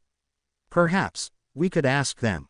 Harry, they wouldn't have forbidden you to tell if they thought that us coming along was a good idea," Hermione said pensively. "They'll die," Harry whispered urgently. "Professor Cotton can't die, she's already dead," Hermione reasoned. "I don't think she'd let anything happen to Professor Brooks, by the looks of it."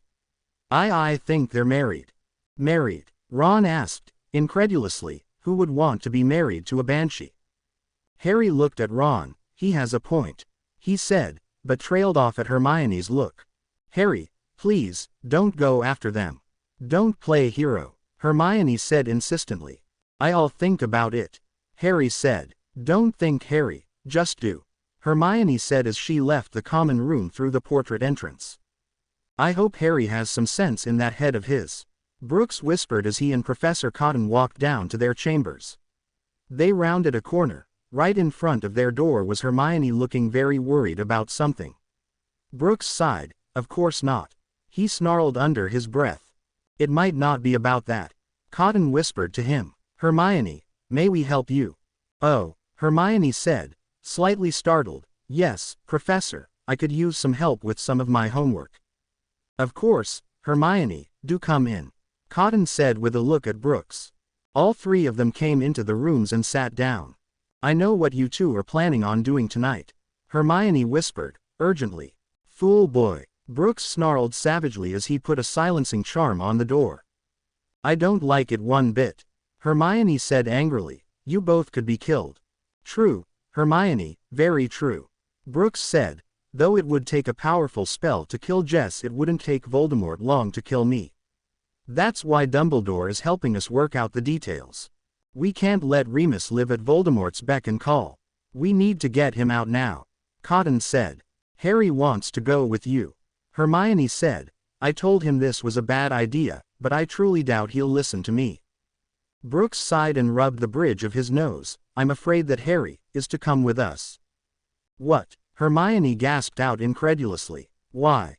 Cotton nodded her head. Voldemort knows that Harry will come, so Dumbledore told us to take him. He and I will be bait, while Brian finds Remus. But, you're putting Harry into harm's way, Hermione protested, loudly. Brooks nodded, his expression grave. Yes, Hermione, we know. However, we are taking every possible precaution in this rescue. Jess will be with Harry. She cannot die from the killing curse, and she can protect Harry far better than I can. We three will apparate in. There is a way to apparate while carrying someone. Very few wizards can do it, of course, but me and Jess have just powerful enough for 2 trips and then some extra in case of an emergency. After that, I'm sure the both of us will be a right mess. Probably as weak as newborn kittens for a while. No harm there. Dumbledore said he'll take over for a couple of weeks, until the both of us are back on our feet. Then, after we apparate, I'll go save Remus while Jess and Harry play bait. Since it will only register that 2 wizards or witches came onto the grounds, they won't think that there is another on the grounds. They'll figure Dumbledore taught Harry how to apparate early. If everything goes according to plan, then we'll have Remus safe and sound back here in no time at all. And if everything doesn't go according to plan, Hermione asked, hands on her hips, then, we'll do the best we can to keep both Remus and Harry out of harm's way. Cotton said. All right, I suppose. You don't really have a choice, do you? Hermione asked, which both professors shook their heads. I assure you, Hermione, Brooks said darkly, that if there were any other way we'd take that means. I surely don't want to put Harry in any unnecessary danger. Well, regardless, just make sure Harry will be safe. Ron and I'd go too, Hermione said. Both teachers looked at her, ready to tear into her. But it is obvious that you can't and won't take us, so just do us a favor and bring Harry back in one piece. We'll do all we can, Hermione. Cotton said honestly. That's all we can do. Anything else? No, nothing of great importance, Hermione said honestly and turned to leave. After she was gone, Brian let out a long-held breath. I think things are becoming complicated. Indeed, Jess said, almost to herself. Harry was called down from Gryffindor Tower by Professor McGonagall at 8 o'clock. Mr. Potter, you are to go with Professor Brooks and Professor Cotton to the Riddle House, Professor McGonagall said, most angrily, as she did not want Harry to go. I'm allowed to go, Harry stammered, suddenly shocked. The 2 professors have worked everything out. Potter, you are to go with them. Like it or not, McGonagall said to Harry, to point out that he really had no choice in the matter. All right, Harry whooped and followed McGonagall out of the portrait hole into the defense office. Hey, Harry, Professor Brooks said half-heartedly. Professor, Harry said excitedly. All right, let's go, Professor Cotton said to them in a business-like tone. Both Harry and Brian nodded. Brian grabbed Harry's right arm, while Jess grabbed his left. They apparated to the outskirts of a town that Harry had been to only once during his 4th year. In this town, Cedric had died and Voldemort had risen from the grave. Harry shivered inwardly, but he followed the two professors to the Riddle house. They sat just outside the gate. Okay, you two create a diversion. They know we're here, they just don't know where we are, and that is not good right now because they're all staying inside. Brian said. Jess nodded. Get away from us, we'll handle it, she said, her voice steady. Brian nodded and was soon out of sight. Ready, Harry? Harry nodded. Let's go, he whispered urgently. They pointed their wands at the house and whispered, Alohomora. This didn't have much effect on a house that was so tightly warded that not so much as a lock turned, but it did get Voldemort's attention as well as his followers that were inside. They came swarming out of the doors like raised fire ants and charged angrily towards the two wizards. Come on, Jess shouted. We only need to get to the portkey inside town before they catch us. We're leaving? Harry asked incredulously. Of course, Jess yelled and then brought her tone down to a whisper, not. We're creating a diversion. They aren't likely to let us get to town, but it doesn't mean that we have to get caught. We just have to get a few more meters in front and here we are. Jess came to a stop in front of an old shed. She yanked open the door and pulled out two brooms. Harry knew one of them, his firebolt. The other looked just as nice and had on its handle the words "The Flaming Comet" were engraved in silver. Let's go, Jess said, passing Harry his broom. They both kicked off and sped along, their feet just barely touching the ground. Inside the Riddle house it was cold, dusty and quite dreary. Professor Brooks walked with care on the stairway that led up to a long row of doors. Each different from the last. He pulled out his wand. A 12 3/4 inch wand, with an ornate serpent carved into its silver handle and at the end of the handle an emerald the size of a golf ball. Lead me to Remus Lupin, Slytherin. Brian murmured, and a green gold ball of light shot out of the tip of the wand. It hovered in the air for a moment and then went racing down the hall, leaving a green gold trail behind it for Brooks to follow. He followed it quickly, yet silently, and it suddenly stopped in front of the last door in the hall. Brian came up to it. Extinguish, he muttered to it. The light went out and Brian murmured again, Alohomora. The door locks clicked and he carefully opened the door. Remus was looking up, through a curtain of silver hair, his eyes defiant until he saw who had come to get him. He jumped up, his elation plain for anyone with even a flobberworm's IQ to read. Brian, I told him, but he didn't believe me.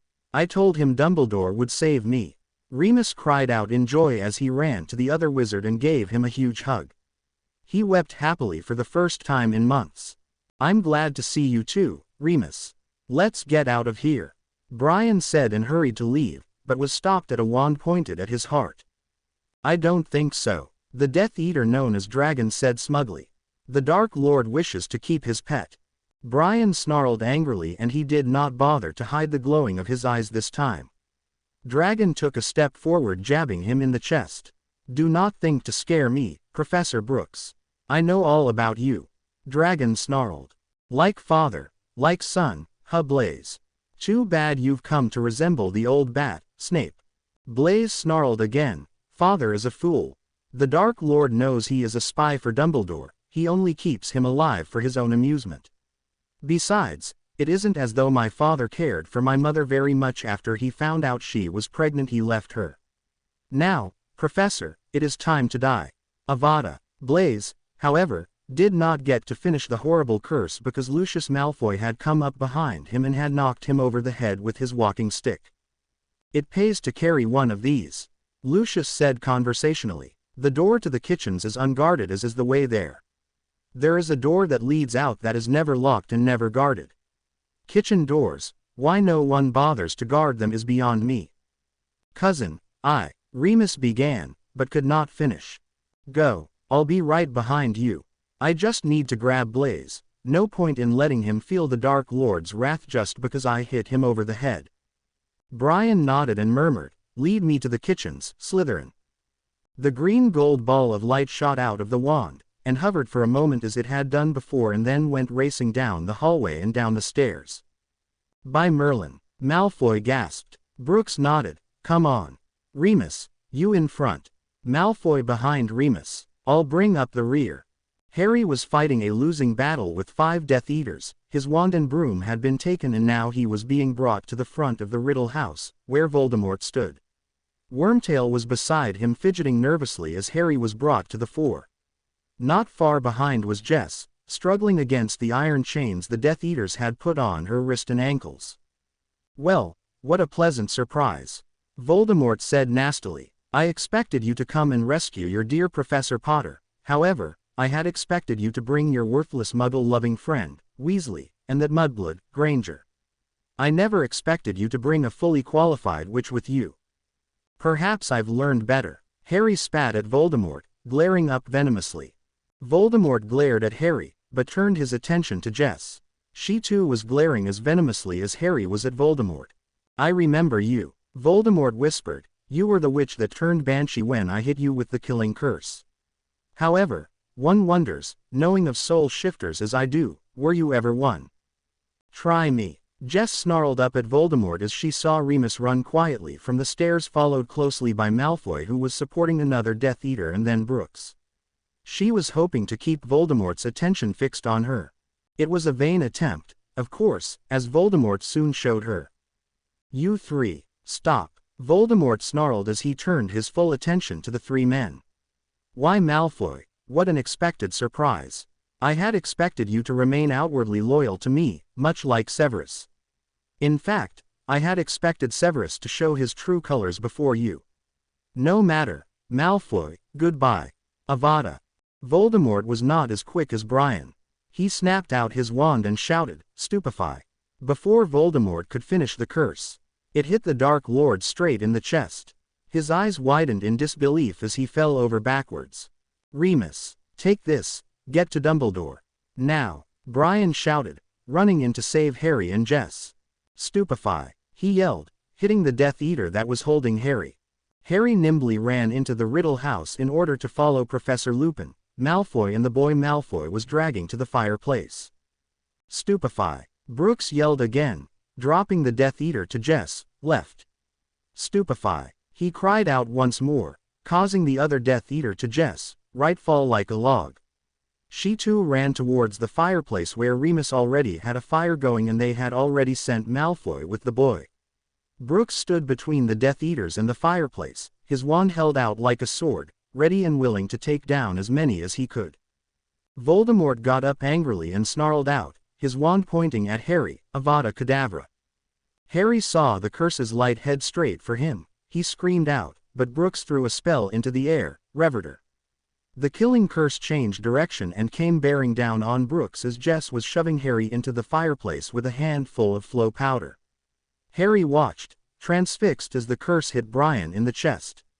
Brian gasped, his eyes wide, a look of shock plastered on his face, and then something unexpected happened. Brian began to change. He screamed out in pain as a long, whip-like tail grew and leathery wings shot out of his back. His face contorted and grew outwards. His hand developed mighty talons and the two middle fingers joined together on each hand. When the transformation was complete, a gargoyle stood, swaying slightly, in front of them all. Voldemort looked shocked that he had been thwarted once again. He had not thought that the killing curse, which had severed him so well, could be reverted from the being it was cast upon, until he saw the wand Brooks held firmly in his hand. Voldemort had paid attention to the lesson about the wand when he was in history class, and he had gone to Castle Wyvern in hopes of finding the wand. He never did, though he saw the gargoyle statues, and this gargoyle that stood before him now looked like one of the remaining 6. Voldemort snarled, realizing that Slytherin's chosen heir was a gargoyle and not even remotely human like himself. Revelare. The spell caught Brooks unguarded and unaware. He screamed again when the spell hit him, sending shockwaves up and down his spine and suddenly transforming him from his gargoyle self to the form that Harry had only seen a handful of times, once in the Mirror of Erised when Harry had fought Voldemort last year, when their wands had met and had reversed the order of the people Voldemort had killed, and in the pictures that Hagrid had given him, it was the form of James Potter, who slowly fell to his knees. Too spent to do anything, but kneel there on the cold wood floor. "Harry," Jess screamed, "get out of here." However, before Harry could even toss the powder down at his feet, Voldemort said the killing curse again. This time it was pointed directly at Brooks. Jess screeched in rage and screamed out the only spell that would come to her mind, the same spell Brian had used to save Harry, Reverter. Reverting the curse upon her this time. She too screamed in anguish as she transformed from her mortal form to that of the Banshee. Voldemort, however, was unperturbed. He shouted out the revealing spell again, this time aimed at Jess, and it too had an effect. She screamed again, and as she too sunk to her knees she transformed to another form Harry knew all too well from the same places he knew the form of his father. For kneeling in the dirt and dust, glaring up at Voldemort coldly, was his mother. "Harry," Remus shouted, coming back to his senses first, "get out of here." "Not without Mum and Dad," Harry shouted back, making a beeline for Jess now in the form of Lily. Once Harry was out of the fireplace, the fire sprang to life as green flames licked the mantle. Out of those flames came three very welcome forms: Dumbledore, McGonagall and Snape. "Sorry about the delay, Remus, but Malfoy had to explain to us what was going on. We truly expected you and Harry back already. Don't think anything of it. Just help us get Harry out of here, and, well, see for yourself." Remus stammered, not sure of how to explain this predicament to the headmaster. The Death Eaters and Voldemort had all been stunned by both transformations, and many of the Death Eaters had deserted when Voldemort had transformed Jess into Banshee again. None of the Death Eaters that were left had ever expected the two to turn into two of their most hated foes. This shocked them, letting Dumbledore, McGonagall and Snape to get in front of the two stunned soul shifters and let Harry and Remus carry them to safety. "Well, Tom, I believe you've had enough excitement for one day.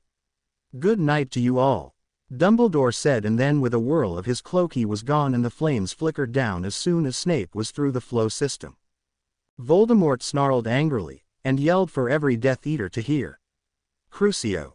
Harry held Lily, Jessica while going through the flow system. He landed in a heap on the floor of Professor Dumbledore's office. Not a second later, Lupin with James, Brian came tumbling through the fireplace. The two weakened professors were starting to shift back into their normal forms. Lily, Jessica was beginning to fade in and out of focus from Lily to her Banshee self, while James, Brian kept reverting from a human to a gargoyle, which was pretty freaking, seeing a human one second and then a fearsome monstrous creature the next. Harry and Remus watched as the two transformed right before them. A few seconds later McGonagall came through the flow system, followed closely by Professor Snape. Professor Dumbledore arrived right after them, his cloak flaring out behind him as he walked over to Lily, Jessica. He examined her and then went over to James, Brian. "It is truly amazing," Dumbledore said. "They had been here all this time and only now do I see them as they once were. I never even guessed at who they had been." Dumbledore shook his head and looked at Harry. "Did you have any idea? Did they tell you anything?" Brian lifted his head to utter something, but Dumbledore would not let him. "No, sir," Harry said, quite shaken, "I didn't. I don't know why they kept it from me. Minerva, Severus, could you take these two to the hospital wing? I want to talk to Harry," Dumbledore said. The two nodded and left with the two defense professors on stretchers. "Remus, go with them. You look as though you could use some food and rest." Remus nodded and left the room. Now Professor Dumbledore and Harry were the only ones left in the office. "Harry, I know that you have many questions. Some I will not be able to answer." Harry tried to interrupt, but Dumbledore pushed through, "Simply because I do not know the answers to these questions. Only Brian and Jess know the answers, and while you might want to ask them many questions right now, as you know they are in no condition at this moment to answer."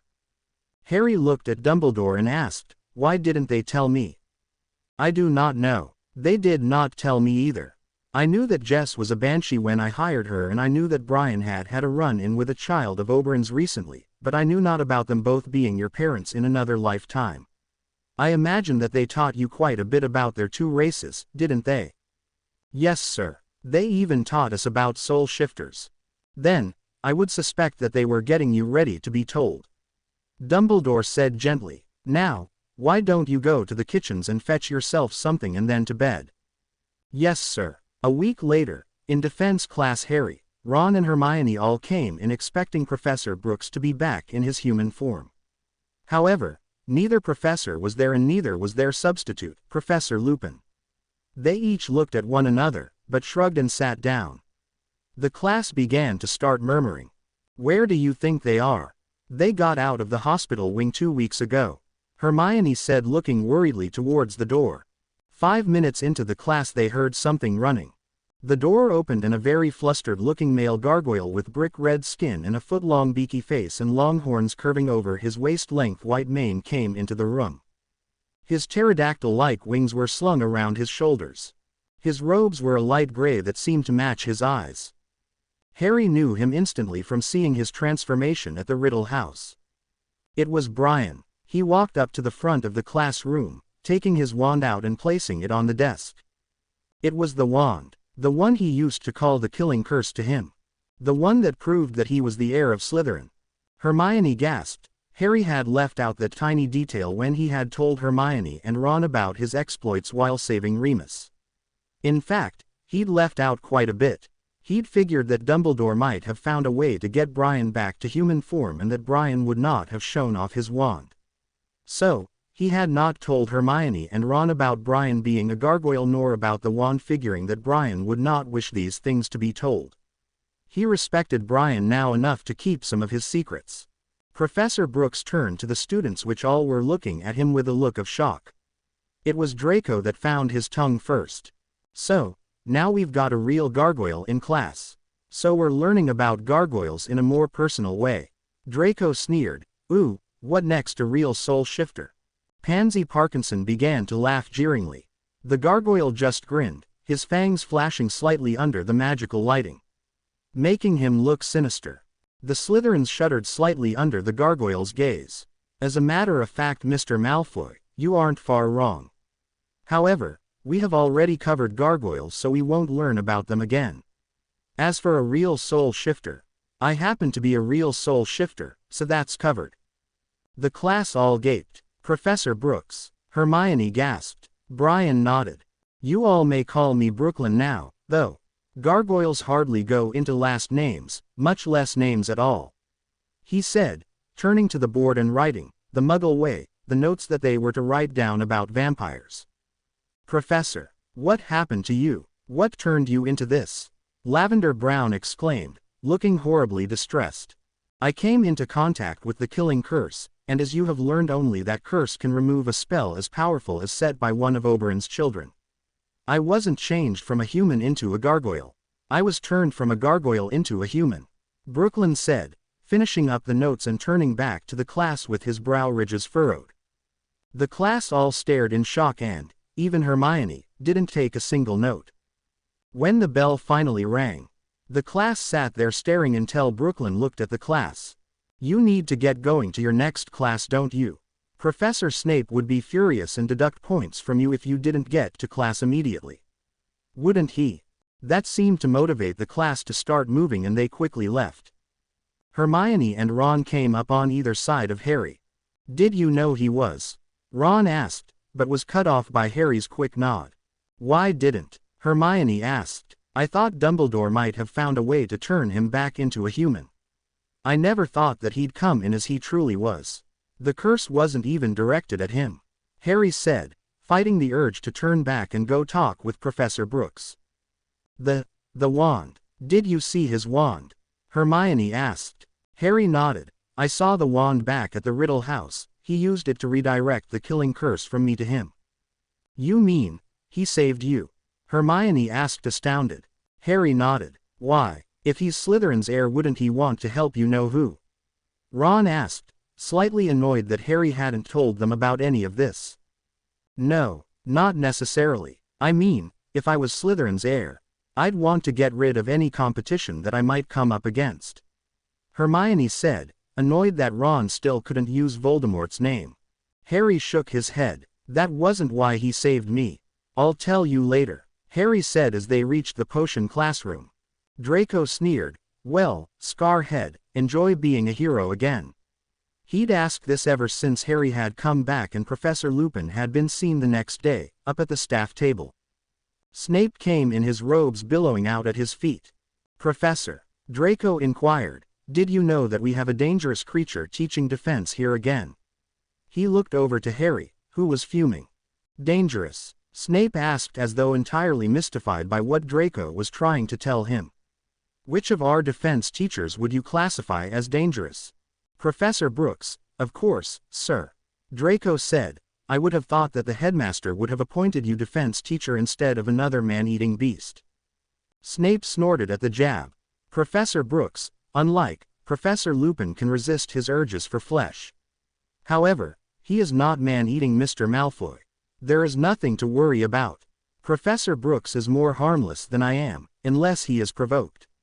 If you have any intention to provoke him to attack you, then even your parents would agree that you got exactly what you deserved.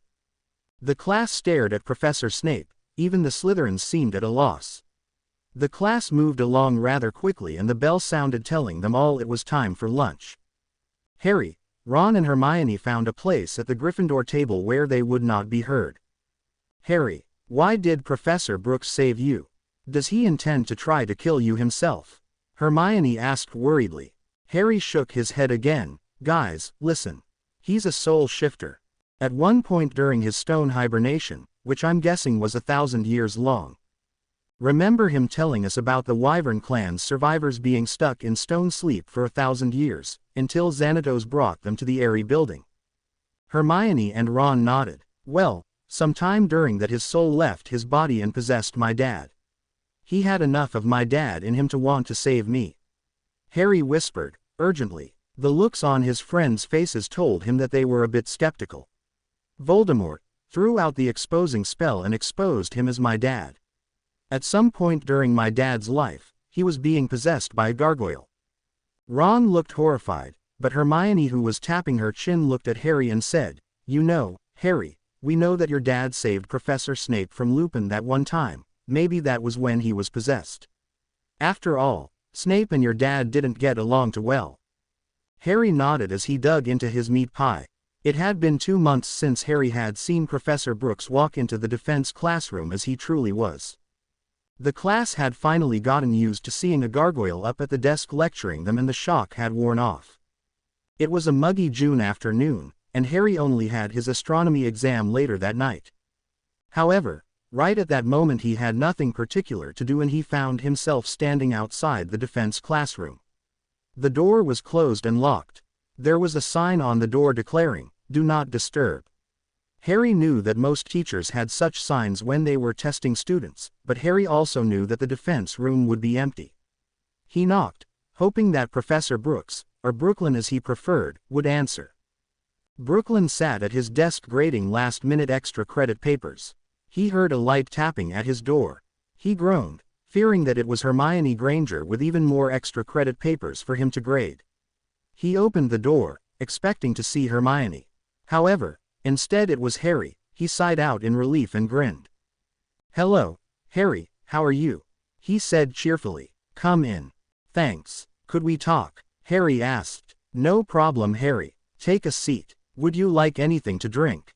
Brooklyn asked cheerfully. He was in his true form, his wings wrapped around his shoulders as he took a look inside a cupboard that Harry had never noticed before. Yes, please, tea if you have any. Harry said politely. Brooklyn chuckled. Of course. He said, getting a canister with tea bags out. He turned and tapped the kettle with a wand. A different wand than the one he used at the Riddle house. It was mahogany, 11 inches and rather plain looking. Brooklyn noticed Harry looking curiously at the wand. Interesting, isn't it? How a wizard must sometimes needs more than one wand. I let Professor Dumbledore have a look at this one when I applied for the position of defense teacher. It wouldn't do me any good to come all this way to be told no just because my wand happened to belong to Slytherin once. Brooklyn said as he poured the tea out and handed Harry a cup. Now what seems to be troubling you, Harry? Harry seemed to be weighing his next words with great care. Why didn't you tell me that you were a soul shifter? Why didn't you tell me that you'd possessed my dad? Brooklyn looked at Harry as though weighing his next words. He looked rather stricken, but Harry didn't care. Brooklyn had lied to him. At the time that I met you, Harry, I really had no idea who you really were. I still don't. I wasn't sure how you'd respond to me coming up and saying, Hey, Harry, I was once your dad in another lifetime. How would it have made you feel had I told you that? Pretty low, I suppose. I'd definitely think you'd gone nuts," Harry said, unsure of where this conversation was headed. "I did my best to prepare you for the shock and by the fact that we all got out alive, which Professor Dumbledore has told me that you were instrumental in getting all of us, even Moony, out alive, I'd say I did a good enough job," Brooklyn said rather smugly. "But why didn't you tell me after our lessons?" "Why?" Harry asked, understanding none of it. "We, Lily and I, were some of Voldemort's greatest opponents, Harry. If he ever gotten wind that we had lived on in any way, he'd have hunted us down. We couldn't risk it. I was tempted, I assure you. There were times I didn't think that I could keep the game up much longer. I'm almost glad that it was Voldemort who revealed us to be your parents. Of course, I wish that he hadn't used the killing curse. I'm still getting over the effects of it." Brooklyn rubbed, absent-mindedly, at the back of his neck, which was still very sore after the fight. "Did you know, when you woke to find that the castle was above the clouds, did you remember anything from the life of James Potter? How long did you possess him?" Harry asked, almost enthusiastically. "Yes, I remembered quite a bit. Mind you, certain details were a bit fuzzy at first, until I arrived here, but I remembered everything. I was your father, from the womb till death. I was every single cell," Brooklyn said. "Why didn't you tell Professor Dumbledore? He could have helped you, you know," Harry said, looking at Brooklyn angrily. Brooklyn looked intently at Harry. "I don't think so. You see, Professor Dumbledore would have wanted us to get along. He would have put us together and had us talk. Truthfully, I wanted you to know the real me. Harry, I was your father once, but that was a long time ago. I'm not James Potter. That life is like a well-remembered dream. Nothing more, Harry, nothing more. I chose not to tell Albus simply because I wanted you to make your own assumption based on what you saw, not what you thought of a man that I only think of as a dream. I was a part of that dream," Harry said furiously. Brooklyn nodded. "Yes, Harry, you were.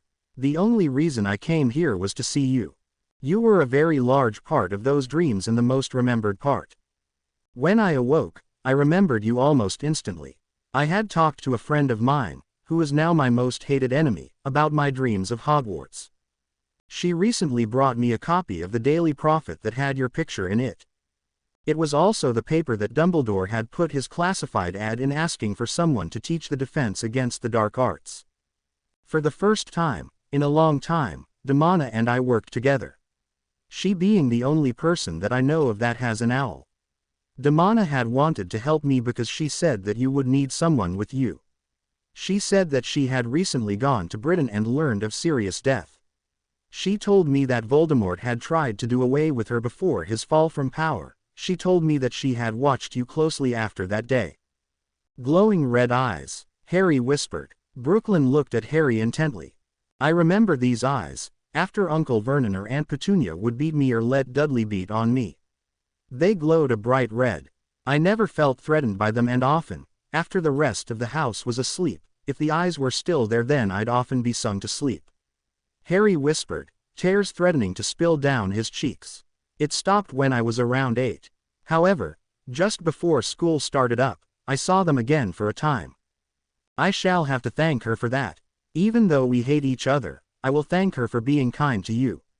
Funny, really, she despises all humans. I thought anyway, to have her sing you to sleep and let the others live is truly a miracle. As for it stopping around the time you were 8, in 1994 we awoke and she's been in America since then. Could she have known that you had possessed my dad, do you think?" Harry asked, curiously. "Maybe." Brooklyn shrugged. "I now have many questions to take back to America with me." "You're not staying," Harry yelped. "Not for the summer." Brooklyn laughed. "Besides, Dumbledore has agreed, now that Voldemort knows who I was, the farther away from England, we both are the better." Then Harry truly cried, which took Brooklyn aback. Harry, whatever is the matter? You're leaving." Harry sobbed uncontrollably. "Why? Yes, listen Harry, I'll write you as many times as needed and you can use whatever system of communication you want to get in touch with me. I'm sure Dumbledore won't mind us two talking or anything of the sort." Brooklyn stammered out. Harry was still crying when the door banged against the wall. Jess came capering in excitedly, until she saw Harry. What did you do to him? She snarled down at Brooklyn, who got to his feet quickly. We're leaving, remember? Brooklyn looked at her curiously. What did Albus say? He said apprehensively. You made him cry. I don't think I should tell you. Jess said teasingly. Brooklyn looked livid. Jess, please, I didn't mean to make Harry cry. Like last time, she said, innocently. Oh God, here we go again, Brooklyn said, throwing his hands up in defeat. Last time was different. Last time he was what? 3 months old. For crying out loud, woman, just tell me if Albus will let us take him this summer or not. Harry looked up at the two professors in shock. Brooklyn had said that he had wanted to take him, Harry, with him when he left. You spilled the beans, Jess grumbled. Yes, I did. Now, tell us, what did Albus say? Brooklyn said eagerly. He said it was fine with him. If Harry's relatives were not dead already, he'd still have no problems with it. After all, at one point we were his parents. Jess said with a grin, we get to take Ms. Granger along with us as well. Ack, Brooklyn said, covering his face. What's wrong with Hermione? Harry asked defensively. Brooklyn chuckled and led Harry to the large mound of extra credit papers that still needed to be graded. Most of these are from Ms. Granger. As you can see, I'm not even half finished. Harry laughed. She does like to make sure that she gets good grades, but me and Ron have been sending extra credit up here with her, so they're not all hers. Oh, Brooklyn said and began to shuffle through all the papers. Sure enough, there were just as many Harry and Ron papers as there were Hermione. Okay, now I feel a bit more energetic about this, Brooklyn said and grabbed up his cup and sipped at his tea. The most annoying thing was explaining all this to Xanatos. Jess said, exasperated. Especially the part about us bring a werewolf to the castle. And explaining to him who I was. Brooklyn gave a snort of laughter, but kept otherwise silent. Laugh away, Brooklyn. Harry, go tell Hermione about our plans, will you? And go get your things. Jess said. Harry nodded happily and turned to leave, but thought of something just then. Can Ron come too? He asked. Brooklyn and Jess looked at one another. Brooklyn shrugged. I don't know, Harry, maybe. Xanatos is rather picky about who he allows in his home. He has plenty of room, of course, but we've always got people coming to talk to him about some business or other, and then we've always got some bunch of idiots trying to kill us every few minutes. However, I don't see why after a bit, Ron could join you. Don't get his hopes up, though. Tell him that it'll be decided later, if he can come or not, if he asks. Harry nodded, knowing that this was the best way. Harry skipped all the way to Gryffindor Tower. He burst into the tower practically dancing and singing. Hermione. Guess what? Hermione looked up from her book on astronomy, looking very perturbed. You get to come with me for summer holiday. Hermione looked astonished. I thought Voldemort had killed your relatives, Harry. Then before Harry could answer, she stared at him, her eyes growing larger and larger. You mean, with them? She finally said in a whisper. Harry grinned and nodded. We're going to America. Professor Dumbledore said it was all right. What about me, mate? Ron asked, looking as though he felt out of the loop. Hermione looked at Harry with the same hopeful expression. Harry shrugged and looked helpless. I don't know. They don't know either. Brooklyn said that Xanatos is pretty picky about who he lets in his home. Ron was about to go on another tirade about being poor, but Harry stopped him. You've got a family that loves you, Ron. Hermione is an only child. Her parents were only children and their parents are dead now, so Hermione and me, we don't have anywhere else to go. You still have somewhere to go. Brooklyn says that Xanatos has people always coming to the castle to talk business and everything. I guess we need to be on our best behavior before another gets added to this duo. I can understand. We just got thrown on Xanatos and his family like this, better not push our luck, right? Guess not, mate, Ron said, looking at from the standpoint Harry was. I sure wouldn't want another kid shoved off on me all of a sudden, especially when I didn't know about the first two to begin with. Harry and Hermione nodded. Also, from the sound of it, Lupin will be coming. I don't know how they intend to keep him from killing everyone, but they said that we'll have a werewolf in attendance. Harry said, wondering in his own mind how the family was going to be kept safe from Lupin's monthly transformation. You know, I've wondered, since Professor Brooks is a gargoyle, why is he still teaching? Hermione asked curiously. I mean, most of our classes are during the day. How is it possible for him to keep from turning to stone? Harry shrugged, but Ron looked at Hermione perplexed. You've read Hogwarts, a history, right? Ron asked. Cover to cover, Hermione said. Well, maybe it doesn't say, but the castle's got an enchantment on it for these occasions. Mind you, no one remembers the enchantment, but if a gargoyle ever comes to Hogwarts, then they will be allowed to see the sun until they leave. Ron said. How do you know that? Hermione asked curiously, clearly impressed. Something Bill told me. In his 7th year, Professor Binns was talking to the class about Hogwarts and all the enchantments on it. Ron said, I'd imagine that Hogwarts has all sorts of spells on it that have been lost. So, we get to go to America, Harry. Have you ever been? Hermione asked. No, Harry said, shaking his head. I bet Brooklyn knows loads of things about American wizardry. Hermione said, looking misty-eyed. I highly doubt it, Hermione, but you can ask him. He made it seem that survival has been his key priority up till now. Well, it is 10:30, we'd better get a move on. We have an exam to do in 30 minutes. Ron said dejectedly. They walked to the astronomy tower, each with their own thoughts rattling around in their heads. Professor Sinistra was waiting patiently for everyone to sit down. Once they were all sitting at their telescopes, she handed out the star charts. Everything after that was pretty uneventful. Unlike last year during their final astronomy exam, where Umbridge had tried to capture Hagrid and her goons had fired 4 stunners at McGonagall, which had her sent to St. Mungo's. After the exam was complete at midnight, Harry, Ron and Hermione were walking to Gryffindor Tower when they heard someone murmuring behind an almost closed door. They thought nothing of it until they heard the soft, silky, almost deadly voice of the potion master. It seems a bit of a bother to take them and then send them back, Brooks. Don't you agree? Snape asked, his voice carrying through the silent hallways. Why should I take them from their schooling, Snape? They've only got this year left and then they're out. Besides, with what I've made with teaching, it shan't be a problem to send them back. Brooklyn's low voice was but a whisper as he spoke to Snape angrily. The Dark Lord is after Potter. It would be safer for him to be as far from Britain, I would think. Snape said. I realize that, but Dumbledore told me of the prophecy. Even if I could keep Harry away from here, the prophecy deems that he's the only one with the power to kill Voldemort. Brooklyn said sadly. Or, the other way around.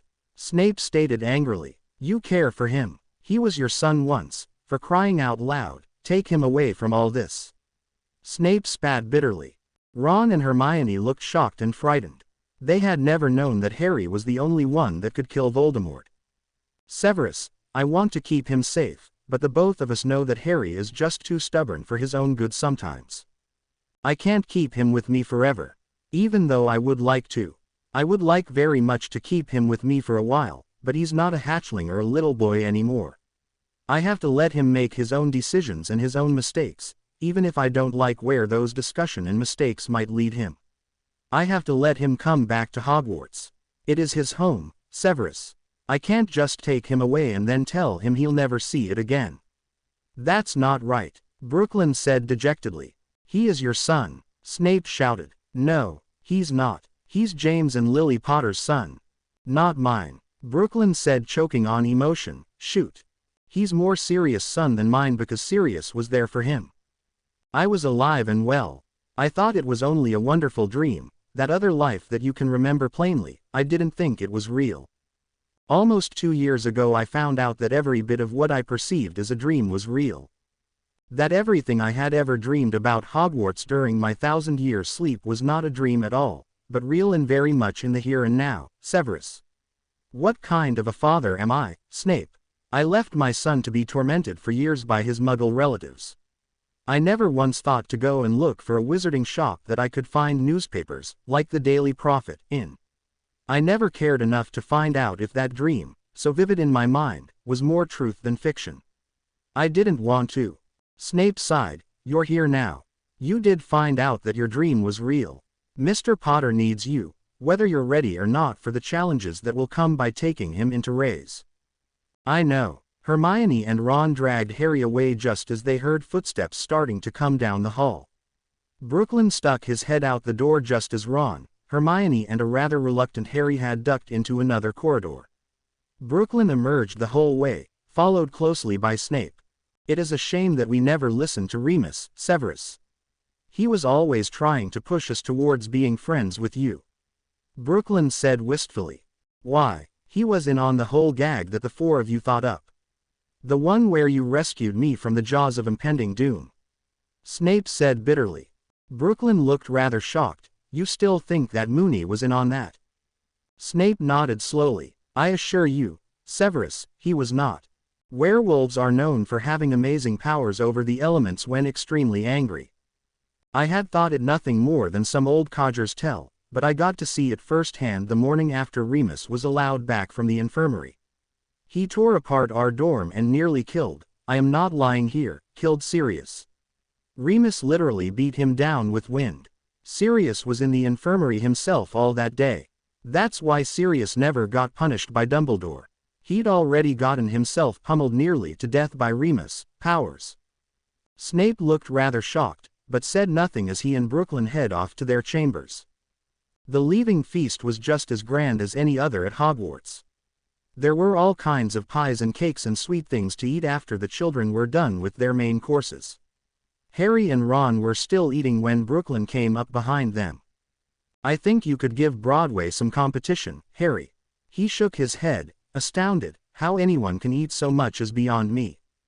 He walked off to let them digest their food and their thoughts in peace.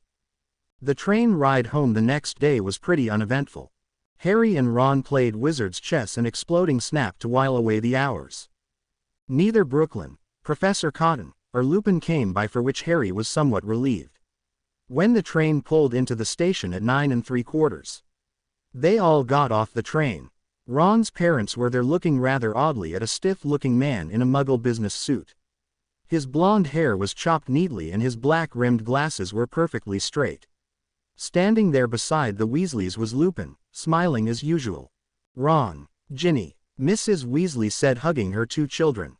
Hello, Harry, dear. Hermione, are you two all set? Ron and Ginny nodded their heads. See you two around school next year, I suppose. Guess so, Harry said, almost glumly as he turned to find Brooklyn or Jess. Brooklyn was walking off of the train and was coming towards them. Where will you two be going? Professor Dumbledore did not say where the two of you were going. We're going to America, Hermione said enthusiastically. America, Mrs. Weasley said, astounded. Whatever for? You could stay with us. Couldn't they, Arthur? We could send Harry's owl along to Dumbledore with a letter and... Mum, Ron shouted, realizing where she was going with this. Mrs. Weasley turned to look at Ron. You know Professor Brooks, of course. Ron said, as though introducing Brooklyn for the first time as he came up behind them in his true form. Mrs. and Mr. Weasley gaped. A gargoyle, here, Mr. Weasley said, flabbergasted. He looked closely at Brooklyn. My word. Brooks, what in the world happened to you? Brooklyn chuckled. Came in contact with the killing curse. Broke the spell that held me as a human. He sighed. If you will excuse me, I'd better get this over with.